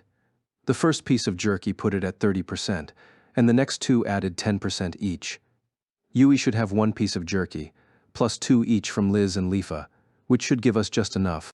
Trusting in my calculation, I continued tossing the dried meat to the panther. For each bit of the beast-taming meter we pushed upward, our HP dropped. At level 13, I had more overall HP than the others, who were only around level 4 or level 5. I could see on the party readout below my own HP bar that their health was already under the halfway point. "Hurry, hurry," I prayed. But I had a feeling that the timing of food lures was the key to beast-taming success in this game. Wait for the monster to finish eating so that the meter was rising when you gave it the next piece of food. Any faster or slower, and it wouldn't work. Once I had given the panther the second piece of Yui's jerky, then both of Liz's. The beast taming meter was about 80% full. Asuna had given Aga 3 pieces of bear meat to tame it, so this panther was much harder. Either it was because we were giving it dried meat rather than fresh, or because the panther was a much higher level. Lifa. Okay. She placed the 9th piece of meat in my palm, and I tossed it. The panther gobbled it up, taking the meter to 90%. Lifa. That's all. Huh? I spun around to face my little sister, whose silhouette I could only just barely make out in the darkness. What do you mean, that's all? Asuna gave us 3 pieces each, and we each ate 1 when we stopped for a break, so we should all have 2. I ate 2, actually. Huh? I couldn't help it. I was hungry. What? I was aghast. But what was gone was gone. It was too late to get back all the hyena meat we left behind, too. I had a feeling the panther wouldn't eat that hideous-smelling stuff anyway. The panther's beast-taming meter was now wavering around 90%. If we did nothing and it started to drop, all of our effort and supplies would have amounted to nothing. I heard Yui whimper, "Papa, my HP." "Yui," I murmured, dropping the unlit torch and pulling my daughter closer so I could wrap my arms around her. Even through her armor, I could tell that her body was freezing cold and trembling. Her HP bar was down to barely over 10% at this point. I couldn't just let her freeze to death. My mind was made up. I inched forward, holding Yui. Getting farther away from the entrance eased the cold, but the black panther started to growl again. The beast-taming meter, still wavering, started to shift into a negative trend. There was no food left to give, but food couldn't be the only way to lift that meter. "You don't have to be afraid. I'm not your enemy," I whispered to the beast as I approached. The panther's growling got louder, but it was neither fleeing nor attacking for now. I closed within 6 feet, 3 feet, 2 feet. At this distance, I could finally see the creature's outline. Its head was low, ready to pounce at any moment. The beast-taming meter was down to 80%. Ready for it to be bitten off, I extended my hand. When I touched the powerful neck of the panther, its body jolted. "There you go. Good boy." I brushed its luxurious fur with my fingertips. The growling did not stop. The meter was still dropping, bit by bit. But if I showed any fear now, the panther was sure to attack right away. I continued to stroke it with my right hand, holding Yui in my left. The panther's muscles tensed, relaxed, then tensed again. Grrr, grrr. As the growling got lower, the panther's head followed. Was it a sign of impending attack, or something else? Grrr, grrr. The constant rumbling in the giant cat's throat had changed somewhat. It was more of a rolling sound now, like a giant version of a cat purring. At last, its powerful neck muscles relaxed, and the beast-taming meter stopped descending and began to rise once again. The black panther rolled onto its side and allowed me to pet it. The meter hit 80%, and then went past 90. "There you go, good boy," I whispered, reaching back with my other hand. Lifa had seen Aga get tamed and knew to hand me a rope of ubico-grass. Annoyingly slowly, the beast-taming meter finally reached its full length, and that was when I looped the end of the grass around the panther's neck to form a circle. With tense fingers, I closed it tight, and the big cat's body flashed, summoning a green circle over its head. Underneath the ring-shaped HP bar was the species name, Lapispine dark panther. There was also a message for me, domestication skill gained. Proficiency has risen to 1. So it's a dark panther rather than a black panther. Okay. But what does Lapispine mean, I wondered. Though there was no time for that now. I shouted huddle around the panther to Lifa and Lisbeth and pressed Yui against the neck of the beast. The other girls draped themselves over the thick, soft fur on its stomach. The cat's body temperature was high, and the warmth bloomed through my near-freezing skin. I exhaled with relief, my HP stopped dropping, and the freezing debuff icon disappeared. The icy particles were still streaming in from the entrance, but they didn't reach the back of this little cave. Feeling secure at last, I asked a question to no one in particular. "What does Lapispine mean?" "Like intestine." Lifa rubbed at the bluish part of the panther's back and replied, Probably because of this lapis blue patch on its spine, right? Oh, lapis spine, Lisbeth asked. So what are we calling it? Hmm? Well, it's black, so it should be Kuro, I said after 2 quick seconds of consideration. Lifa and Liz cried out, "That's so boring," in unison. But Yui said, "It's simple and good." I decided to ask the creature in question. "It's a good name, right, Kuro?" The black panther barked, "Grar." I knew I should have asked. Sinan lifted the end of the pelt she had wrapped around her body to look outside. What had been dry grassland just minutes ago was now a field of pure white. She reached out and scooped up some of the white stuff, letting the fine particles trickle between her fingers. It was piled up hail pellets, not snow. When Ficky the Ornith girl had given her this pelt cloak, she'd said, "If a comes, use it." The word Sinon couldn't make out because of her lack of language proficiency was probably something like hailstorm, or maybe it was blizzard from hell. It certainly felt like one when it swept over. She dived into a little hollow beneath a boulder and wrapped herself tight in the pelt cloak, but even then, it had taken away nearly half her HP bar. Once she'd confirmed that the freezing debuff icon didn't activate when she took off the cloak, Sinon emerged from under the rock. She now stared in wonder at the world of silvery white around her, reflecting the light of the moon. She'd run as much as she could in the hour since leaving the Ornith village, and probably covered 12 miles before the hailstorm arrived. Looking at how much hail was covering the earth all the way to the horizon, she was worried for the village. There was no turning back now, however. She didn't know how many miles it was to the Bashan village, but if she didn't get there tonight, she'd have to log out in the middle of the wide-open Gioru Savannah. The current situation in Unital Ring was the biggest emergency in the VR gaming world since the SAO incident in 2022, but Sinon wasn't bold enough to use that as an excuse to skip school. She sat down again at the foot of the rock, resisting the urge to go on the move again. The pelt went back into her inventory, replaced by Ficky's hard bread. It was indeed teeth-breakingly hard, and it didn't have much flavor, but she put up with it because she didn't have time to start a fire. Her HP and SP slowly began to recover. Once she got her HP up to about 80%, she drank from her canteen. She'd used up quite a lot with all the running, so she needed to look for fresh water soon. Oh, unless she scooped up some of the nearly infinite supply of hailstones and trickled them into the canteen. After a moment, the ice melted and the level refilled a bit. After a couple repetitions, the container was full again.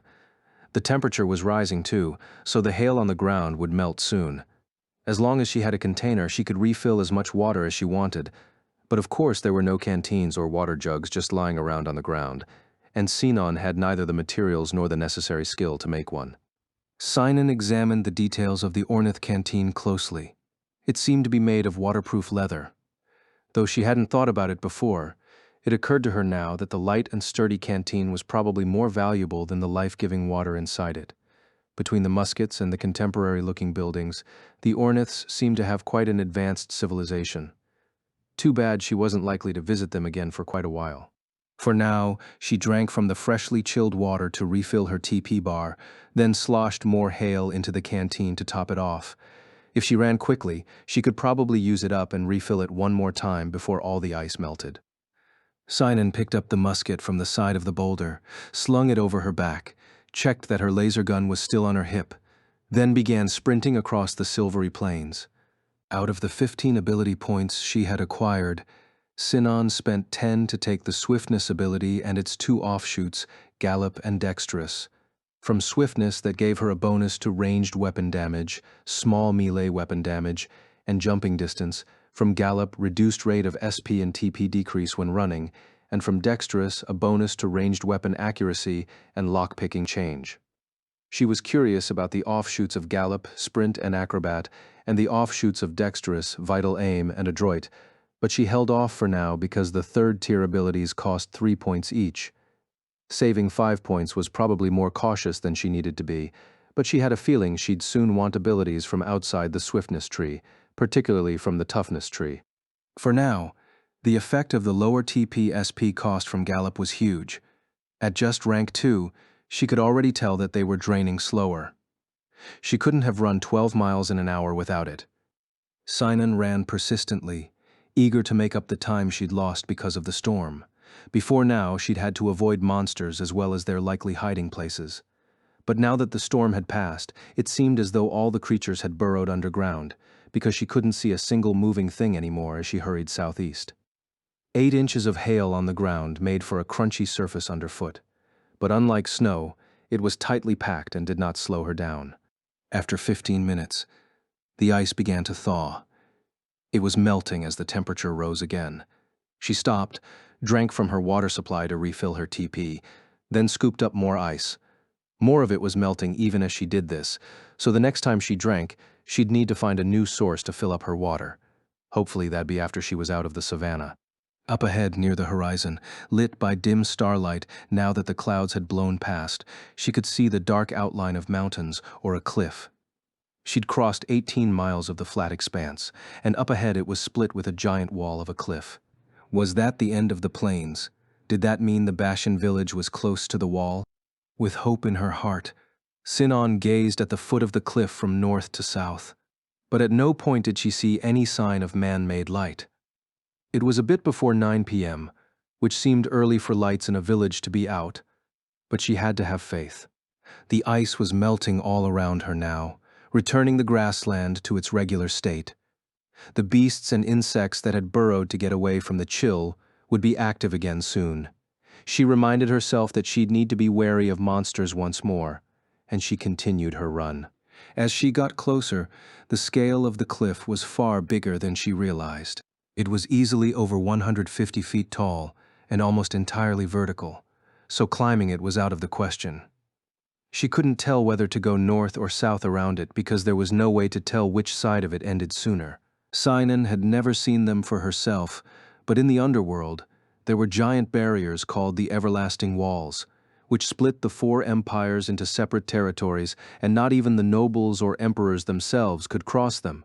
That kind of absurdity existed because it was a simulation, not a game. And because Unital Ring was a game, there had to be some way to get through this wall. She looked around and found a large rock with a flat top, which she climbed for a better vantage. Once she was sure there were no monsters around, she opened her inventory and materialized the Hecate II. Sinon knew it was pointless, but just to be sure, she tried to lift the heavy antimaterial gun.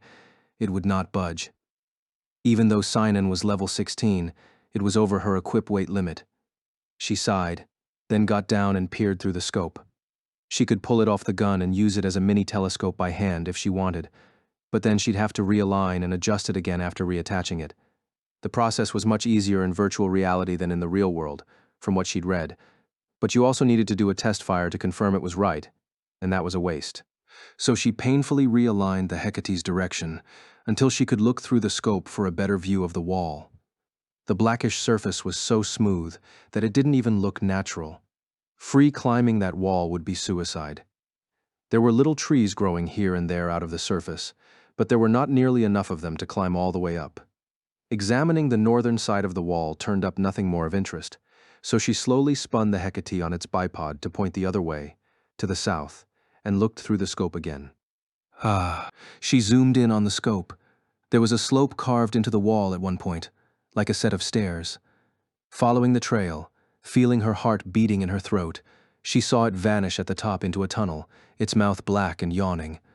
There was an unpleasant mixture of excitement at finding the passage through the cliff wall and anxiety about heading through a tight area, the bane of all snipers. In any case, she had no other options. The Hecate went back into her inventory. Sinon stood up. Her HP was full again, thanks to the hard bread, and her TP and SP were almost 90% full. She wished she could put some of that perpetually full MP to practice use, but for now, she had no idea how to gain any magic skills. She still had her sniper rifle mastery skill from GGO. What if she could become not a magic swordsman, but a magic gunman? That would be cool. With that enticing thought in mind, Sinon resumed running toward the titanic wall. The sight of the pale moonlight shining down upon the white, ice-crusted plains was so beautiful that I was left speechless, even knowing it was all just a virtual rendering. It was our newest party member, Kuro, the Lapispine Dark Panther, who brought me back to reality with a headbutt to my waist. "Rrr, It purred, telling me to get going. I gave its neck a scratch and replied, "Good idea. We're almost to the Bashan village." In fact, the village wasn't our final destination. We were going to ask them for information about the bird people Sinan had met, and then we'd have to continue from there. If we could meet up with Sinan by midnight, that was probably the best outcome we could hope for. Thanks to the hailstorm, the little monsters were out of the way, so it was best if we ran as far as we could while the coast was clear. I was about to give the signal to launch when Lisbeth cut me off. "About that, Kirito." "About what? The Bashan?" "Yeah. Remember how I said Silica, Yui, and I had a meal in the Bashan's big tent? Well, they had a bunch of fur rugs on the ground in there. And I'm pretty sure I saw one of them that was a mixture of black and blue." I looked away from Liz to Kuro's back. The shining black fur had a streak of brilliant blue running down its spine, just as the species name described. Yui was already enamored with Kuro. She patted its back and added, "Yes, there was a rug in the corner of the tent with this color arrangement on it. It was a 99% match with Kuro's fur."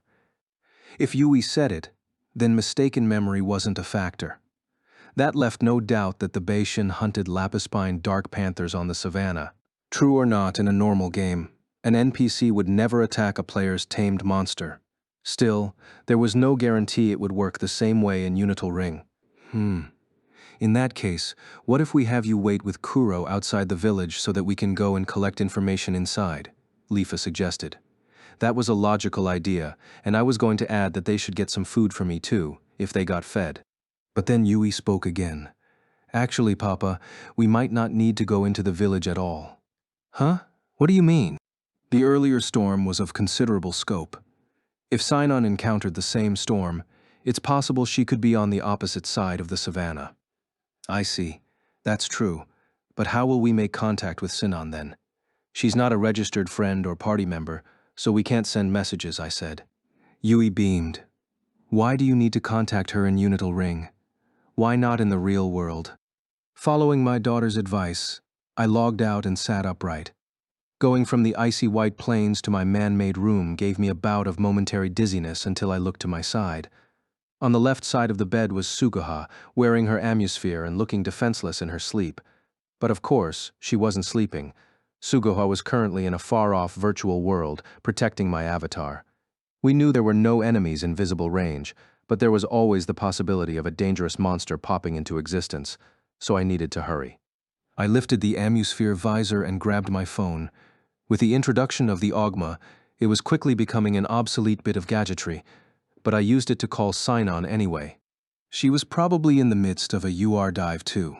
But the amusphere had a linking feature to your smartphone that allowed you to receive calls there. Assuming she had it turned on, and that she wasn't in the midst of battle or something else just as important, she should answer. I waited patiently for 30 seconds, listening to the ring signal. "Make it quick," came her response, getting right to the point. That was Sinon's voice, so I obliged her request by launching into the topic at hand. "Did you get stuck in the ice storm?" "Nearly froze to death about 20 minutes ago." "So you're in the Gyoru Savannah too?" "Yes, I'm heading southeast from the northwest." "Got it. We'll head northwest from the southeast. Is there any terrain near you that makes for a good landmark?" "You bet there is. There's a gigantic natural wall running north to south, probably through the middle of the savannah. I went into a cave through the wall. That's where I am right now." "Cave in the wall? Any monsters?" "Tons. I logged out in a safe-ish place, but they could pop up at any time, so I can't stick around." She was doing the exact same thing I was. But while I had my teammates and pet to protect me, Sinon was all alone. If she got attacked while she was logged out, she'd die in moments. "All right, we'll go into the wall from the east side. Just hang in there." "Got it, thanks." She hung up. I took a quick sip of water, then lay down on the bed again and lowered the amusphere visor. Back on the moonlit plains, the ice had begun to melt in the few minutes I'd been logged out. The girls scooped up the remaining ice and drained it into the water jugs. No monsters had appeared in the area yet. "I'm back," I called out, rising to my feet. Kuro rubbed its head on me again. Despite its fierce appearance, it seemed to be very cuddly once it took to you. After feeding it all the bear jerky, we'd need to find some more food soon. Lisbeth, Lifa, and Yui gathered around to listen to Sinan's message. A natural wall, Lifa murmured, staring to the northwest. I did the same, but there was nothing visible beyond the darkness of the horizon. I started to worry that there was some huge misunderstanding afoot, but Sinan had risked her character's life to pass on that information, so I just had to trust it. "Let's hurry," I said. The girls nodded, and Kuro issued a quick chuff. We ran across the plains, encountering 2 packs of the familiar hyenas and 1 bison-like monster. The bison was a bit of a handful, but with Kuro distracting the beast and performing acrobatic feats, we were free to use enough sword skills to whittle down its HP. The rest of the girls each earned a level from that fight. The bison also dropped a ton of raw meat, which Kuro was very happy to eat. Thankfully. Now I wouldn't have to worry for a while about the tamed effect wearing off due to hunger. There were no more encounters after that point.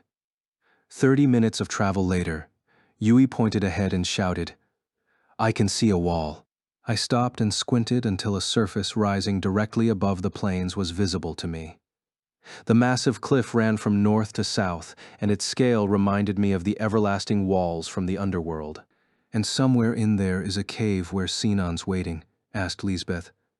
That was correct, but the more I thought about it, the tougher it was going to be to find one little cave mouth on a surface that was miles long. Plus, there was no guarantee that there'd be only one of them. I thought hard, trying not to panic about the task ahead. "For this might not be fair, but I'm going to enhance my eyesight to look for the cave," Yui announced, her eyes wide. Of the 4 of us, Lisbeth, Lifa, and I were using our brains to see the visual information the atmosphere provided. But as an AI, Yui could process the brightness and contrast of those details all she wanted. I didn't want to treat her like some kind of convenient software tool, but we had to meet up with Sinan. Besides, if we'd proceeded to the Bashan village like we'd originally planned, I'd be asking her to interpret for us there anyway. One way or another, I needed Yui's help. "I'd appreciate that," I murmured. Yui briefly looked at me, smiled, then turned back to concentrate. A few seconds later, she pointed at a spot ahead of us. "I've found it. There's a staircase and a cave entrance in this direction." "Thanks, Yui," said Lifa, hugging the little girl. Liz rubbed her head too. From here, there was no way to tell how thick across the cliff wall was, but I couldn't imagine it being miles long. Even if the cave made a dungeon, it wouldn't be that big. "Hang in there just a bit longer, Sinan," I told her silently and started running in the direction that Yui pointed. The faint cliff off in the distance grew more and more substantial as we approached, and once we were at its foot, the size of it left us speechless. The cliff was about 150 feet tall, and though there were wider elevation gaps in Alfheim, the distance this wall covered was vast. A single line of vertical cliff that stretched from one end of the horizon to the other was the sort of thing that typically looked like lazy level design in a game, but for some reason, in the world of Unital Ring, it felt like a true natural wonder. The dark rock face was hard and smooth. There was no way to climb it by hand. Perhaps it might be possible to craft a ladder to place against it, but there were no trees or vines nearby to harvest for material. We'd have to use the stairs Yui'd spotted. Those stairs were carved out of just a foot of space along the cliff face, with nothing to hold on to. It was close to 100 feet to get to the cave entrance, so one bad misstep would mean certain death. I wanted to place a guide rope on the wall, but over an hour had passed since I contacted Sinan, and we couldn't keep her waiting any longer. "Kuro, can you get up these stairs?" I asked. The Black Panther growled, then hopped 10 feet up the steps without fear. It even wagged its tail with excitement. Well, it wouldn't do for its master to be afraid of the challenge now. "Okay, here I go," I announced. Behind me, Lisbeth huffed, "Come on, hurry up already." Thankfully, we reached the top without any accidents, but we didn't dare relax until we were all inside the open mouth of the cave at the end. The stairs were man-made, so I figured the cave was too, but it seemed to be natural, meaning someone had carved out the steps from the cliff in order to reach the hole yawning in the middle of the wall. That would have been an NPC, not a player, of course. But was it these Bashan people or someone else? There was no way to know. In any case, this was the first proper dungeon to explore since our forced conversion yesterday. I doubted any players had been in here before us, so any materials or treasure chests, if they existed, would be there for the taking. That made me want to chart out every step of the place, but meeting up with Sinon was our top priority. We'd run a long way to get here, so my SP bar was below 60% and my TP was below 50. We had plenty of drinking water, but the only food was raw bison meat. For now, I decided to drink some fluids and feed Kuro the meat and water, and we could eat something after finding Sinon. This is kind of an unorthodox party. So how are you thinking we'll take formation? Asked Lifa once she had put away her water jug. I considered that and replied, me and Kuro in the front, Liz and Yui in the middle, and you take the rear. Lifa, Yui and I can hold the torches. Lisbeth made a face like she wanted to say something. She was the only one with a shield, so she probably wanted to stand up front to play a tank, but I wanted her to focus more on protecting Yui. Thankfully, she took my point and didn't argue. Fine, just switch out as soon as things get hairy. Thanks, I'm counting on you. And with that, we had our 2-2-1 formation. Among VRMO players, there was a tendency to think that there was plenty of time to assume formation once battle started, and lining up while you were only on the move was dumb and uncool. I'd probably agree with that 99 times out of 100, but in Aincrad, it took only one moment of carelessness to lead to tragedy, especially in a dungeon where things were cramped and chaotic. Even now that we weren't in a death game anymore, I tended to be thorough about battle formation. Tell me if you notice any monsters, I whispered to Kuro, scratching its neck. The panther answered Grar. Sinon said there were tons of monsters over the phone, and that did not turn out to be an exaggeration. There were plenty of slimy amphibian-type monsters in the dank cave, and they had us constantly on our heels. Fortunately, Kuro's advanced searching capabilities enabled it to growl a warning before we saw our enemies, and we were able to fight back all of them easily. Even Yui showed off the fruits of her training with Alice.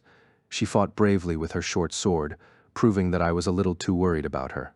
Onward we went through the cave, slaying giant newts, legless Sicilians, and axolotls.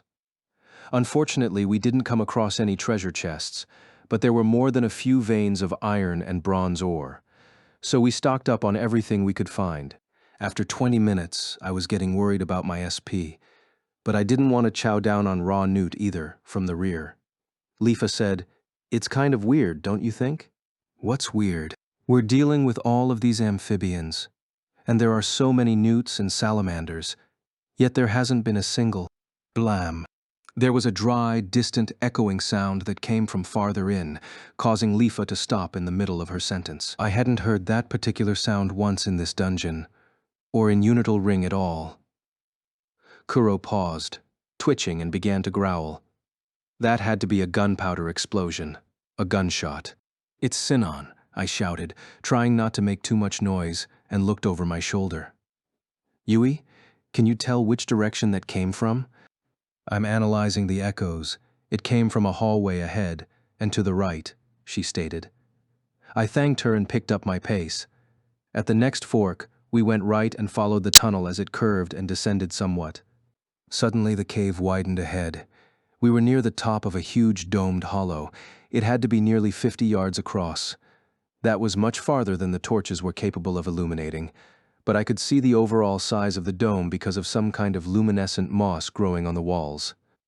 A narrow sloped path ran from our location along the wall to the floor of the dome. The floor was split between damp rocks and dark water, and atop a boulder in the middle was a human silhouette. It wore a tight-fitting suit of armor and a white muffler. In its arms was something like a long stick, a gun. There couldn't be another gunner here by coincidence. We'd finally found her. See. I started to call out but swallowed the sound.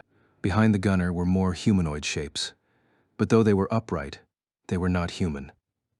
Pointed snouts, big round ears, their heads were clearly those of mice. They carried weapons that looked like pitchforks. Their narrow tails swayed as they advanced upon the gunner. There were three of them. "Sinon, behind you," I called out, descending the steps on the side of the dome as fast as I could. Kuro and the others followed close behind me. The gunner, Sinon, looked up, and then behind her. There was no more than 15 feet separating her from the ratmen.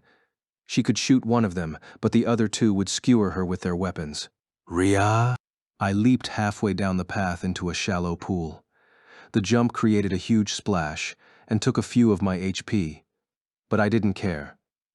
I pulled back, preparing to throw my torch at the closest ratman to Sinon. No, Kirito, they're not enemies. I heard her shout and I hastily adjusted my grip on the torch. The panther was about to leap on another one of them, so I told it, Kuro, stop. The panther hit the brakes, and the three ratmen shrieked and backed away toward the wall. There was another hallway mouth there, a different one from the way we'd come inside. My eyes met Sinon's as she stood atop the boulder. She had light blue hair that was slightly pointed at the ends, and sharp cat-like eyes. It was undoubtedly Sinon. But the rifle she was holding looked really old-fashioned and wasn't all that similar to her usual weapon, the PGM Ultima Ratio Hecate 2, assuming that the Hecate was over her equip weight limit, much like my Blarkfeld and Excalibur. Where did she get this gun? But it wasn't like that mattered now. If these ratmen aren't the enemy, then who are you fighting, Sinon? I demanded as Lisbeth, Yui, and Lifa reached the floor of the dome. Sinon's expression softened when she saw them splashing through the puddles, but it didn't last long. Get up out of the water, everyone, she shouted, preferably atop tall rocks. Her tone brooked no argument, so I held my questions for later and started to clamber up a nearby boulder. But before I could get up, I heard a splash nearby. Something was approaching under the water at tremendous speed. There was no time to avoid it. Something hit my right ankle. I'd been bitten.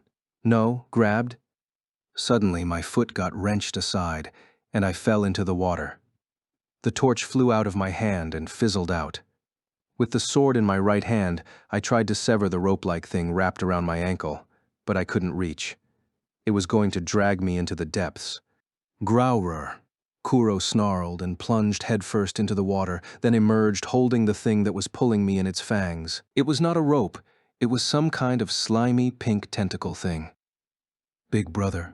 Lifa lifted her katana and activated Sonic Leap. Shwa, she split the surface of the water in two. It was a perfectly boosted attack, performed with great skill by her real-life expert swordsmanship. The glowing green blade struck the tentacle Kuro was pulling, but did not sever it. Lisbeth's steel katana sank a few inches into the pink tentacle, but stopped there. The rubbery appendage twanged and bounced back. Ah, Grarp. It threw Lifa and Kuro back together with a massive splash. But their attack paid off, because the tentacle let go of my ankle and sank back into the deeper water. I helped Lifa up and got atop the rock for good this time. Yui and Lisbeth retreated to different rocks, and Kuro leaped up next to me in a single bound. What was that, Sinon? I gasped. The gunner brandished her old-fashioned rifle and replied, It'll pop out of the water soon. Keep your eyes peeled. It moves fast. No sooner had the words left her mouth than there was a loud splash, and a dark shape leaped out of the water on the distant side of the pool. It was large, about 6 feet long, and if its extremely long and powerful legs stretched out, it could uncurl to twice that length. The front legs, meanwhile, were weak and small, and its head was a part of its torso. The gigantic creature leaped from puddle to puddle with dizzying speed, then landed and stuck to the wall of the dome. Lisbeth, Yui, Lifa, and I all cried the same word at the same time. Frog. Aside from the size of it, everything about the monster was perfectly froggish. It had large, bulging eyes and a diamond-shaped torso. Its legs folded in the middle and ended in long, flared fingers that looked like suckers. At last I understood what Lifa was trying to say before we heard the gunshot. We had seen lots of newts and salamanders, but no frogs. Hey, lucky you. Here's the frog you wanted, I said, staring up at the signature amphibian stuck to the wall. I didn't want there to be frogs, Lifa pouted, especially gigantic ones. That's got to be the boss of this cave. I wasn't just guessing about that.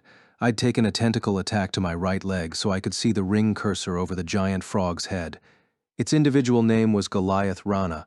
All of the previous monsters we'd met, including Kuro, had descriptive Japanese names, but this one was in English, which I assumed had to mean something, assuming it was actually English, of course.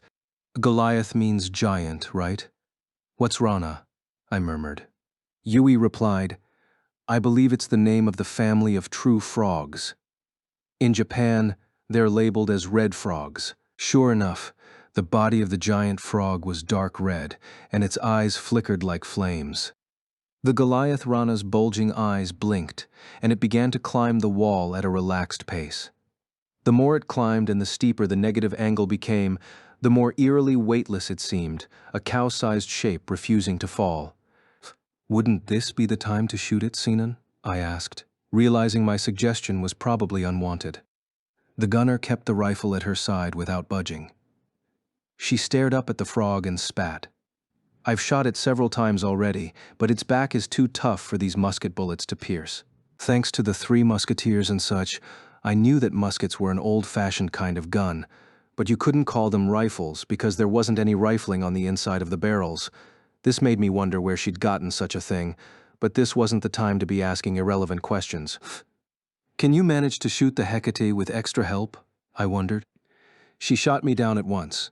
Nope, we can't get the angle while it's on the ceiling, and when it's on the ground, it's moving too fast to aim at. Good point. I was still curious about the rat people behind us, but as long as they weren't hostile, I could find out the answer later. This was the time to figure out how to beat the Goliath Rana. Remember, Kirito, for most of the frog-type monsters in Aincrad, the weak point was the stomach, noted Lisbeth, holding her mace. Good point. Let's get it to expose its belly before attacking. But how? Asked Lifa. Just then, the giant frog reached the very top of the 100-foot-tall dome and looked down at us with its creepy eyes, completely upside down. Here it comes. Sinan shouted right as the frog's powerful legs launched it off the rock and straight at me with blinding speed. I did a backflip out of pure instinctual reaction to avoid the hit. But the rock I was standing on got obliterated, pelting my body with stone shards. I lost only 3% of my HP, but it would have been much worse if not for my metal armor. And without a single potion to use, any accumulation of damage would eventually prove fatal. The others hadn't lost any HP, fortunately. But then I realized I was forgetting something important. I backed farther away, called up the ring menu, and hit the invite icon in the communication tab, then slid down to Sinan's name. She immediately accepted, adding a new abbreviated bar to the list in the upper left corner of my vision. The Goliath Rana remained in place for about 3 seconds after its meteoric crash, then began to move again. It jumped into a nearby pool of water and vanished.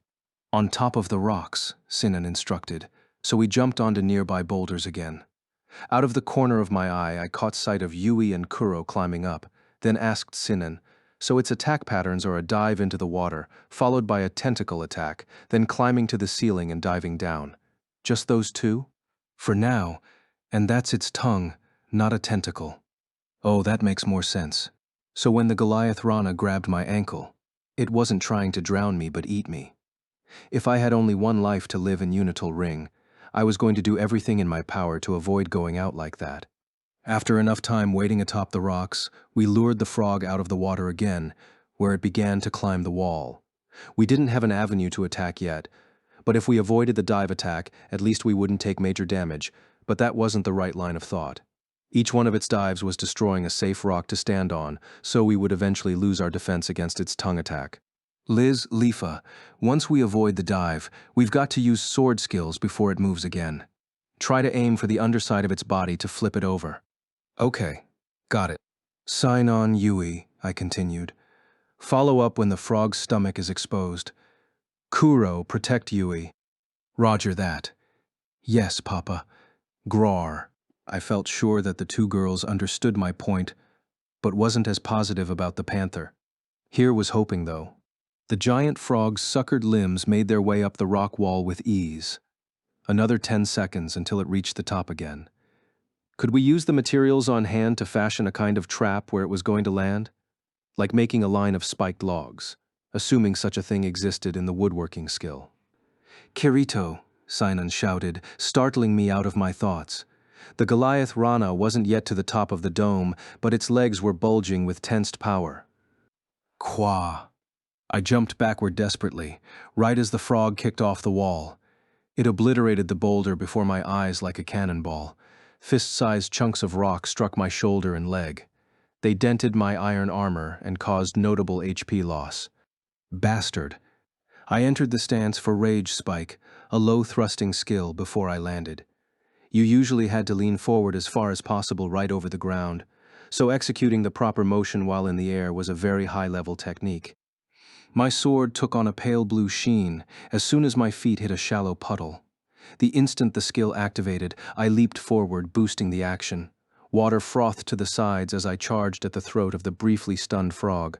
Without missing a beat, Lifa came in from the right and Lisbeth from the left. They were using skills that targeted low according to the plan. With this many attacks happening at once, there was no way we could fail to flip over the frog, no matter how big it was. And in less than a second, my confidence turned to horror. The Goliath Rana, which looked like a tiny mountain up close, suddenly flattened as though all of its bones had vanished. It squashed itself absolutely horizontal against the ground, hiding its neck and belly. But I couldn't stop the sword skill. My sword hit the frog's snout, Lifa's katana and Lisbeth's mace hit its shoulders, and the dark red skin dented inward. It felt like slicing a huge blob of rubber. The tip of my sword sank into it, but I didn't feel like I was cutting anything. Then there was a huge resistance pushing back until it overpowered the thrust of the sword skill. All at once, the three of us yelped as we were hurtled backward. There was no way to defend when your body was thrown into the air. The frog's mouth opened, its vicious pink tongue withdrew, tensing, ready to spring forward like a fleshy spear. Blam! A huge roar assaulted my eardrums. Sinon had fired her musket. The bullet split the frog's tongue, sending crimson damage effects spilling everywhere. It lost less than 10% of its HP, but the frog croaked and fell backward, exposing its soft-looking throat. "Ya! Rare!" Yui executed the sword skill vertical, and Kuro charged, its huge fangs exposed. Sword and teeth cut at the frog's throat from either side. There went another 10% of its HP. Yui's and Kuro's simultaneous attacks might have done modest damage, but the real benefit was that they extended the toppling effects of our offensive. The frog landed on its back in the water, still exposed. We have to add on. But Liz, Lifa, and I were still struggling from the knockback effect. The frog's short front legs and massive back legs flopped and flailed, as though it were going to leap upright again soon. Sinon was reloading and couldn't fire again yet. This combination was largely a product of coincidence and probably couldn't be recreated a second time. If we missed out on the chance to extend this rally, our hopes of winning got smaller. I clenched my teeth, desperately trying to right myself. I reached out with my left hand, scratching at the empty air with my fingers, but my avatar cruelly continued to topple. Key. A high-pitched screech filled the air. It wasn't the frog, and it couldn't have been any of us. Was it a fresh ad, a new monster joining the fight? But what I saw leaping forward into the fray was not amphibian in nature. It was small, clad in simple clothes, and holding a rusty pitchfork in both hands, the trio of ratmen who had completely vanished from my mind. They rushed to the flipped-over Goliath Rana and stabbed its pale belly deep with their pitchforks. Urbit! The frog roared furiously, jerking and contracting its entire body and bounding upright again like a spring-wound toy. The ratmen yelled and retreated to the edge of the dome. They didn't seem to be consistent participants in the battle, so having this brief bit of extra damage inflicted was a huge help. The HP bar of the frog was down 40% and had gone from white to a much yellower shade. The Goliath Rana, now upright, leaped with a splash toward the wall, where it began to climb. Liz, Lifa, and I scrambled to our feet to prepare for one of its dive attacks. After that sequence of events, it seemed clear that the Goliath Rana battle was one where it was difficult to hit its weak point. But once you did, there was a ton of damage to inflict. We could beat it after just 2 more times of flipping it over, maybe once if we were lucky. But to do that, we needed to inflict damage on its mouth. "Sinon, aim for the mouth," I shouted. Sinon finished up reloading and said, "Got it." To Lisbeth, I instructed, "When it dives for us, whack its head with your mace. It'll knock you back, but it'll give us a chance to attack its tongue, I think." "You think?" She howled but recovered quickly, squeezing the handle of her mace. Fine then, let's do this. Intense fights that required great concentration. Having a mood maker like Lisbeth was a major help. That was a personal skill I could never replicate, I knew. Lifa, Yui, Kuro, I continued. Use your strongest sword skills when the frog flips over. Just watch out for its rear leg kick. You got it. Yes, Papa. Grar. The three of them were ready. I glanced back toward the wall behind us for one final instruction. You folks be ready to do that again, too. I was speaking to the trio of rat people. They did not respond. I had no choice but to trust they understood, because I had to focus on the top of the dome. The Goliath Rana was already 70% of the way up the wall. It could dive at us at any moment. Next time, I'll dodge it right, I told myself, staring at the frog. Its limbs stopped moving. Those bulging eyes turned red. But the next moment, something happened that I did not see coming. 5 or 6 warty bulges on the Goliath Rana's back protruded farther outward and shot deep red flames. They diminished quickly but maintained their strength from that point on, flickering in place. I had no time to wonder what was going on before the frog opened its mouth and pointed at the floor of the dome. It was over 75 feet away. The frog's tongue was long but not that long. Right? What appeared in its gaping mouth was a glowing red circle. There were complex symbols inside the figure. A magic circle? I gasped. Lifa drowned me out, crying, "Look out, everybody." Before the words had left her mouth, an enormous ball of fire belched from the frog's mouth. I jumped to the right on sheer instinct, grabbed Yui, and dived into the nearby water. There was a roar, and red filled my vision. Waves of heat broiled my back, lowering my HP bit by bit. Once the explosion subsided, I stood up with Yui in my arms. Is everyone all right? Sinan, Lisbeth, and Lifa called back in the affirmative, and Kuro growled fiercely. The frog's fireball had evaporated one of the pools where it hit the floor, but nobody had been hit directly by the projectile. The rat people against the wall were fine, if clearly shaken by the event. Up above, the Goliath Rana was still in the same spot, bulging and retracting its throat. It didn't seem likely to descend for the time being. A frog that shoots fire, it's like a slug with salt attacks, I griped. Lisbeth retorted, "You can't just make up sayings like they're actually, that does make sense." So my language skill retained its dignity, but the state of the battle was worse than before. The only long-range attack we had was Sinan's musket, so if the monster kept shooting fireballs from the ceiling, the fight would slip further out of our grasp. It wasn't like we had to defeat this frog. As long as we escaped to the eastern side of the Gyoru Savannah with Sinan, we were fine, but that would mean climbing the sloped path around the wall up to the tunnel mouth, high up in the dome. The frog was unlikely to let us pass. The sloped path. Guys, I'm going to rush up the side of the wall and use a leaping skill to knock the frog down. You follow up the same way we said earlier, I said, seizing on the idea I'd just had. My companions looked nervous, though. But then you're going to fall down with it, big brother. You might die if you fall from that height. Lifa worried. I'll be fine, I reassured her. I won't take any damage if I fall where the water's deep. This is the only way. She closed her mouth, but the concern in her green eyes did not go away. Truth be told, I wasn't positive. I could manage to fall into a spot of water deep enough to save me. It was a desperate gamble. But as I lowered Yui to the ground to prepare, she abruptly announced, "No, Papa, I'll do that part." Shocked, I stammered, "No, you don't need to. You have the highest attack of the party, so you should perform the follow-up on the vulnerable spot, not the first strike. But Yui, you can't use Sonic Leap. If I head back into the tunnel and get a running start, I can reach it with vertical." But it seemed like the only thing I could do was offer rebuttals. Yui looked me in the eyes and said, "Papa, I don't want to spend my whole life being protected." The earnest look in her eyes struck me as being very similar to Asuna's, and though I couldn't say for sure, I guessed it was probably similar to mine as well. "All right, go ahead," I told her and set her down. A fair distance away, Sinan shouted, "It's moving again." I looked up at the dome and saw the giant frog plodding along horizontally. It was probably going to shoot another fireball. Perhaps it might aim at Yui as she was trying to climb the slope. Lisbeth broke through my contemplation. "I'll pull its aggro. Just let her go." She struck her round shield with her mace. Little ripple effects appeared from her shield, which meant she must have acquired some kind of taunting skill at some point. The Goliath Rana stopped moving and began to pivot. "Here I go," Yui cried and took off running with her short sword in hand. Even I was stunned at the speed with which she leaped over rocks and puddles. She turned at the wall and sped up the path to the tunnel mouth.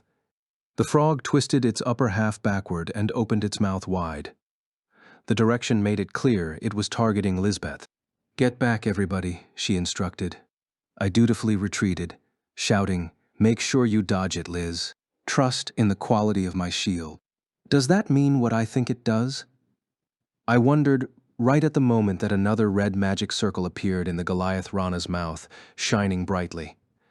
With an air-shaking roar, the beast shot a flaming projectile from its mouth.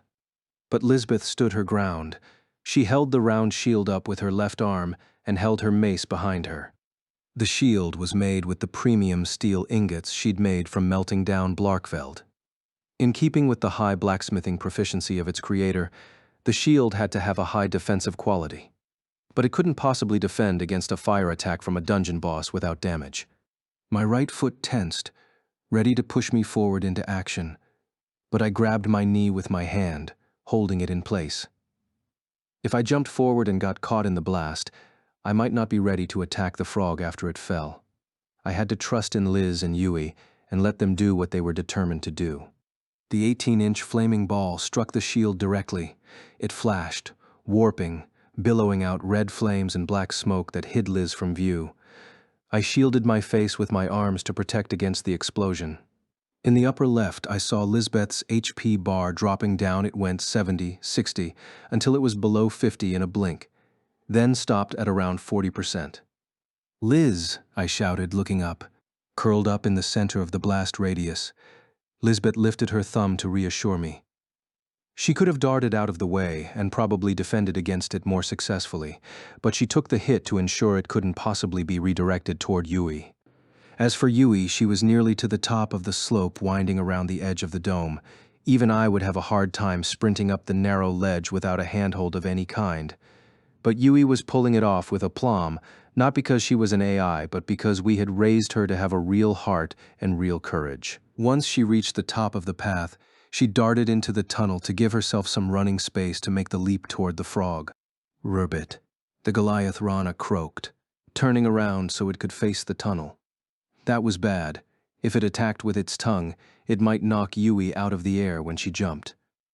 "This way?" shouted Sinon.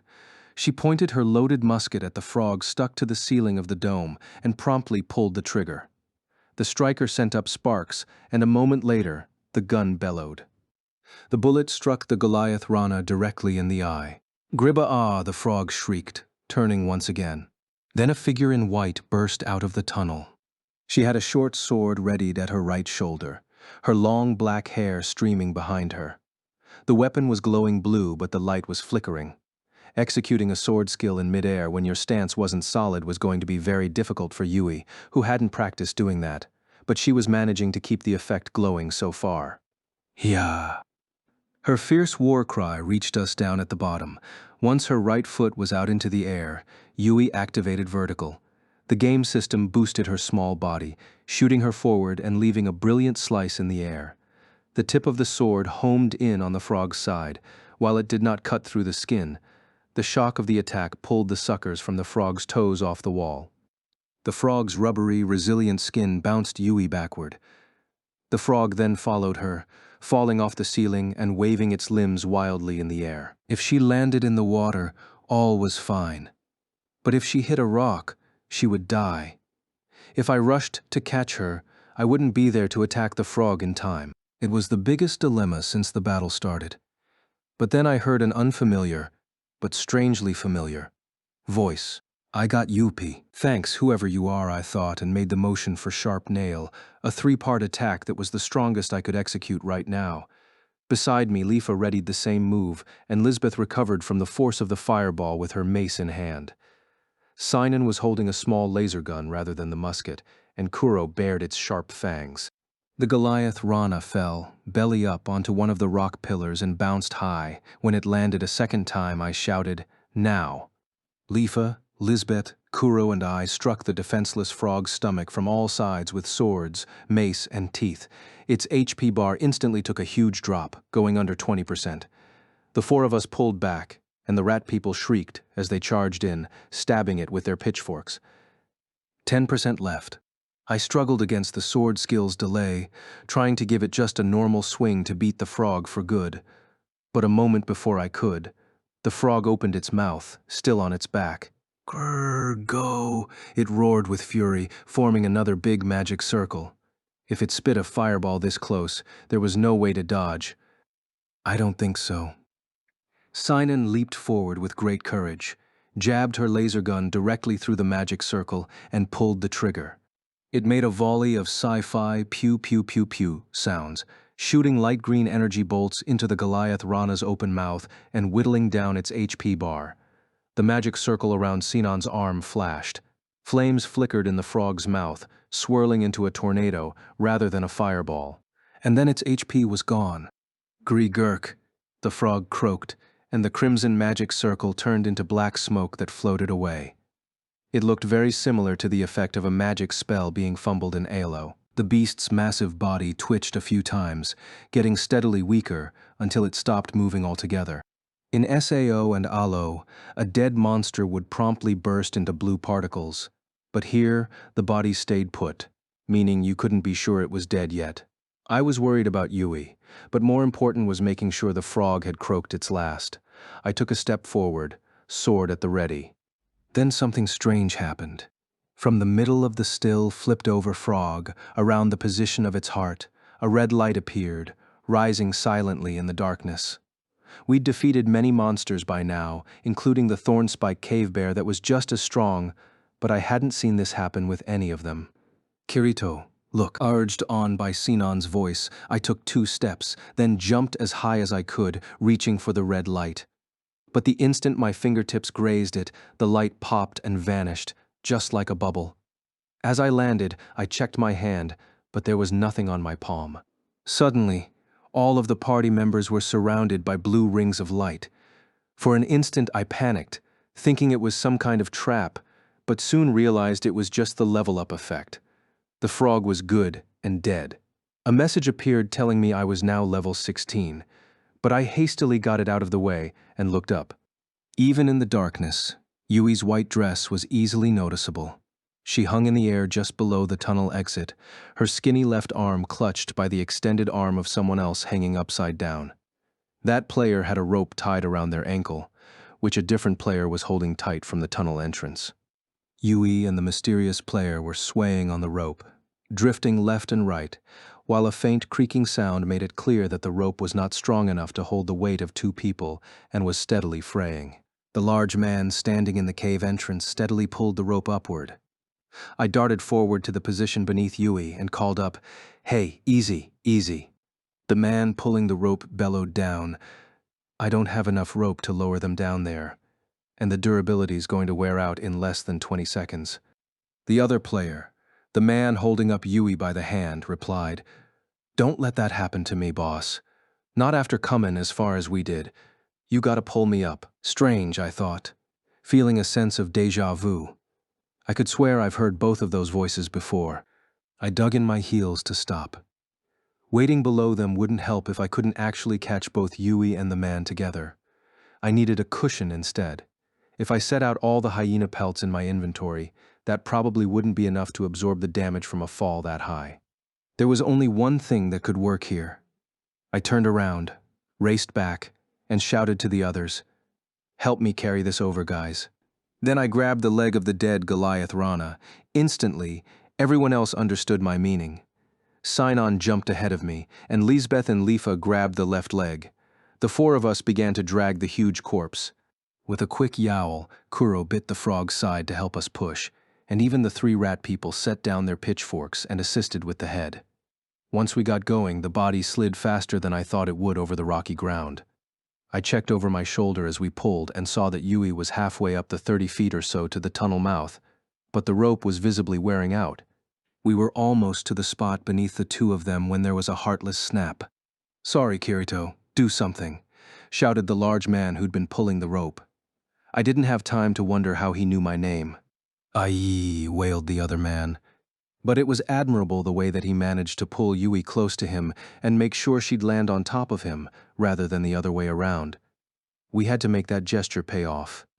"Yeah," I bellowed, wringing out the last of my strength. A new message appeared. Reading physique skill proficiency has risen to 4, and the frog's body rose a tiny bit into the air. It landed in a puddle and stopped. A second later, Yui and the man disappeared into the Goliath Rana's stomach. Even dead, the body retained its resilience, and they bounced back over 3 feet up into the air before landing again safely. "Papa," cried Yui, who hadn't made a sound while she was hanging or falling. She jumped onto me with arms spread wide. I grabbed her and hugged her little body tight, careful not to crush her against the metal armor. "You did great," I whispered. "The way you pulled off vertical in midair was masterful." For the first time since the battle against the Goliath Rana started, Yui's voice trembled. "Yes, I tried really hard." Yui had never been in a battle herself. Having her first experience be against a terrible boss had to be overwhelming and terrifying in a way I couldn't imagine. And it wasn't some carefully modeled imitation of human emotion in typical AI fashion. At this point, Yui had surpassed the limits of top-down artificial intelligence and gained true emotions, in my opinion. It was the only explanation for her self-sacrifice, I thought, stroking her hair. Just then, the man resting with his limbs splayed out on the frog's stomach sat up, grumbling, 99 times out of 100. I'd have died right there." His short brown hair was pushed upward by a dark red bandana. His face was long and thin, and scraggly hair dotted his chin. His armor was leather, and a curved blade rested on his left side. When I first heard that voice, there were 2 arguing opinions in the back of my mind. Could be, and no way. It seemed that the winner was indeed could be. "Klein, what are you doing here?" I wondered in awe. The katana warrior, now a scimitar warrior, I'd known since the SAO days, spread his hands and complained, "Whoa, whoa, is that going to be the first thing out of your mouth, Kiri, my man? We rushed over here thinking you were in trouble and needed help." "Yeah, and we appreciate it," Lisbeth interjected. "But how did you know we were here? Nobody contacted you on the other side, did they?" "I'll answer that one," said another voice from above, causing us all to look upward. Carefully descending the path around the side of the dome was an imposing-looking man, big and bald and barrel-chested. This was another familiar face, the axe warrior and merchant Agile. But on his back wasn't the trademark two-handed axe, but a double-edged axe that was noticeably smaller, though still much bigger than my sword. Like Klein, he wore leather armor. "Hiya, Agile," I said, bumping knuckles with him as he reached the floor. Then I greeted Klein the same way and asked, "So how did you get here? Did you start in the ruins to the south like the other ALO players?" "Yeah, and me and Klein were a day late. We finally got a chance to dive in tonight, and the grace period was long over, plus the map all around us had been picked clean. Somehow I managed to meet up with Klein, and we figured we'd head for your log cabin." "Huh? How did you know where it was?" "Asuna drew us a map by hand." "Oh, really?" For a brief moment, I stopped to consider my girlfriend, the former vice commander of the Knights of the Blood, and her penchant for detail. "Kiri, fess up. You completely forgot about us, didn't you?" Klein grunted reproachfully from the frog's stomach. He was absolutely right, but I wasn't going to let him know that. "Nen, no, that's not true. I mean, you and Agile have to work on weekdays, so I was going to get in touch when things settled down." Agile crossed his arms and said, "Our place is closed today." Klein followed up with, "And I took a half day and left after lunch." "Dicey Cafe has irregular hours, and I can't read your mind to know when you'll take vacation days, Klein," I argued. Sinan stopped loading her musket to clear her throat. She grumbled, "Can you get on with it? We've got things to do." "Oh, sorry. Agil got back to the topic at hand." Anyway, we scraped together some gear and left the ruins for the forest, then got attacked by a trio of PKers. We had stone weapons and they had iron, plus more armor, so I thought we were in big trouble. That's when you should have seen our combination work, Klein continued. We chopped those PKers to pieces one after the. Agil's deep voice cut him off. You just hid behind me the entire time. Well, what was I supposed to do? My carryover skill was. Klein stopped himself there rather suspiciously. I assumed it was probably something about how his maxed-out katana skill didn't apply to the scimitar he had equipped right now. So you took out the PKers? I asked, looking to Agil. Yeah, they were an impromptu group, it seemed like, and their teamwork was horrid. So we managed to get through it. But I forgot we were after a grace period, and without thinking, I used an area attack skill that took out all three of them, he said, scowling. Agil was a gentle giant of a player, and if the PKers had tried to run, he would have let them. Lifa approached and patted his burly arm. Don't let it bother you, Agil. If they were PKing, they must have known they were likely to get killed by one of their targets.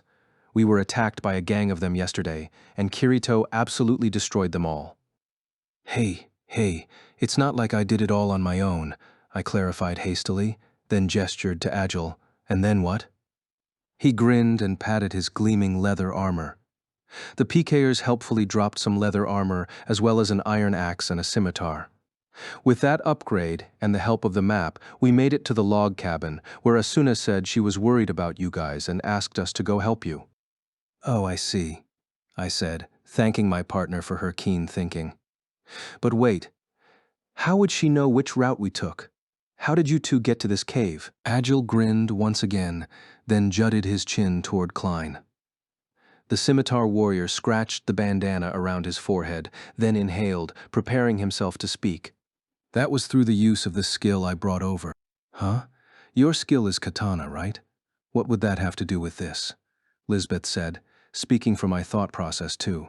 Lifa, Sinon, and Yui probably wondered the same thing. Everyone looked at Klein, who wore an expression that was impossible to classify.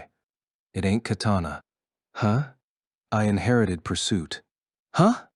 We shouted together.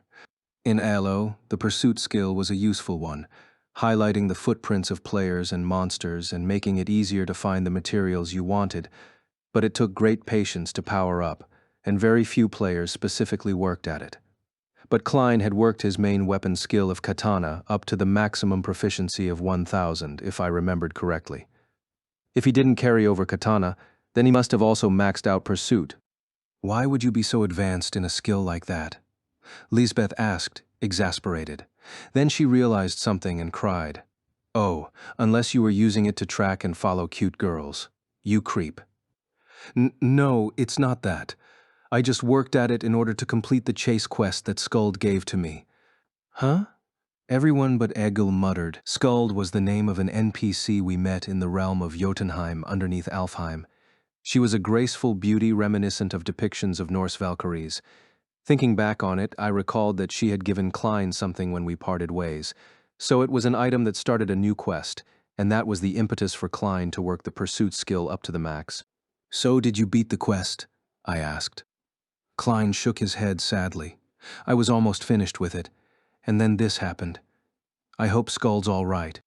I decided not to ask him what would have happened if he'd managed to finish his pursuit quest. Better to get back to the matter at hand. So you managed to catch up to us thanks to the pursuit skill you carried over. But the proficiency would have gone down to 100, right? I'm amazed you were able to track us this far. Yeah, well, you can't actually choose to track a specific player's footprints at 100, but there was just one party's worth of prints on the plains. So I figured it must be you guys and followed them here. Ah, I see, I murmured, satisfied at last. I bowed to Agil and Klein. You really saved our bacon. If you hadn't caught her, Yui would have fallen to the ground with the frog. Agil, Klein, thank you, Yui added, bowing. Both of the big, burly men smiled with embarrassment. If only we could have made it in time for the battle, Agil said. I don't know. I'm not a fan of those slimy monsters, Klein muttered in a tone of voice that suggested he was not at all joking. I pointed at the object he was using as a seat cushion. You know that's the frog's carcass, right? Huh? Yow! He shrieked, bouncing vertically into the air with his legs still crossed. Even Sinon laughed at that.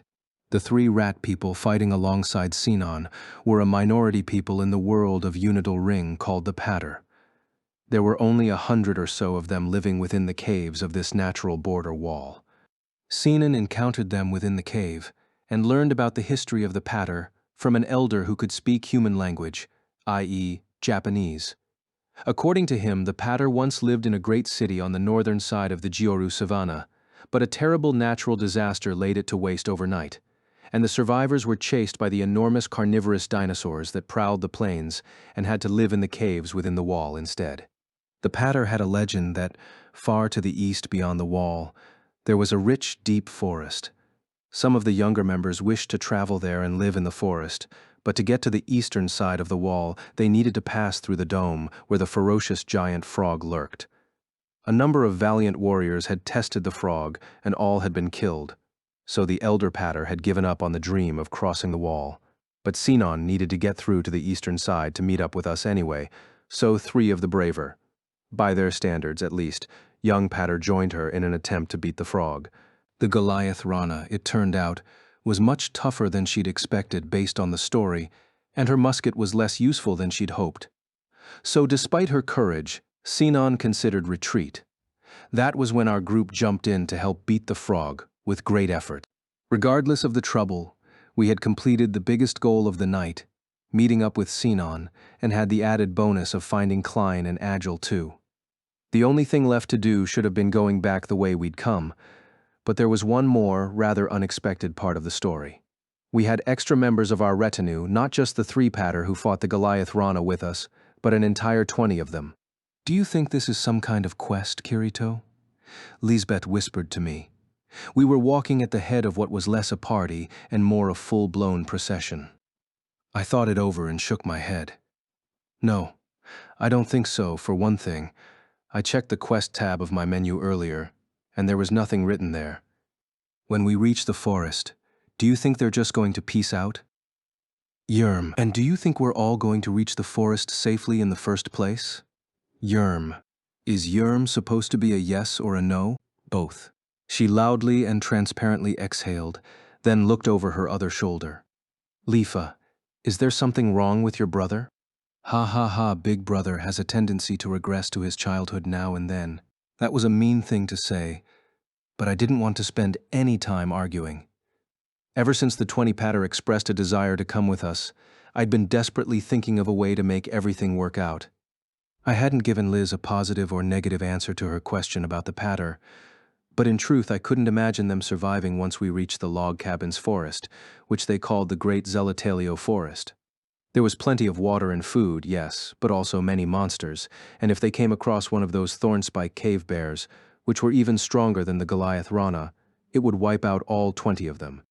I didn't yet know what happened when the NPCs of this world died. Perhaps they would come back to life after a certain amount of time passed. But that didn't mean we could just abandon them to a cruel fate. We couldn't have beaten the frog or been reunited with Sinon without the 3 brave ratmen and their pitchforks. On the other hand, it was going to be difficult to take in 20 Patter at the log cabin. They might all fit inside, but there were more of us now too, which meant it was going to be nearly impossible to find enough floor space for everyone to lie down at night.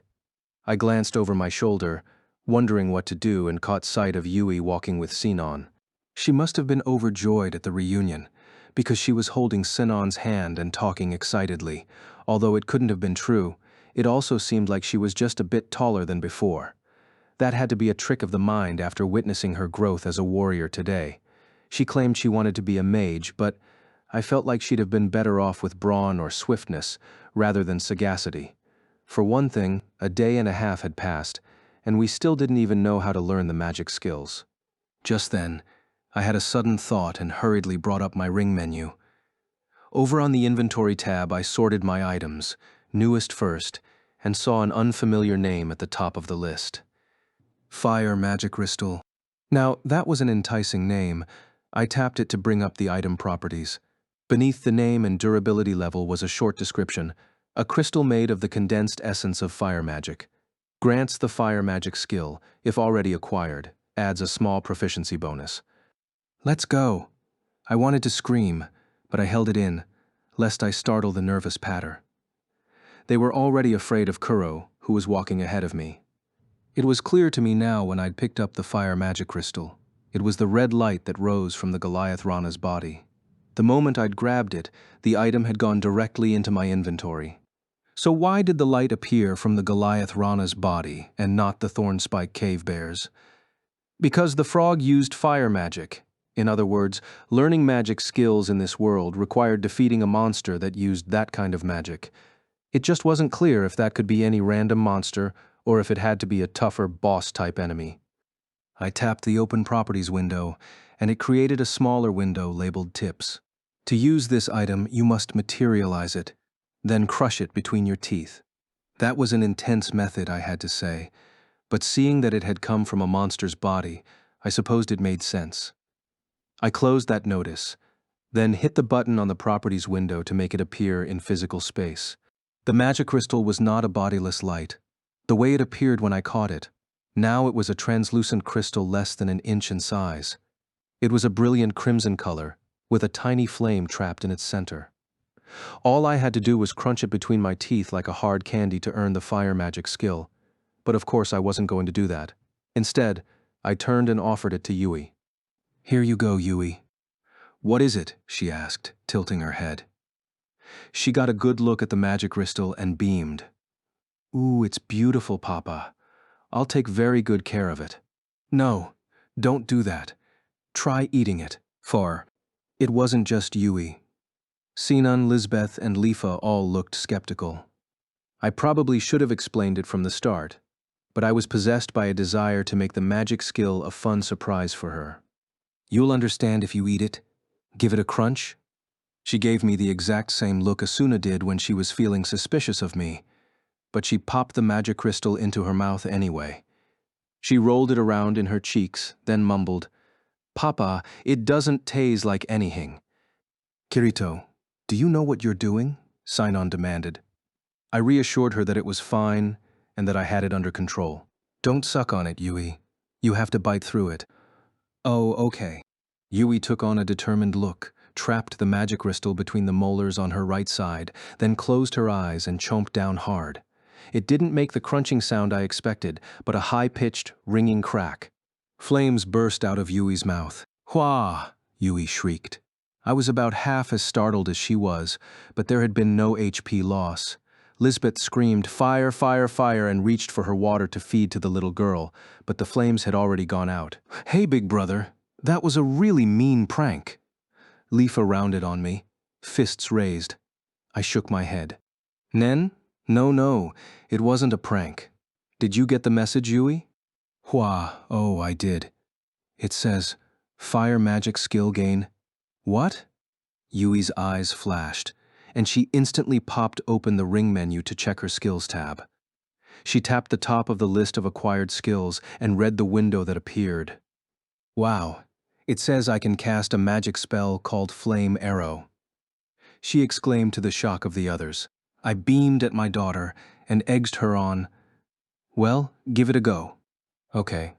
It seems that magic in this world is executed with gestures unlike in ALO. Let's see." She looked up from the window and arranged her hands in front of her body. "This is the basic gesture for fire magic," it says. She clenched her left hand into a fist, then extended the fingers of her right hand in a row and struck them against the fist from a diagonal angle. A red aura bloomed around both hands.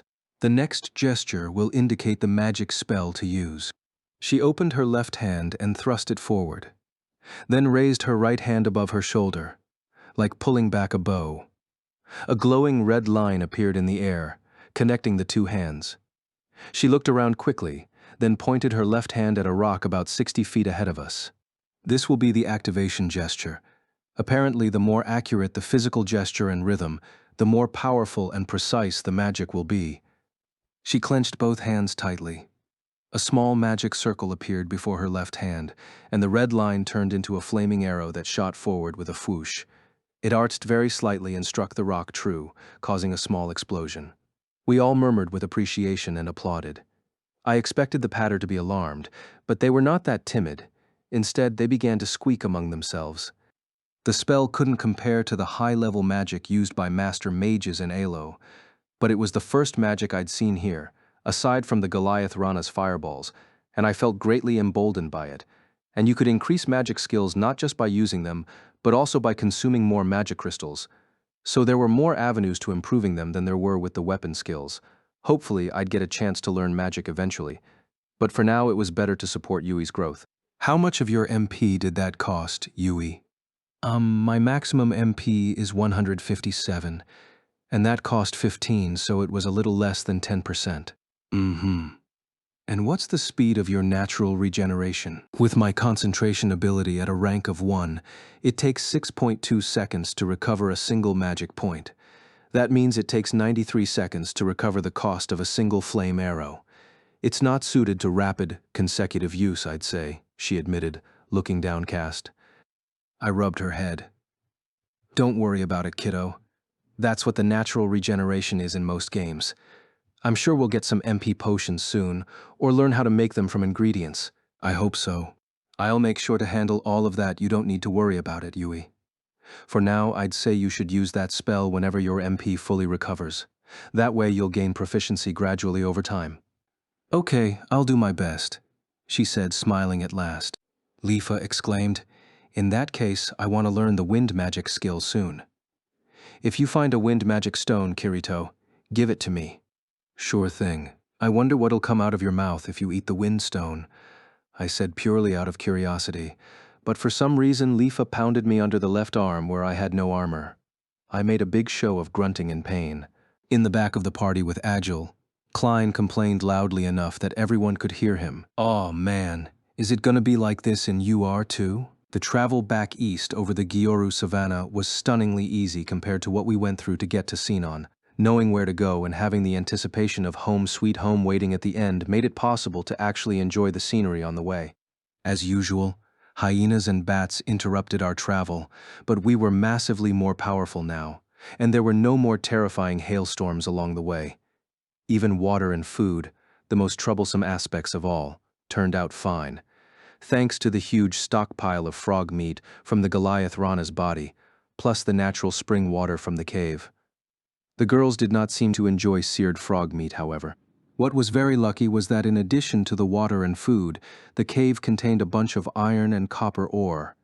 This went to the women, who resisted packing frog meat into their inventories and the little packs the patter wore. Once we were able to smelt the ores at our base, we'd have our ingot needs met for quite a while. We finally finished crossing the Gyoru Savannah again after 10:30 and entered the Zelatalio forest.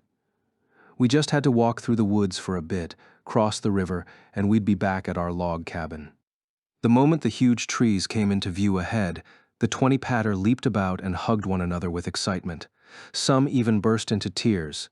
To them, the Zelatalio forest was a promised land spoken of for generations, so it made sense that they'd be ecstatic, but the forest was not safe, and certainly no paradise.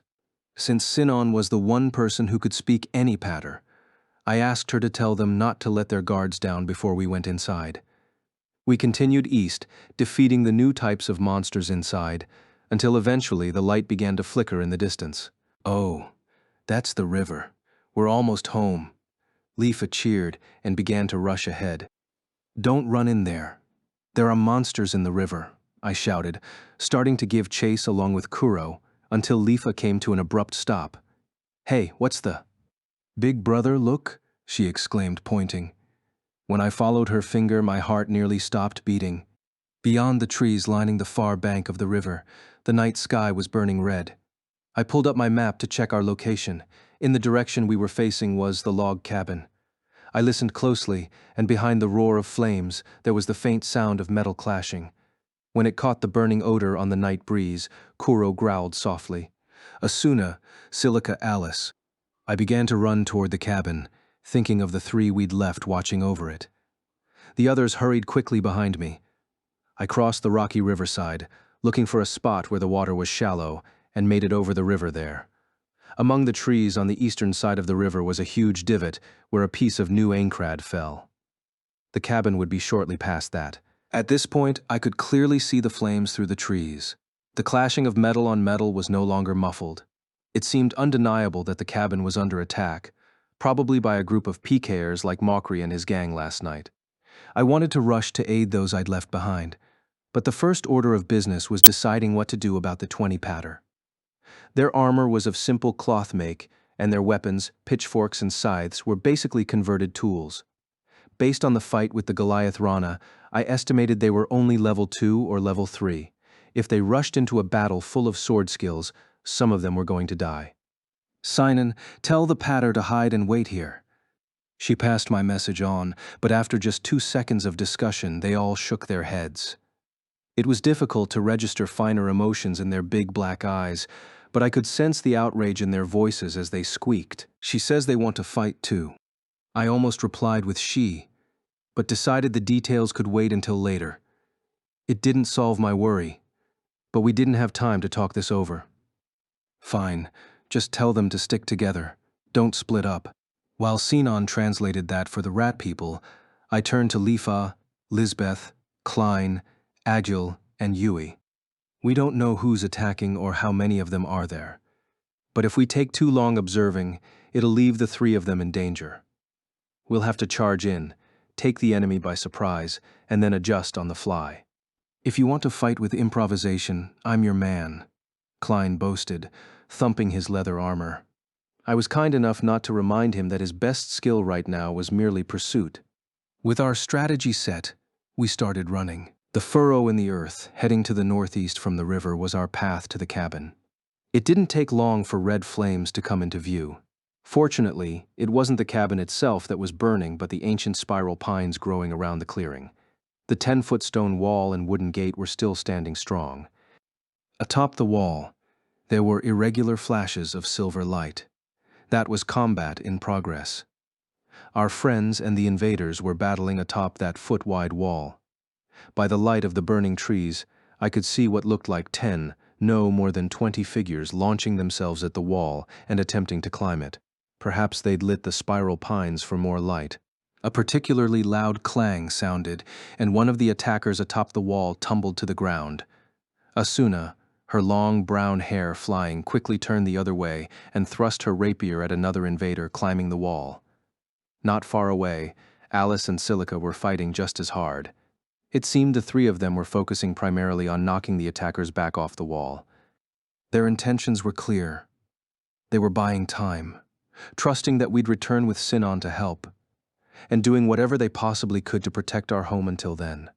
Based on how burnt the spiral pines were, the battle must have started over 30 minutes ago. The invaders could wait and rest on the ground, but Asuna, Alice, and Silica had to keep fighting on that narrow catwalk. Their HP and willpower had to be close to the breaking point, I assumed. Another enemy approached Asuna from behind. Silica and Alice were too busy fighting to notice. The flames in the trees were roaring all around, so I knew they wouldn't hear if I yelled from a distance. Even still, I sucked air into my virtual lungs, desperate to warn Asuna. But before I could let it out, there was a gunshot behind me. The enemy who was sneaking up behind Asuna reeled backward, took a few toppling steps, then fell on the inside of the wall. Sinan had picked him off with the musket. Her aim was as precise as ever, but if he was on the inside, he'd be able to open the bolt on the gate. But my concerns were wiped away by a ferocious quack from what could only be Aga. Asuna's pet long-billed giant Agamid was taking care of anyone who fell on the inside of the stone wall. The sound of the musket firing was thankfully not too loud for the burning spiral pines to cover up. I gestured to Sinan to reload, then picked up my running speed. Just 10 yards separated me from the enemy group. "Kuro, protect Yui." "Gaur," the panther snarled. I held my sword above shoulder level. In yesterday's battle, I'd had to fight PKers in my underwear with a stone knife, which had been quite a struggle. It wouldn't go like that today. My sword vibrated subtly, taking on a light green hue. The instant I sensed the skill's activation, I hurtled myself off the ground. Sonic leap. At last, one of the attackers noticed me. "Hey, Bihin?" But a tenth of a second later, my sword sank deep into his left shoulder. Red HP bars appeared over all their heads at once. a sign they had formed a raid party together. The armor of the man was leather, and he carried an iron axe. I couldn't tell if that was what he'd brought from ALO, or if he'd acquired both here. But like I had with Mockery's group last night, I didn't think it was low-level gear. Still, thanks to rank 5 brawn and rank 1 bonebreaker, my single skill took over 80% of his HP. It slammed him to the ground and bounced him back upward, where an orange line split his left pec from behind. That was not a snipe shot from Sinon but Yui's flame arrow. It eliminated the little HP he had remaining, and he fell to the ground again. The ring-shaped cursor spun and grew, showing numbers where the HP bar had previously been: 0001, 01, 4126. 1 day, 1 hour, 41 minutes, and 26 seconds. That was how long this man had survived in Unital Ring. The rotating numbers then disappeared, and the spindle-shaped axle of the cursor shot downward, piercing the man's body. The soulless avatar, equipment and all, morphed into a plethora of rings that quickly unfolded into tiny ribbons that rose into the sky. Right on cue, cries arose. Enemy attack, enemy attack. They came up from behind. Trap them and crush them.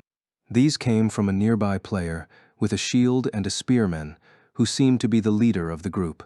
I found it highly offensive that they were calling this an enemy attack, but now wasn't the time to quibble with terminology. Invaders with swords and spears immediately charged toward me from either side along the curved stone wall. About half of them had iron weapons, and the remainder had stone. If they were able to produce iron, they would have outfitted all of them with iron weapons before invading. So I assumed that, like with Mokri's group, either their inherited gear didn't hit the equip weight limit or they'd bought, found, or stolen their weapons somewhere along the way. In that case, where had they found out about the log cabin? It didn't look to me like they'd been exploring along the riverside and randomly spotted the crash marks. I couldn't be sure yet, but I got the impression that these people knew about the base here and prepared as much as they could before attacking. Had Mokri or his friends leaked our info in revenge? They didn't seem so vindictive that they'd do something that wouldn't earn them anything in return. But within the compressed time-space of my mind, I heard Mokri's mocking voice in my ears again. Well, that's just what Sensei teaches. Don't only look at one part of the opponent, grasp the whole. Then you'll know what they're aiming for, and what they don't like, you see. It was what Mokri said when he had me on the ropes in our one-on-one fight. His sensei, someone who taught them the ropes of PvP combat, was still alive in the world of Unital Ring. If this sensei was pulling the strings behind this attack too, then I had to assume these 20-something combatants were all similarly well-versed in PvP tactics. The only question now was whether this sensei had taught them more than just one-on-one combat, like also how to fight as a group. Either way, I should assume they knew. In less than a second, I'd arrived at the answer. I called out to my companions, "Into the woods. Don't let them team up on you." Agile immediately replied, "We can't. The fire's in the trees." I sucked in a sharp breath, looked around, and saw that the flames burning the spiral pines had already spread to the undergrowth. If you jumped among those flames, you'd burn to a crisp in moments. That was when I realized the attackers weren't burning the forest around the cabin for light, but as a means of preventing guerrilla tactics against themselves. To back that conjecture up, the groups coming at us from the sides were led by shield-bearing tanks flanked by attackers with swords and axes, then debuffers with long weapons in the rear, an orthodox battle formation. The silver lining was that they had no mages, but that wasn't going to make things any easier for us. Atop the stone wall, the girls were still fighting bravely. Asuna glanced back toward me for the briefest moment, and sparks flew when our eyes met. She didn't seem to have any secret comeback plans up her sleeve, but it was clear she was bristling with the intent to protect our house, no matter the cost. The trio we'd left behind trusted in our return and had focused on knocking the invaders off the wall. We had to make their efforts count. Our advantages were Lisbeth's excellent iron weapons, Yui's fire magic, the 20 patter, and Sinon's Hecate through Thecant. The only one of those things that had the potential to overturn the massive numerical disadvantage we were suffering was the Hecate. But Sinon said she had only 6 of its bullets left. It could defeat a dragon if the shot hit a vital point. She said she'd killed a giant dinosaur with it, but 6 shots wasn't going to be enough to defeat a group of over 20 players. This wasn't the right time to use up all of the greatest firepower in the entire world of Unital Ring. "Hey, what are we going to do, Kiri?" exclaimed Klein nervously, holding his thin scimitar. "If we're just going to go for it, I'm with ya. It's too early to resort to desperation. There's got to be a way to turn this around." "Yeah, but when they've got such a tight formation, there's no proper way to break them down." Klein was right. The enemy was not rushing but carefully closing the distance, keeping their shield users front and center. If we panicked and used sword skills, the tanks would just guard, and they'd be able to pick us off with counterattacks. It was almost like they knew we were built for attacking, not so much for defense. Should we retreat to the river? But then the attackers would just continue their siege of the log cabin. Feeling the pressure from the enemy, Kuro growled from the rear, where it was guarding Yui. Behind them, the patter were huddled together, speaking nervously. "If I were an utterly ruthless leader, I'd order them to charge into the enemy's midst and cause chaos so we could pick off the tanks. But I couldn't do that, of course. They had defeated their nemesis, the Goliath Rana, and made their way to the promised land of the great Zelatelio forest at last. Yes, there were dangerous monsters in the area anyway, but the very last thing I wanted was for them to die because of a squabble between players." "Oh," I gasped. I wasn't sure if it was an advantage or not. But there was one major uncertain variable in this forest, and if we could bring that into the battle, the attackers would no longer be so confident. "Klein, Agil," I murmured to the two at my sides. "Throw all the frog meat you have into the flames." I opened the ring menu and got busy without waiting for an answer, materializing all of the Goliath Rana meat I had filling up my inventory capacity. Bright red chunks of flesh appeared atop the window, and I grabbed them and tossed them into the blaze to the left. Within a few moments, Klein and Agil began doing the same thing. It was only the fact that we'd known one another for so long that kept them from wondering why we were busying ourselves with such a ridiculous task. Given the present danger, although if this didn't work, they were bound to lose a lot of confidence in me anyway. "What are they doing?" "Clearing out their junk," asked one of the enemy fighters. Another player replied, "They're cooking meat." "What? Are they going to lure us out with food?" "They don't think we're NPCs, do they?" As they bantered, the frog meat cooked in the flames, creating a fragrant smell. The pink was a little too bright, but the meat was quite a fine ingredient, and it somehow smelled like we'd added black pepper and rosemary just from being seared in the fire. That alone, of course, was not going to make the attackers give up. Their spearman leader called out from the back, "Let's finish them off before they try something funny. Go to Plan B." The rest of the group called out, "Yes, sir." But there was no way to know what kind of strategy Plan B was. There was a deep rumbling from the forest, like a gigantic mortar and pestle grinding. Grrr. There it was. The ground began to tremble. A new kind of horror chilled my spine. The frog meat had brought that uncertain variable into play, and it was a double-edged sword. The left of the two groups of enemies visibly began to panic. "Hey, there's something behind us."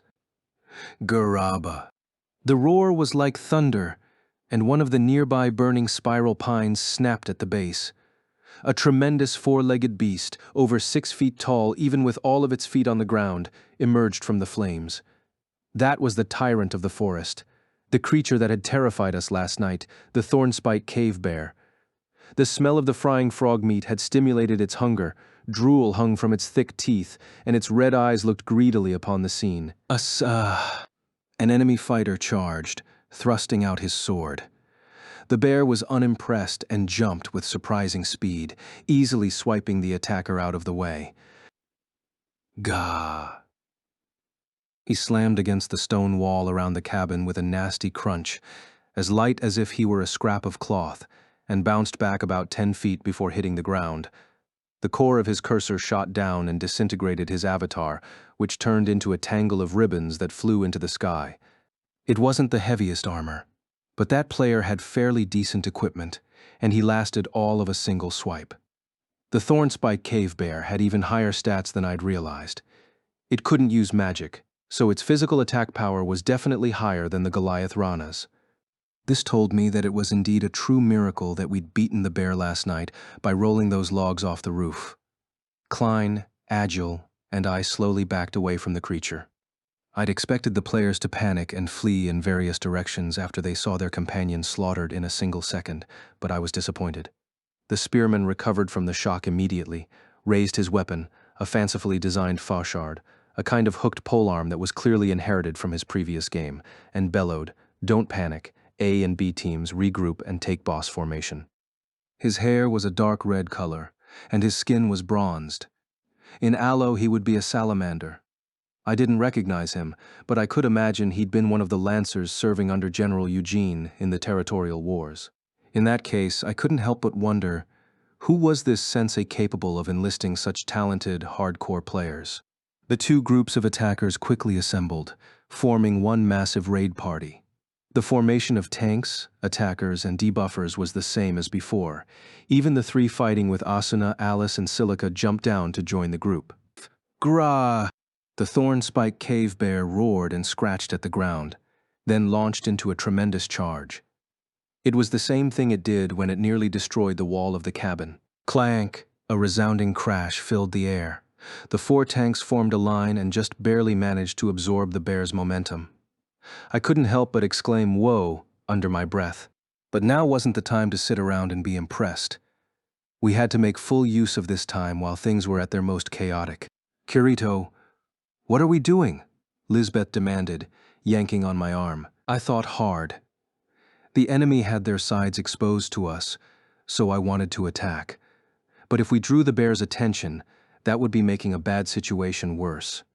Though I didn't like it, perhaps it would be best to sit back and watch them fight for now. If the bear was winning, great, and if it lost, it was sure to inflict plenty of damage on the players, making it easier for us to finish them off. It was a cruel but rational tactic, but I didn't get a chance to explain. "Kirito," said a voice from the right. Somehow Silica was there, not on top of the stone wall anymore. I was going to applaud her long, tiring struggle to defend the cabin, but she held out her hand to stop me. "Kirito, that huge bear is the thornspike cave bear you wanted me to tame, right?" Yeah, that's right. But I was thinking more in the long term. But even still, if I'm going to turn it into a pet one day, I can't just abandon it to a horrible fate now," she said, very determined. "Pina, the little dragon perched atop her head," cried Q. "Whether that bear wins or loses, the one you're going to try taming in the future is a different individual," I could have said, but I didn't. Silica had been a beast tamer ever since SAO, and it wasn't that kind of logical decision on her part. If we used this thornspike cave bear as a sacrificial pawn now, then when she eventually tamed some other bear, she wasn't going to feel truly connected to it. I understood that mindset, and I respected it. I stared back into those determined eyes, then looked at Asuna and Alice atop the distant wall.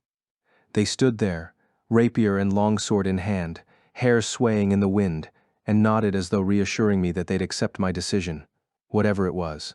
"All right. We'll let the bear handle the front line and attack from the rear," I announced. Silica exclaimed, "Okay," and Klein smacked me on the back with a "That's the spirit." Up ahead, the thornspike cave bear and the invaders were locked in fierce combat. The bear's main attacks were swiping with its front paws and charging, and the four tanks were desperately defending against them so that the swordsman could damage it from the sides, and the spearmen from the back row. Their teamwork was too practiced to be an impromptu raid party, but I hadn't made contact with the bear yet, so I couldn't see if they were doing any real damage to its HP bar. Depending on our timing, we might wind up battling against a furious thornspike cave bear at peak health, but if that happened, then so be it. I made eye contact with the others to get us on the same page, then lifted my sword, waited for the bear to charge once again, and swung it down. Agile, Klein, and I sprinted forward in a row. We were heading for the spearman leader, who was taking charge from the middle of the back row. Agile took the first attack by using the wide-range two-handed axe skill Whirlwind, knocking away the two players guarding the leader. "Whoa, they're here," shouted the two as they fell, drawing the attention of the entire back row of the enemy. Another two players rounded on Agile with admirable reflexes, taking advantage of his post-skill delay. I don't think so. Klein used the basic Reaver skill for one-handed curved swords, and I used vertical. The perfectly synchronized attacks took down the two foes. We'd sent 4 enemies into a tumbled state, but now all 3 of us were stuck in a delay. The enemy leader reared back with his fauchard and bellowed, "It was poor form to attack us now, Kirito. How do all of these people know who I am?" I grumbled to myself as I watched the sharp tip of the fauchard glow aquamarine. That was the color of Whirlpool, an area skill for two-handed spears. It was less powerful than the two-handed axe skill Whirlwind, but it caused a dazed debuff effect. At that point, I finally saw the name Schultz above the enemy leader's HP bar. I didn't recognize the name, but I had a feeling that, like Mokri, I wasn't going to forget it now. Just before his whirlpool could knock all 3 of us off our feet, there were 2 different bursting sounds behind it, and 2 different kinds of fire struck Schultz's chest and shoulder. That was Yui's magic and Sinan's gun. He lost his skill opportunity and faltered backward. Lisbeth and Silica jumped in, adding on with normal mace and dagger attacks, and knocking him to the ground. Released from my delay at last, I leaned forward as far as I could go and raised my sword. If I hit him with all 3 blows of sharp nail, I could probably take Schultz's HP down to 0, but if I executed it the way it normally worked, the slashes wouldn't hit a target collapsed on the ground. At times like that, you had to sink down close to the ground, but take a stance that was too irregular, and the sword skill wouldn't work. So I dug my toes into the ground in an effort to get more support, and I entered the proper motion as low as I possibly could. My iron sword glowed red, vibrating at a high pitch. The instant I launched myself off the ground, I met Schultz's gaze. His eyes contained surprise, frustration, and something else. Doubt? About what? Very belatedly, I realized I wanted to hear what he had to say. How did he learn where the log cabin was? How did he put together such a large force? Why did they attack like this? But it was too late. I couldn't stop the sword skill once it was in motion. With the help of the game system, I leaped 5 yards in a single step. Schultz didn't bother to get up. He did hold up his fauchard in an attempt to guard, but he estimated my slash being too high. The first swing of sharp nail, coming in a ground-hugging dash, snuck past the handle of the polearm and hit Schultz in the neck. My sword bounced back and struck again a second and third time, ignoring the laws of inertia. The motions carved red claw marks in the air that mingled with the blood-red damage effects. His HP bar promptly emptied. "Kirito, you're really..." Before he could finish, the spindle from his HP bar pierced his body and dissolved it into rings. "I'm really what?" I didn't scream the question on my mind because it didn't seem like appropriate parting words for a man who was leaving this world forever after fair combat. Plus, the fighting wasn't done yet. I straightened and looked at the enemy players around me. "Your leader is dead. We won't pursue if you run for your lives now." When fighting the pack of goblins in the cave near Rulid in the underworld, that was enough to make the goblins split immediately. But the players in my vicinity only gave me suspicious looks. "Shut up. We can't turn tail and run now," shouted one of them. He charged with a short spear, which I hastily blocked. That attitude made sense, so I switched to battle mode, pushed back, and blew him off his feet with vertical. From that point on, it was an all-out melee, with no tactics or teamwork or planning, just chaos. Half the enemy fighters were dealing with the Thornspike cave bear, so I made sure not to get too close to them, and I focused on cutting down the other half of their group. Sinan's musket and Yui's fire magic were a huge help, and they identified each player who tried to unleash a major sword skill to counter me and took them out. That let me focus on only the opponent I was facing at each moment. Of course, the enemy wasn't stupid either, so some of them tried to neutralize Sinan and Yui, but Kuro and the group of Patter helped prevent that. What really decided the course of battle was Asuna and Alice, who determined that no one was going after the cabin anymore and jumped down from the wall to join the fight. They took out their frustration over the long defensive battle against the enemy, and in less than 5 minutes eliminated the 8 members of the rear guard.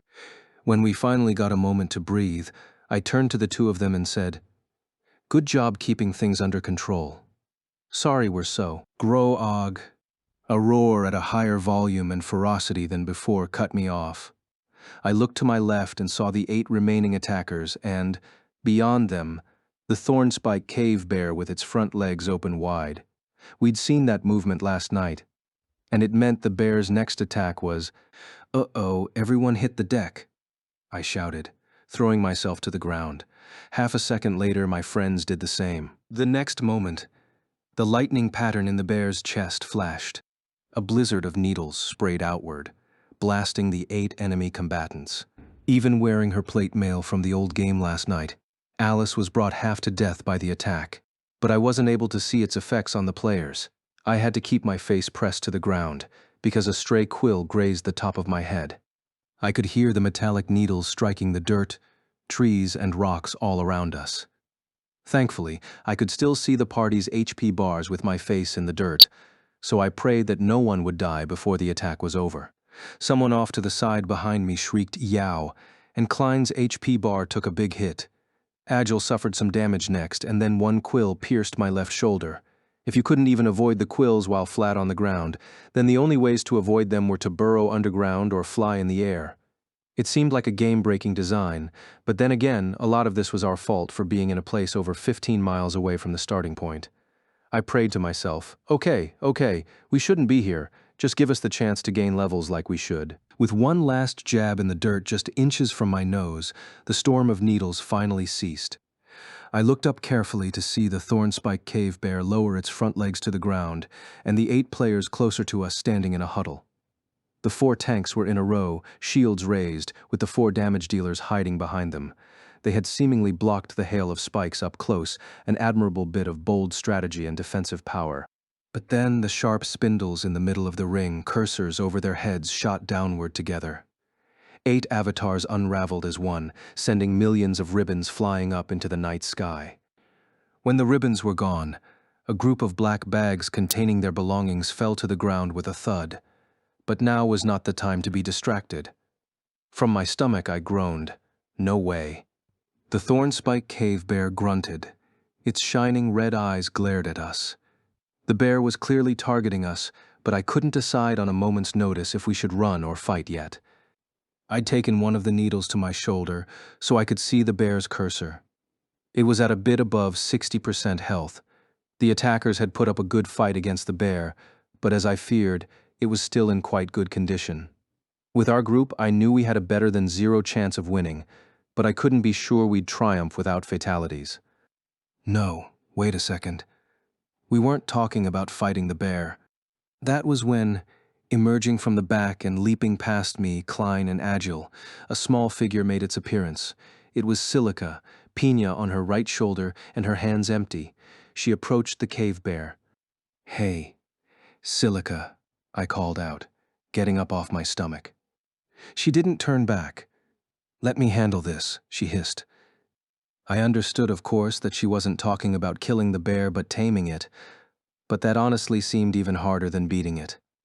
It was practically a miracle that I'd tamed Kuro, the Lapispine Dark Panther, but that happened when the both of us were taking shelter from the hailstorm, and it might have been a factor in my success. On the other hand, the thornspike cave bear was in an enraged state after suffering many attacks over a long period, and even after slaughtering its 8 attackers in an instant, it showed no signs of being satisfied. This was the reverse of the situation with Kuro, and it just didn't seem like a beast that Silica could conquer without inheriting her beast-taming skill. But she approached the bear without fear, despite its bared fangs and menacing growl. In its paw, it was clutching a large blob of something. It was a piece of frog meat, well done from the flames. Instantly, I realized what I should be doing. "Klein, Agil, go find the meat from the woods." "Guy, got it." "Sure thing." We moved carefully, staying low and keeping Silica in our sights so as not to aggravate the bear. The fire had finished burning through all the spiral pines around the log cabin and was mostly out by now. We looked around the blackened ground, picking up hunks of sizzling frog meat and placing them back in our virtual item storage. Silica, meanwhile, was within 6 feet of the growling thornspike cave bear, and she carefully tossed a chunk of meat. "Dinner time, Mr. Bear," she said.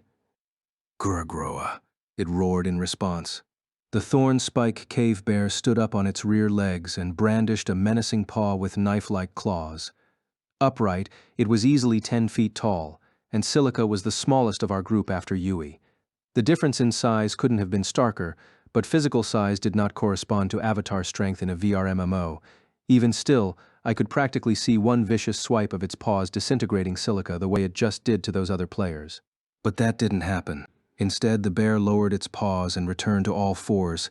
It snuffled at the frog meat in front of it, then took the chunk into its mouth, chewed a few times, and swallowed it. I stopped collecting meat for a moment to watch the face-off between Silica and the bear.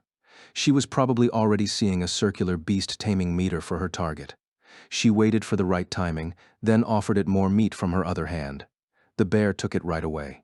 When she opened her inventory, hands empty, I quickly hissed to Agile and Klein, "Trade me all the meat you've picked up."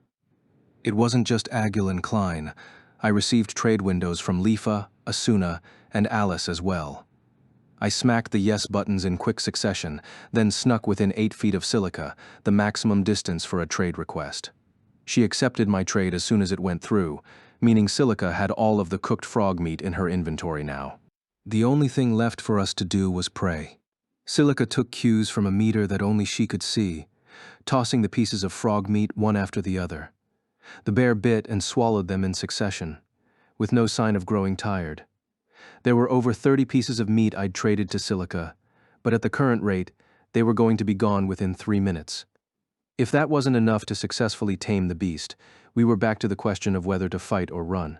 Over her shoulder, I could see the inventory display of seared Goliath Rana meat dwindling. 10 pieces went down to 5, then 3, 2, 1, 0. After tossing the final piece of meat, Silica whispered tensely, "The meter's been stuck at 99% for a little while." "Okay, I'm sure there's one more piece of meat we missed. We'll go find it," I said, turning back to the forest. But Silica shook her head.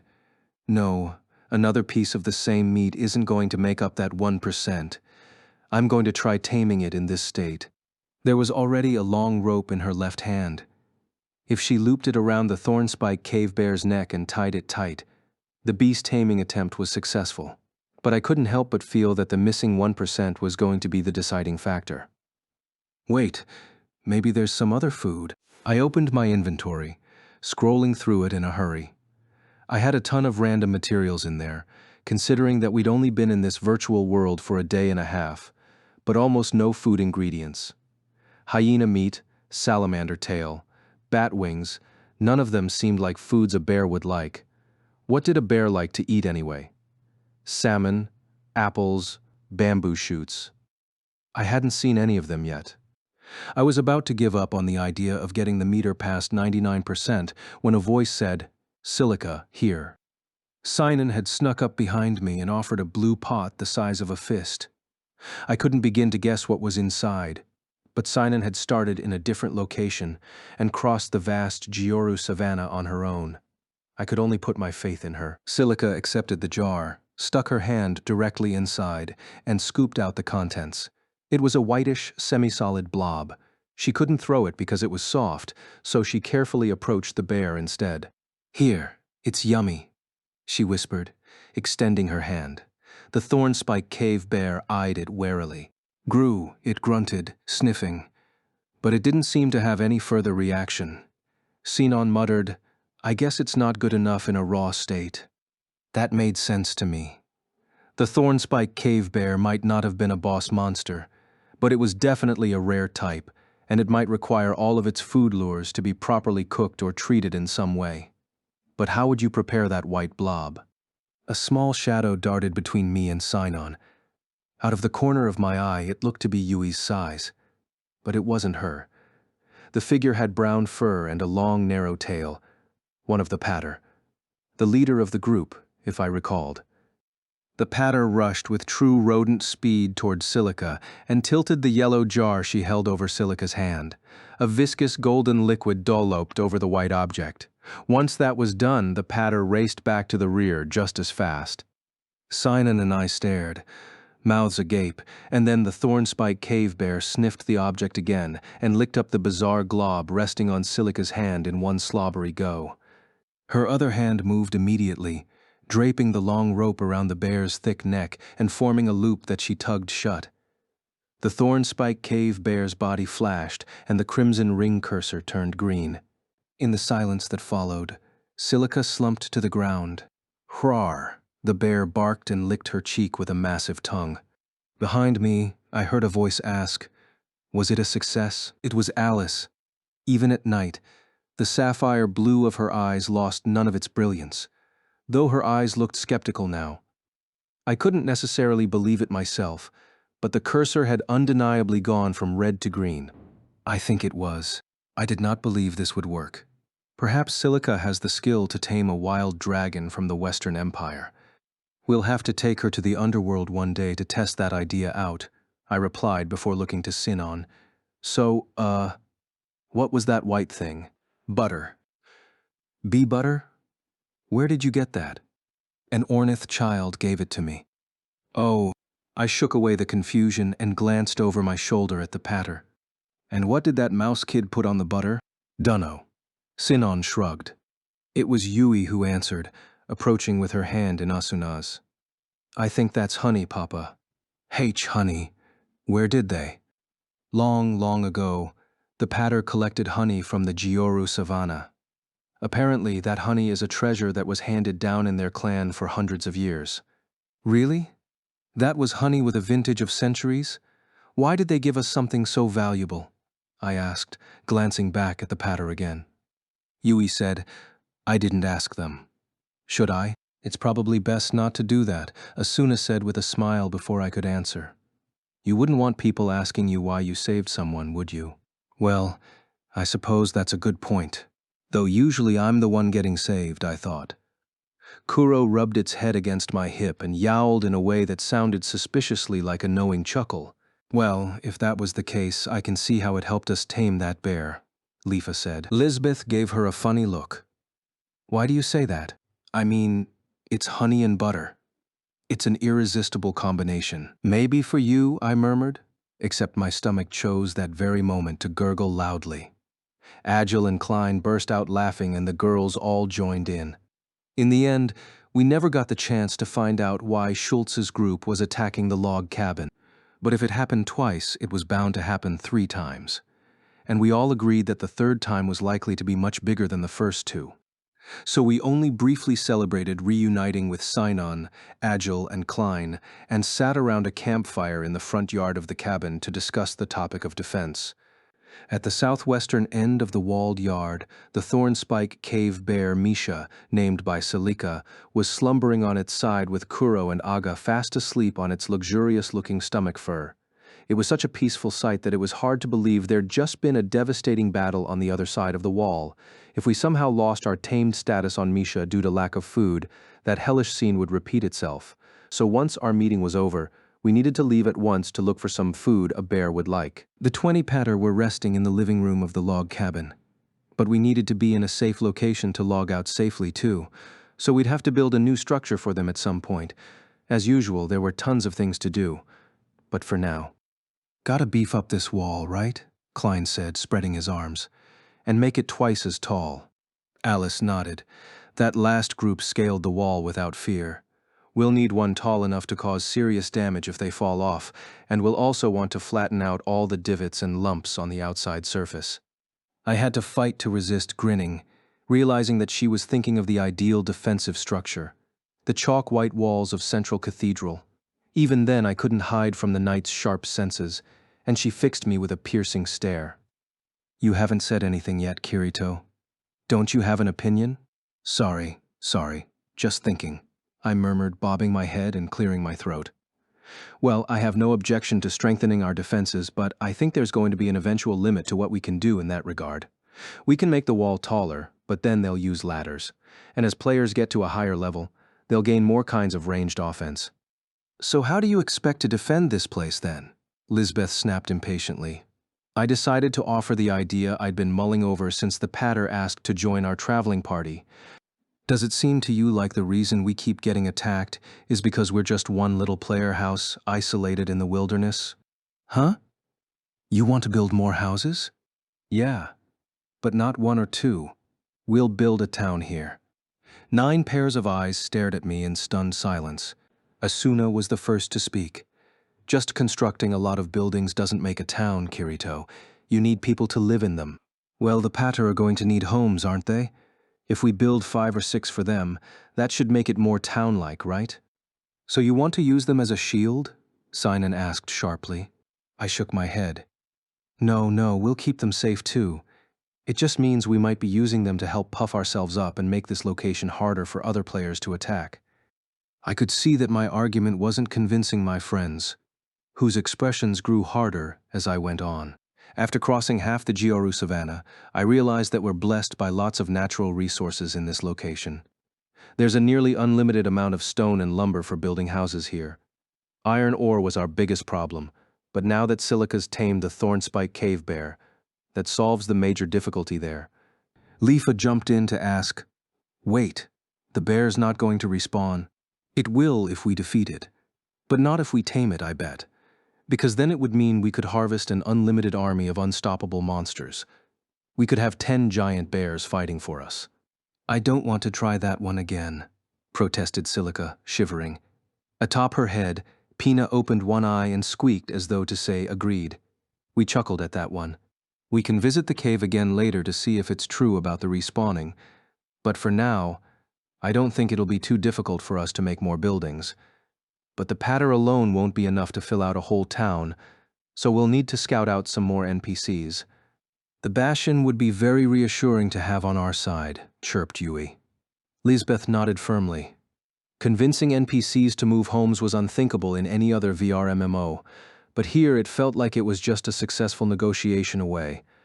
The Bastion would be great to recruit, but I was hoping for the Ornith bird people Sinon met on the western side of the Gyoru Savannah. Having a group of people skilled with muskets would make our defenses so much more formidable. "But Kirito," Agil said, causing me to spin around, "you're playing this game to beat it, right? If we're heading for the land revealed by the heavenly light, we're going to have to leave this forest eventually." To my embarrassment, I'd completely forgotten about that announcement until he pointed it out. I blinked a few times, then nodded quickly. Yeah, good point. But there's a big difference between leaving from a secure base of operations and just striking out from nothing. For one thing, we're all lugging around incredibly heavy inherited gear. If it has to stay in our inventory all the time, it's just cramping our carrying space. And if we're going to keep it in our home storage, we'll want to make sure that it's as secure as possible. The others considered this suggestion gravely. Sinon's Hecate II was the most significant of these, of course, but everyone's inherited weapons and armor were important to them. Sadly, I'd had to sacrifice my beloved Blarkfeld to create our metal weapons, but I still had Excalibur, which had to be protected at all costs. I knew the others felt the same way about theirs. "Well, I'm in agreement with Kirito's idea to build a town. What do the rest of you think?" Alice announced. The others all murmured their assent. With that established, she looked to me. "But if we're starting from the planning stage, it's going to be a major project. It could take a week, or even an entire month. What if there is a third attack before we're finished?" "No." I bounced to my feet and clenched my fist, causing my iron gauntlet to clank loudly. "It won't even take a week. It's 11 o'clock right now, so I'll have the basic plan for the town built by 3 o'clock.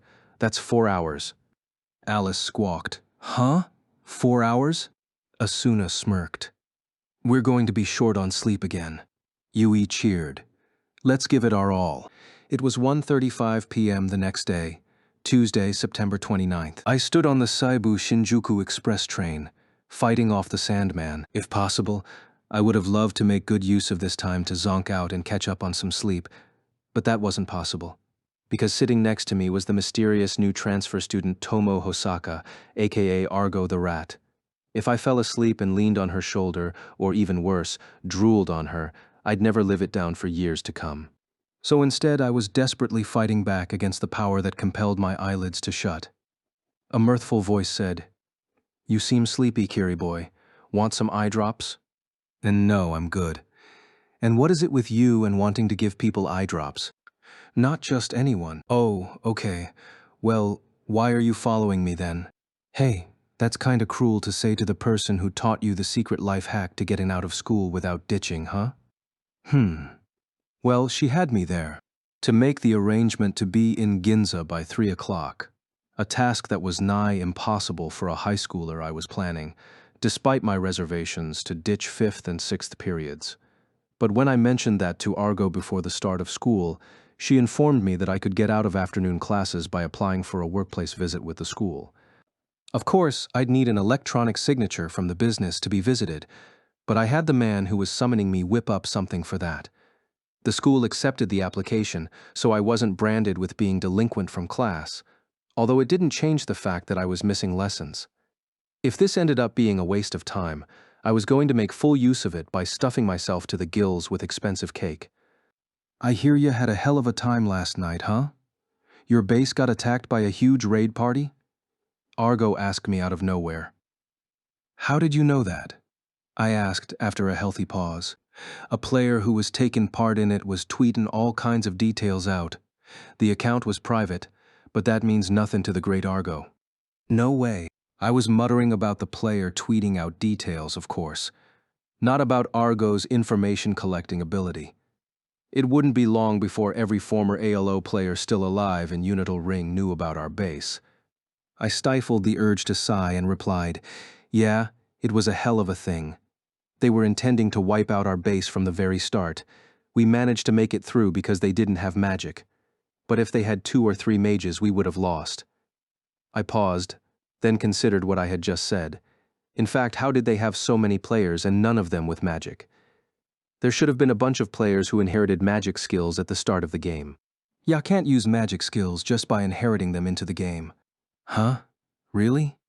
The skill will show up in your list of acquired skills, but it's inactive. Ya gotta use a magic crystal to unlock it.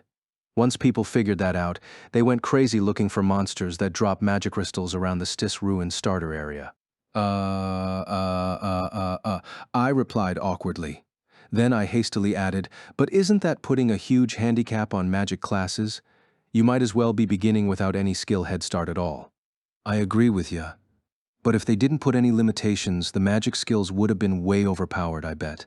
It'd mean that in those first 4 hours before the grace period wore off, you'd have all the top-class devastating magic spells at your disposal, you know? They could power level on tough mobs and waste all the other players. Ah, yeah, I get that. The MP recovery probably wouldn't allow for unlimited magic blasting, but if you gained enough levels, that wouldn't matter anymore. Like Argo said, if they hadn't placed those limitations, Unital Ring would likely be a mage-centric battleground by now. But even still, having to find and eat a magic crystal after your skill proficiency was lowered to 100 seemed a bit too restrictive to me. The express train arrived at Kamishakuji Station, dropped off just a few passengers, then began moving again. Knowing the morning and evening rush hours, I had trouble imagining how these cars could be so empty. The afternoon sunlight shone through the windows and created a lattice pattern on the floor. Relaxing on the bench seating was making me sleepy again. Ultimately, I stuck around until 5 last night, this morning. I did my best to live up to my promise to create the town in 4 hours, but it took 1 hour to gather the materials for the well, then another hour to find the plants to make our crop fields, and that just delayed the rest of the plans further. But we worked hard together and managed to create something that resembled a town, at least by video game standards.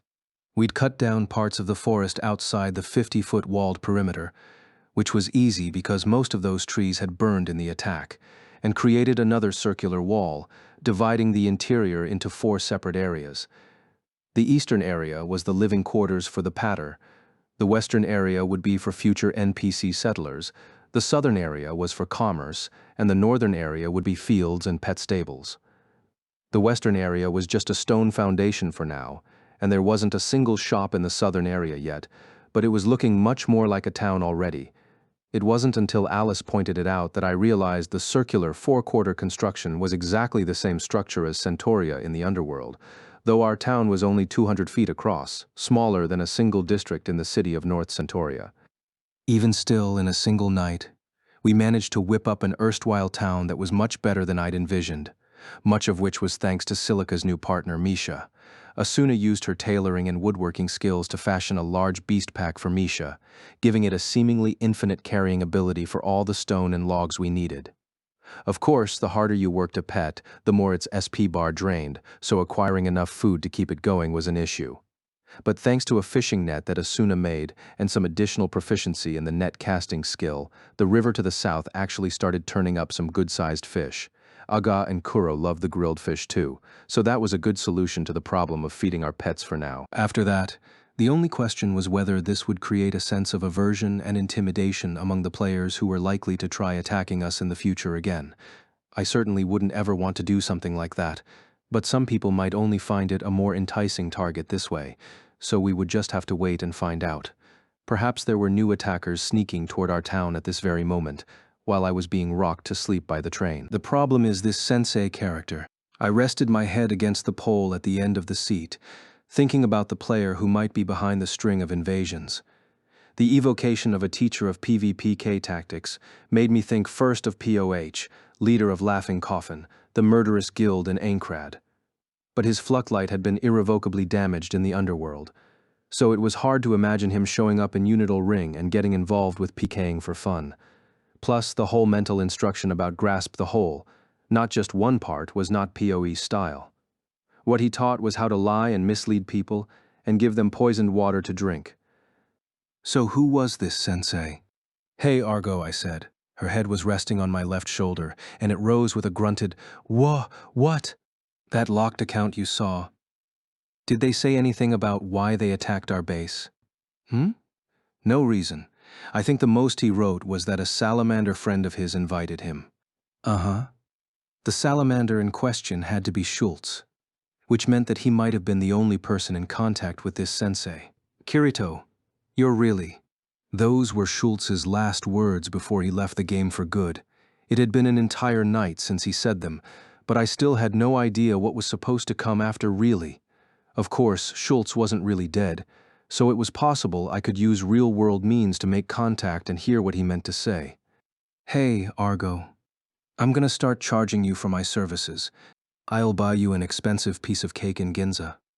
Anyway, you have any idea what player in ALO might go by the title Sensei? Yep, I was stunned. The last thing I expected her to do was say yes. Hey, are you serious? I asked, staring between those curls at her face. Yep, though they usually call you the Black Swordsman instead. I snorted. It was certainly an answer, but not the one I wanted. Forget that guy. Anyone else come to mind? She murmured, but eventually shook her head. Nope, can't think of one. Seems like a number of ALO players who converted into UR have formed new teams of their own, so it could be the leader of one of them. I'd have to look into it to find out. When you say teams, you mean like a guild? A bit looser than that. More like groups based around sharing intel. They make up silly names, like the Absolute Survivor Squad, or the Announcer Fan Club, or the Weed Eaters, or the Virtual Study Society. Yeah, those are pretty goofy anyway. Can you look up who's leading those groups? That's gonna cost you more than a single piece of cake. Argo pouted, though her cheeks looked strange without the characteristic whiskers painted on. Hang on, Argo. At the meeting yesterday, you said you hadn't logged into Unital Ring yet. How do you know so much about what's going on inside? I asked. If you're thorough about collecting all the information being traded online, you can figure out most things. Back in the SAO days, I had taught walk around and collect all of that myself. Nowadays, it's so much easier. I'm back to gaining weight, she joked. But it was clear to see beneath her jacket and uniform that her torso was just as skinny as it had been in SAO. I wanted to call her bluff and tickle her stomach, but had to remind myself that she wasn't just the androgynous rat anymore, but a young woman 1 year above me in high school. Boot, she drawled. I'll admit that I'm thinking of logging in at last. Will you offer me an armed escort from the start point to your base, Kiri boy? Well, I did want to check out what the Stis ruins look like, so I guess that's fine. Great tonight then. It seemed like today's adventure was going to be another long one. I realized, looking up at the information panel over the train doorway. We'd just left Sagonomiya Station. We got off at Takadanobaba Station, changed lines, then finally reached Ginza, where the streets were bustling despite its being a weekday. There were rich ladies in fine clothing and foreign tourists all over, which made me feel the slightest bit out of place in my school uniform. We marched down the main street, its sides bristling with flagship stores of expensive luxury brands, and entered a distinctive red building at an intersection on the 7th block. The place we were heading was on the 3rd floor. When we got off the elevator, the classical music playing made it immediately clear what a fancy place we were visiting, but I used my incarnation power to dispel its intimidation before walking through the door. "Welcome, table for two," asked a waiter, bowing deeply. I told him we were meeting someone and glanced around the spacious cafe. From a window-side table in the back came a loud, impolite voice. "Hey, Kirito, over here!" I wanted to grab him and demand, "Are you doing this on purpose?" Instead, I quietly hurried across the floor toward the source of the voice. It was still 5 minutes to 3 o'clock, but the man with the dark brown suit, flashy striped tie, and black-framed glasses was already half-finished with his fruit sandwich. The first time I'd met Seijiro Kikuoka, he was a member of the Ministry of Internal Affairs. The next time, he was a lieutenant colonel of the Self-Defense Force, and now I had no idea what he was, besides being the sketchiest person I knew by far. He grinned and raised a hand in greeting, but when he saw Argo standing next to me, his grin vanished, and he blinked in surprise. Well, take a seat for now." We sat across from him while the waiter set down glasses of cold water for us. Kikuoka exhaled, grumbling. "So if this isn't Asuna or Sugaha or Shino, who is this young lady, Kirito?" But before I could open my mouth, Argo smirked and replied, "I believe you already know me quite well. At last we meet, Krishite,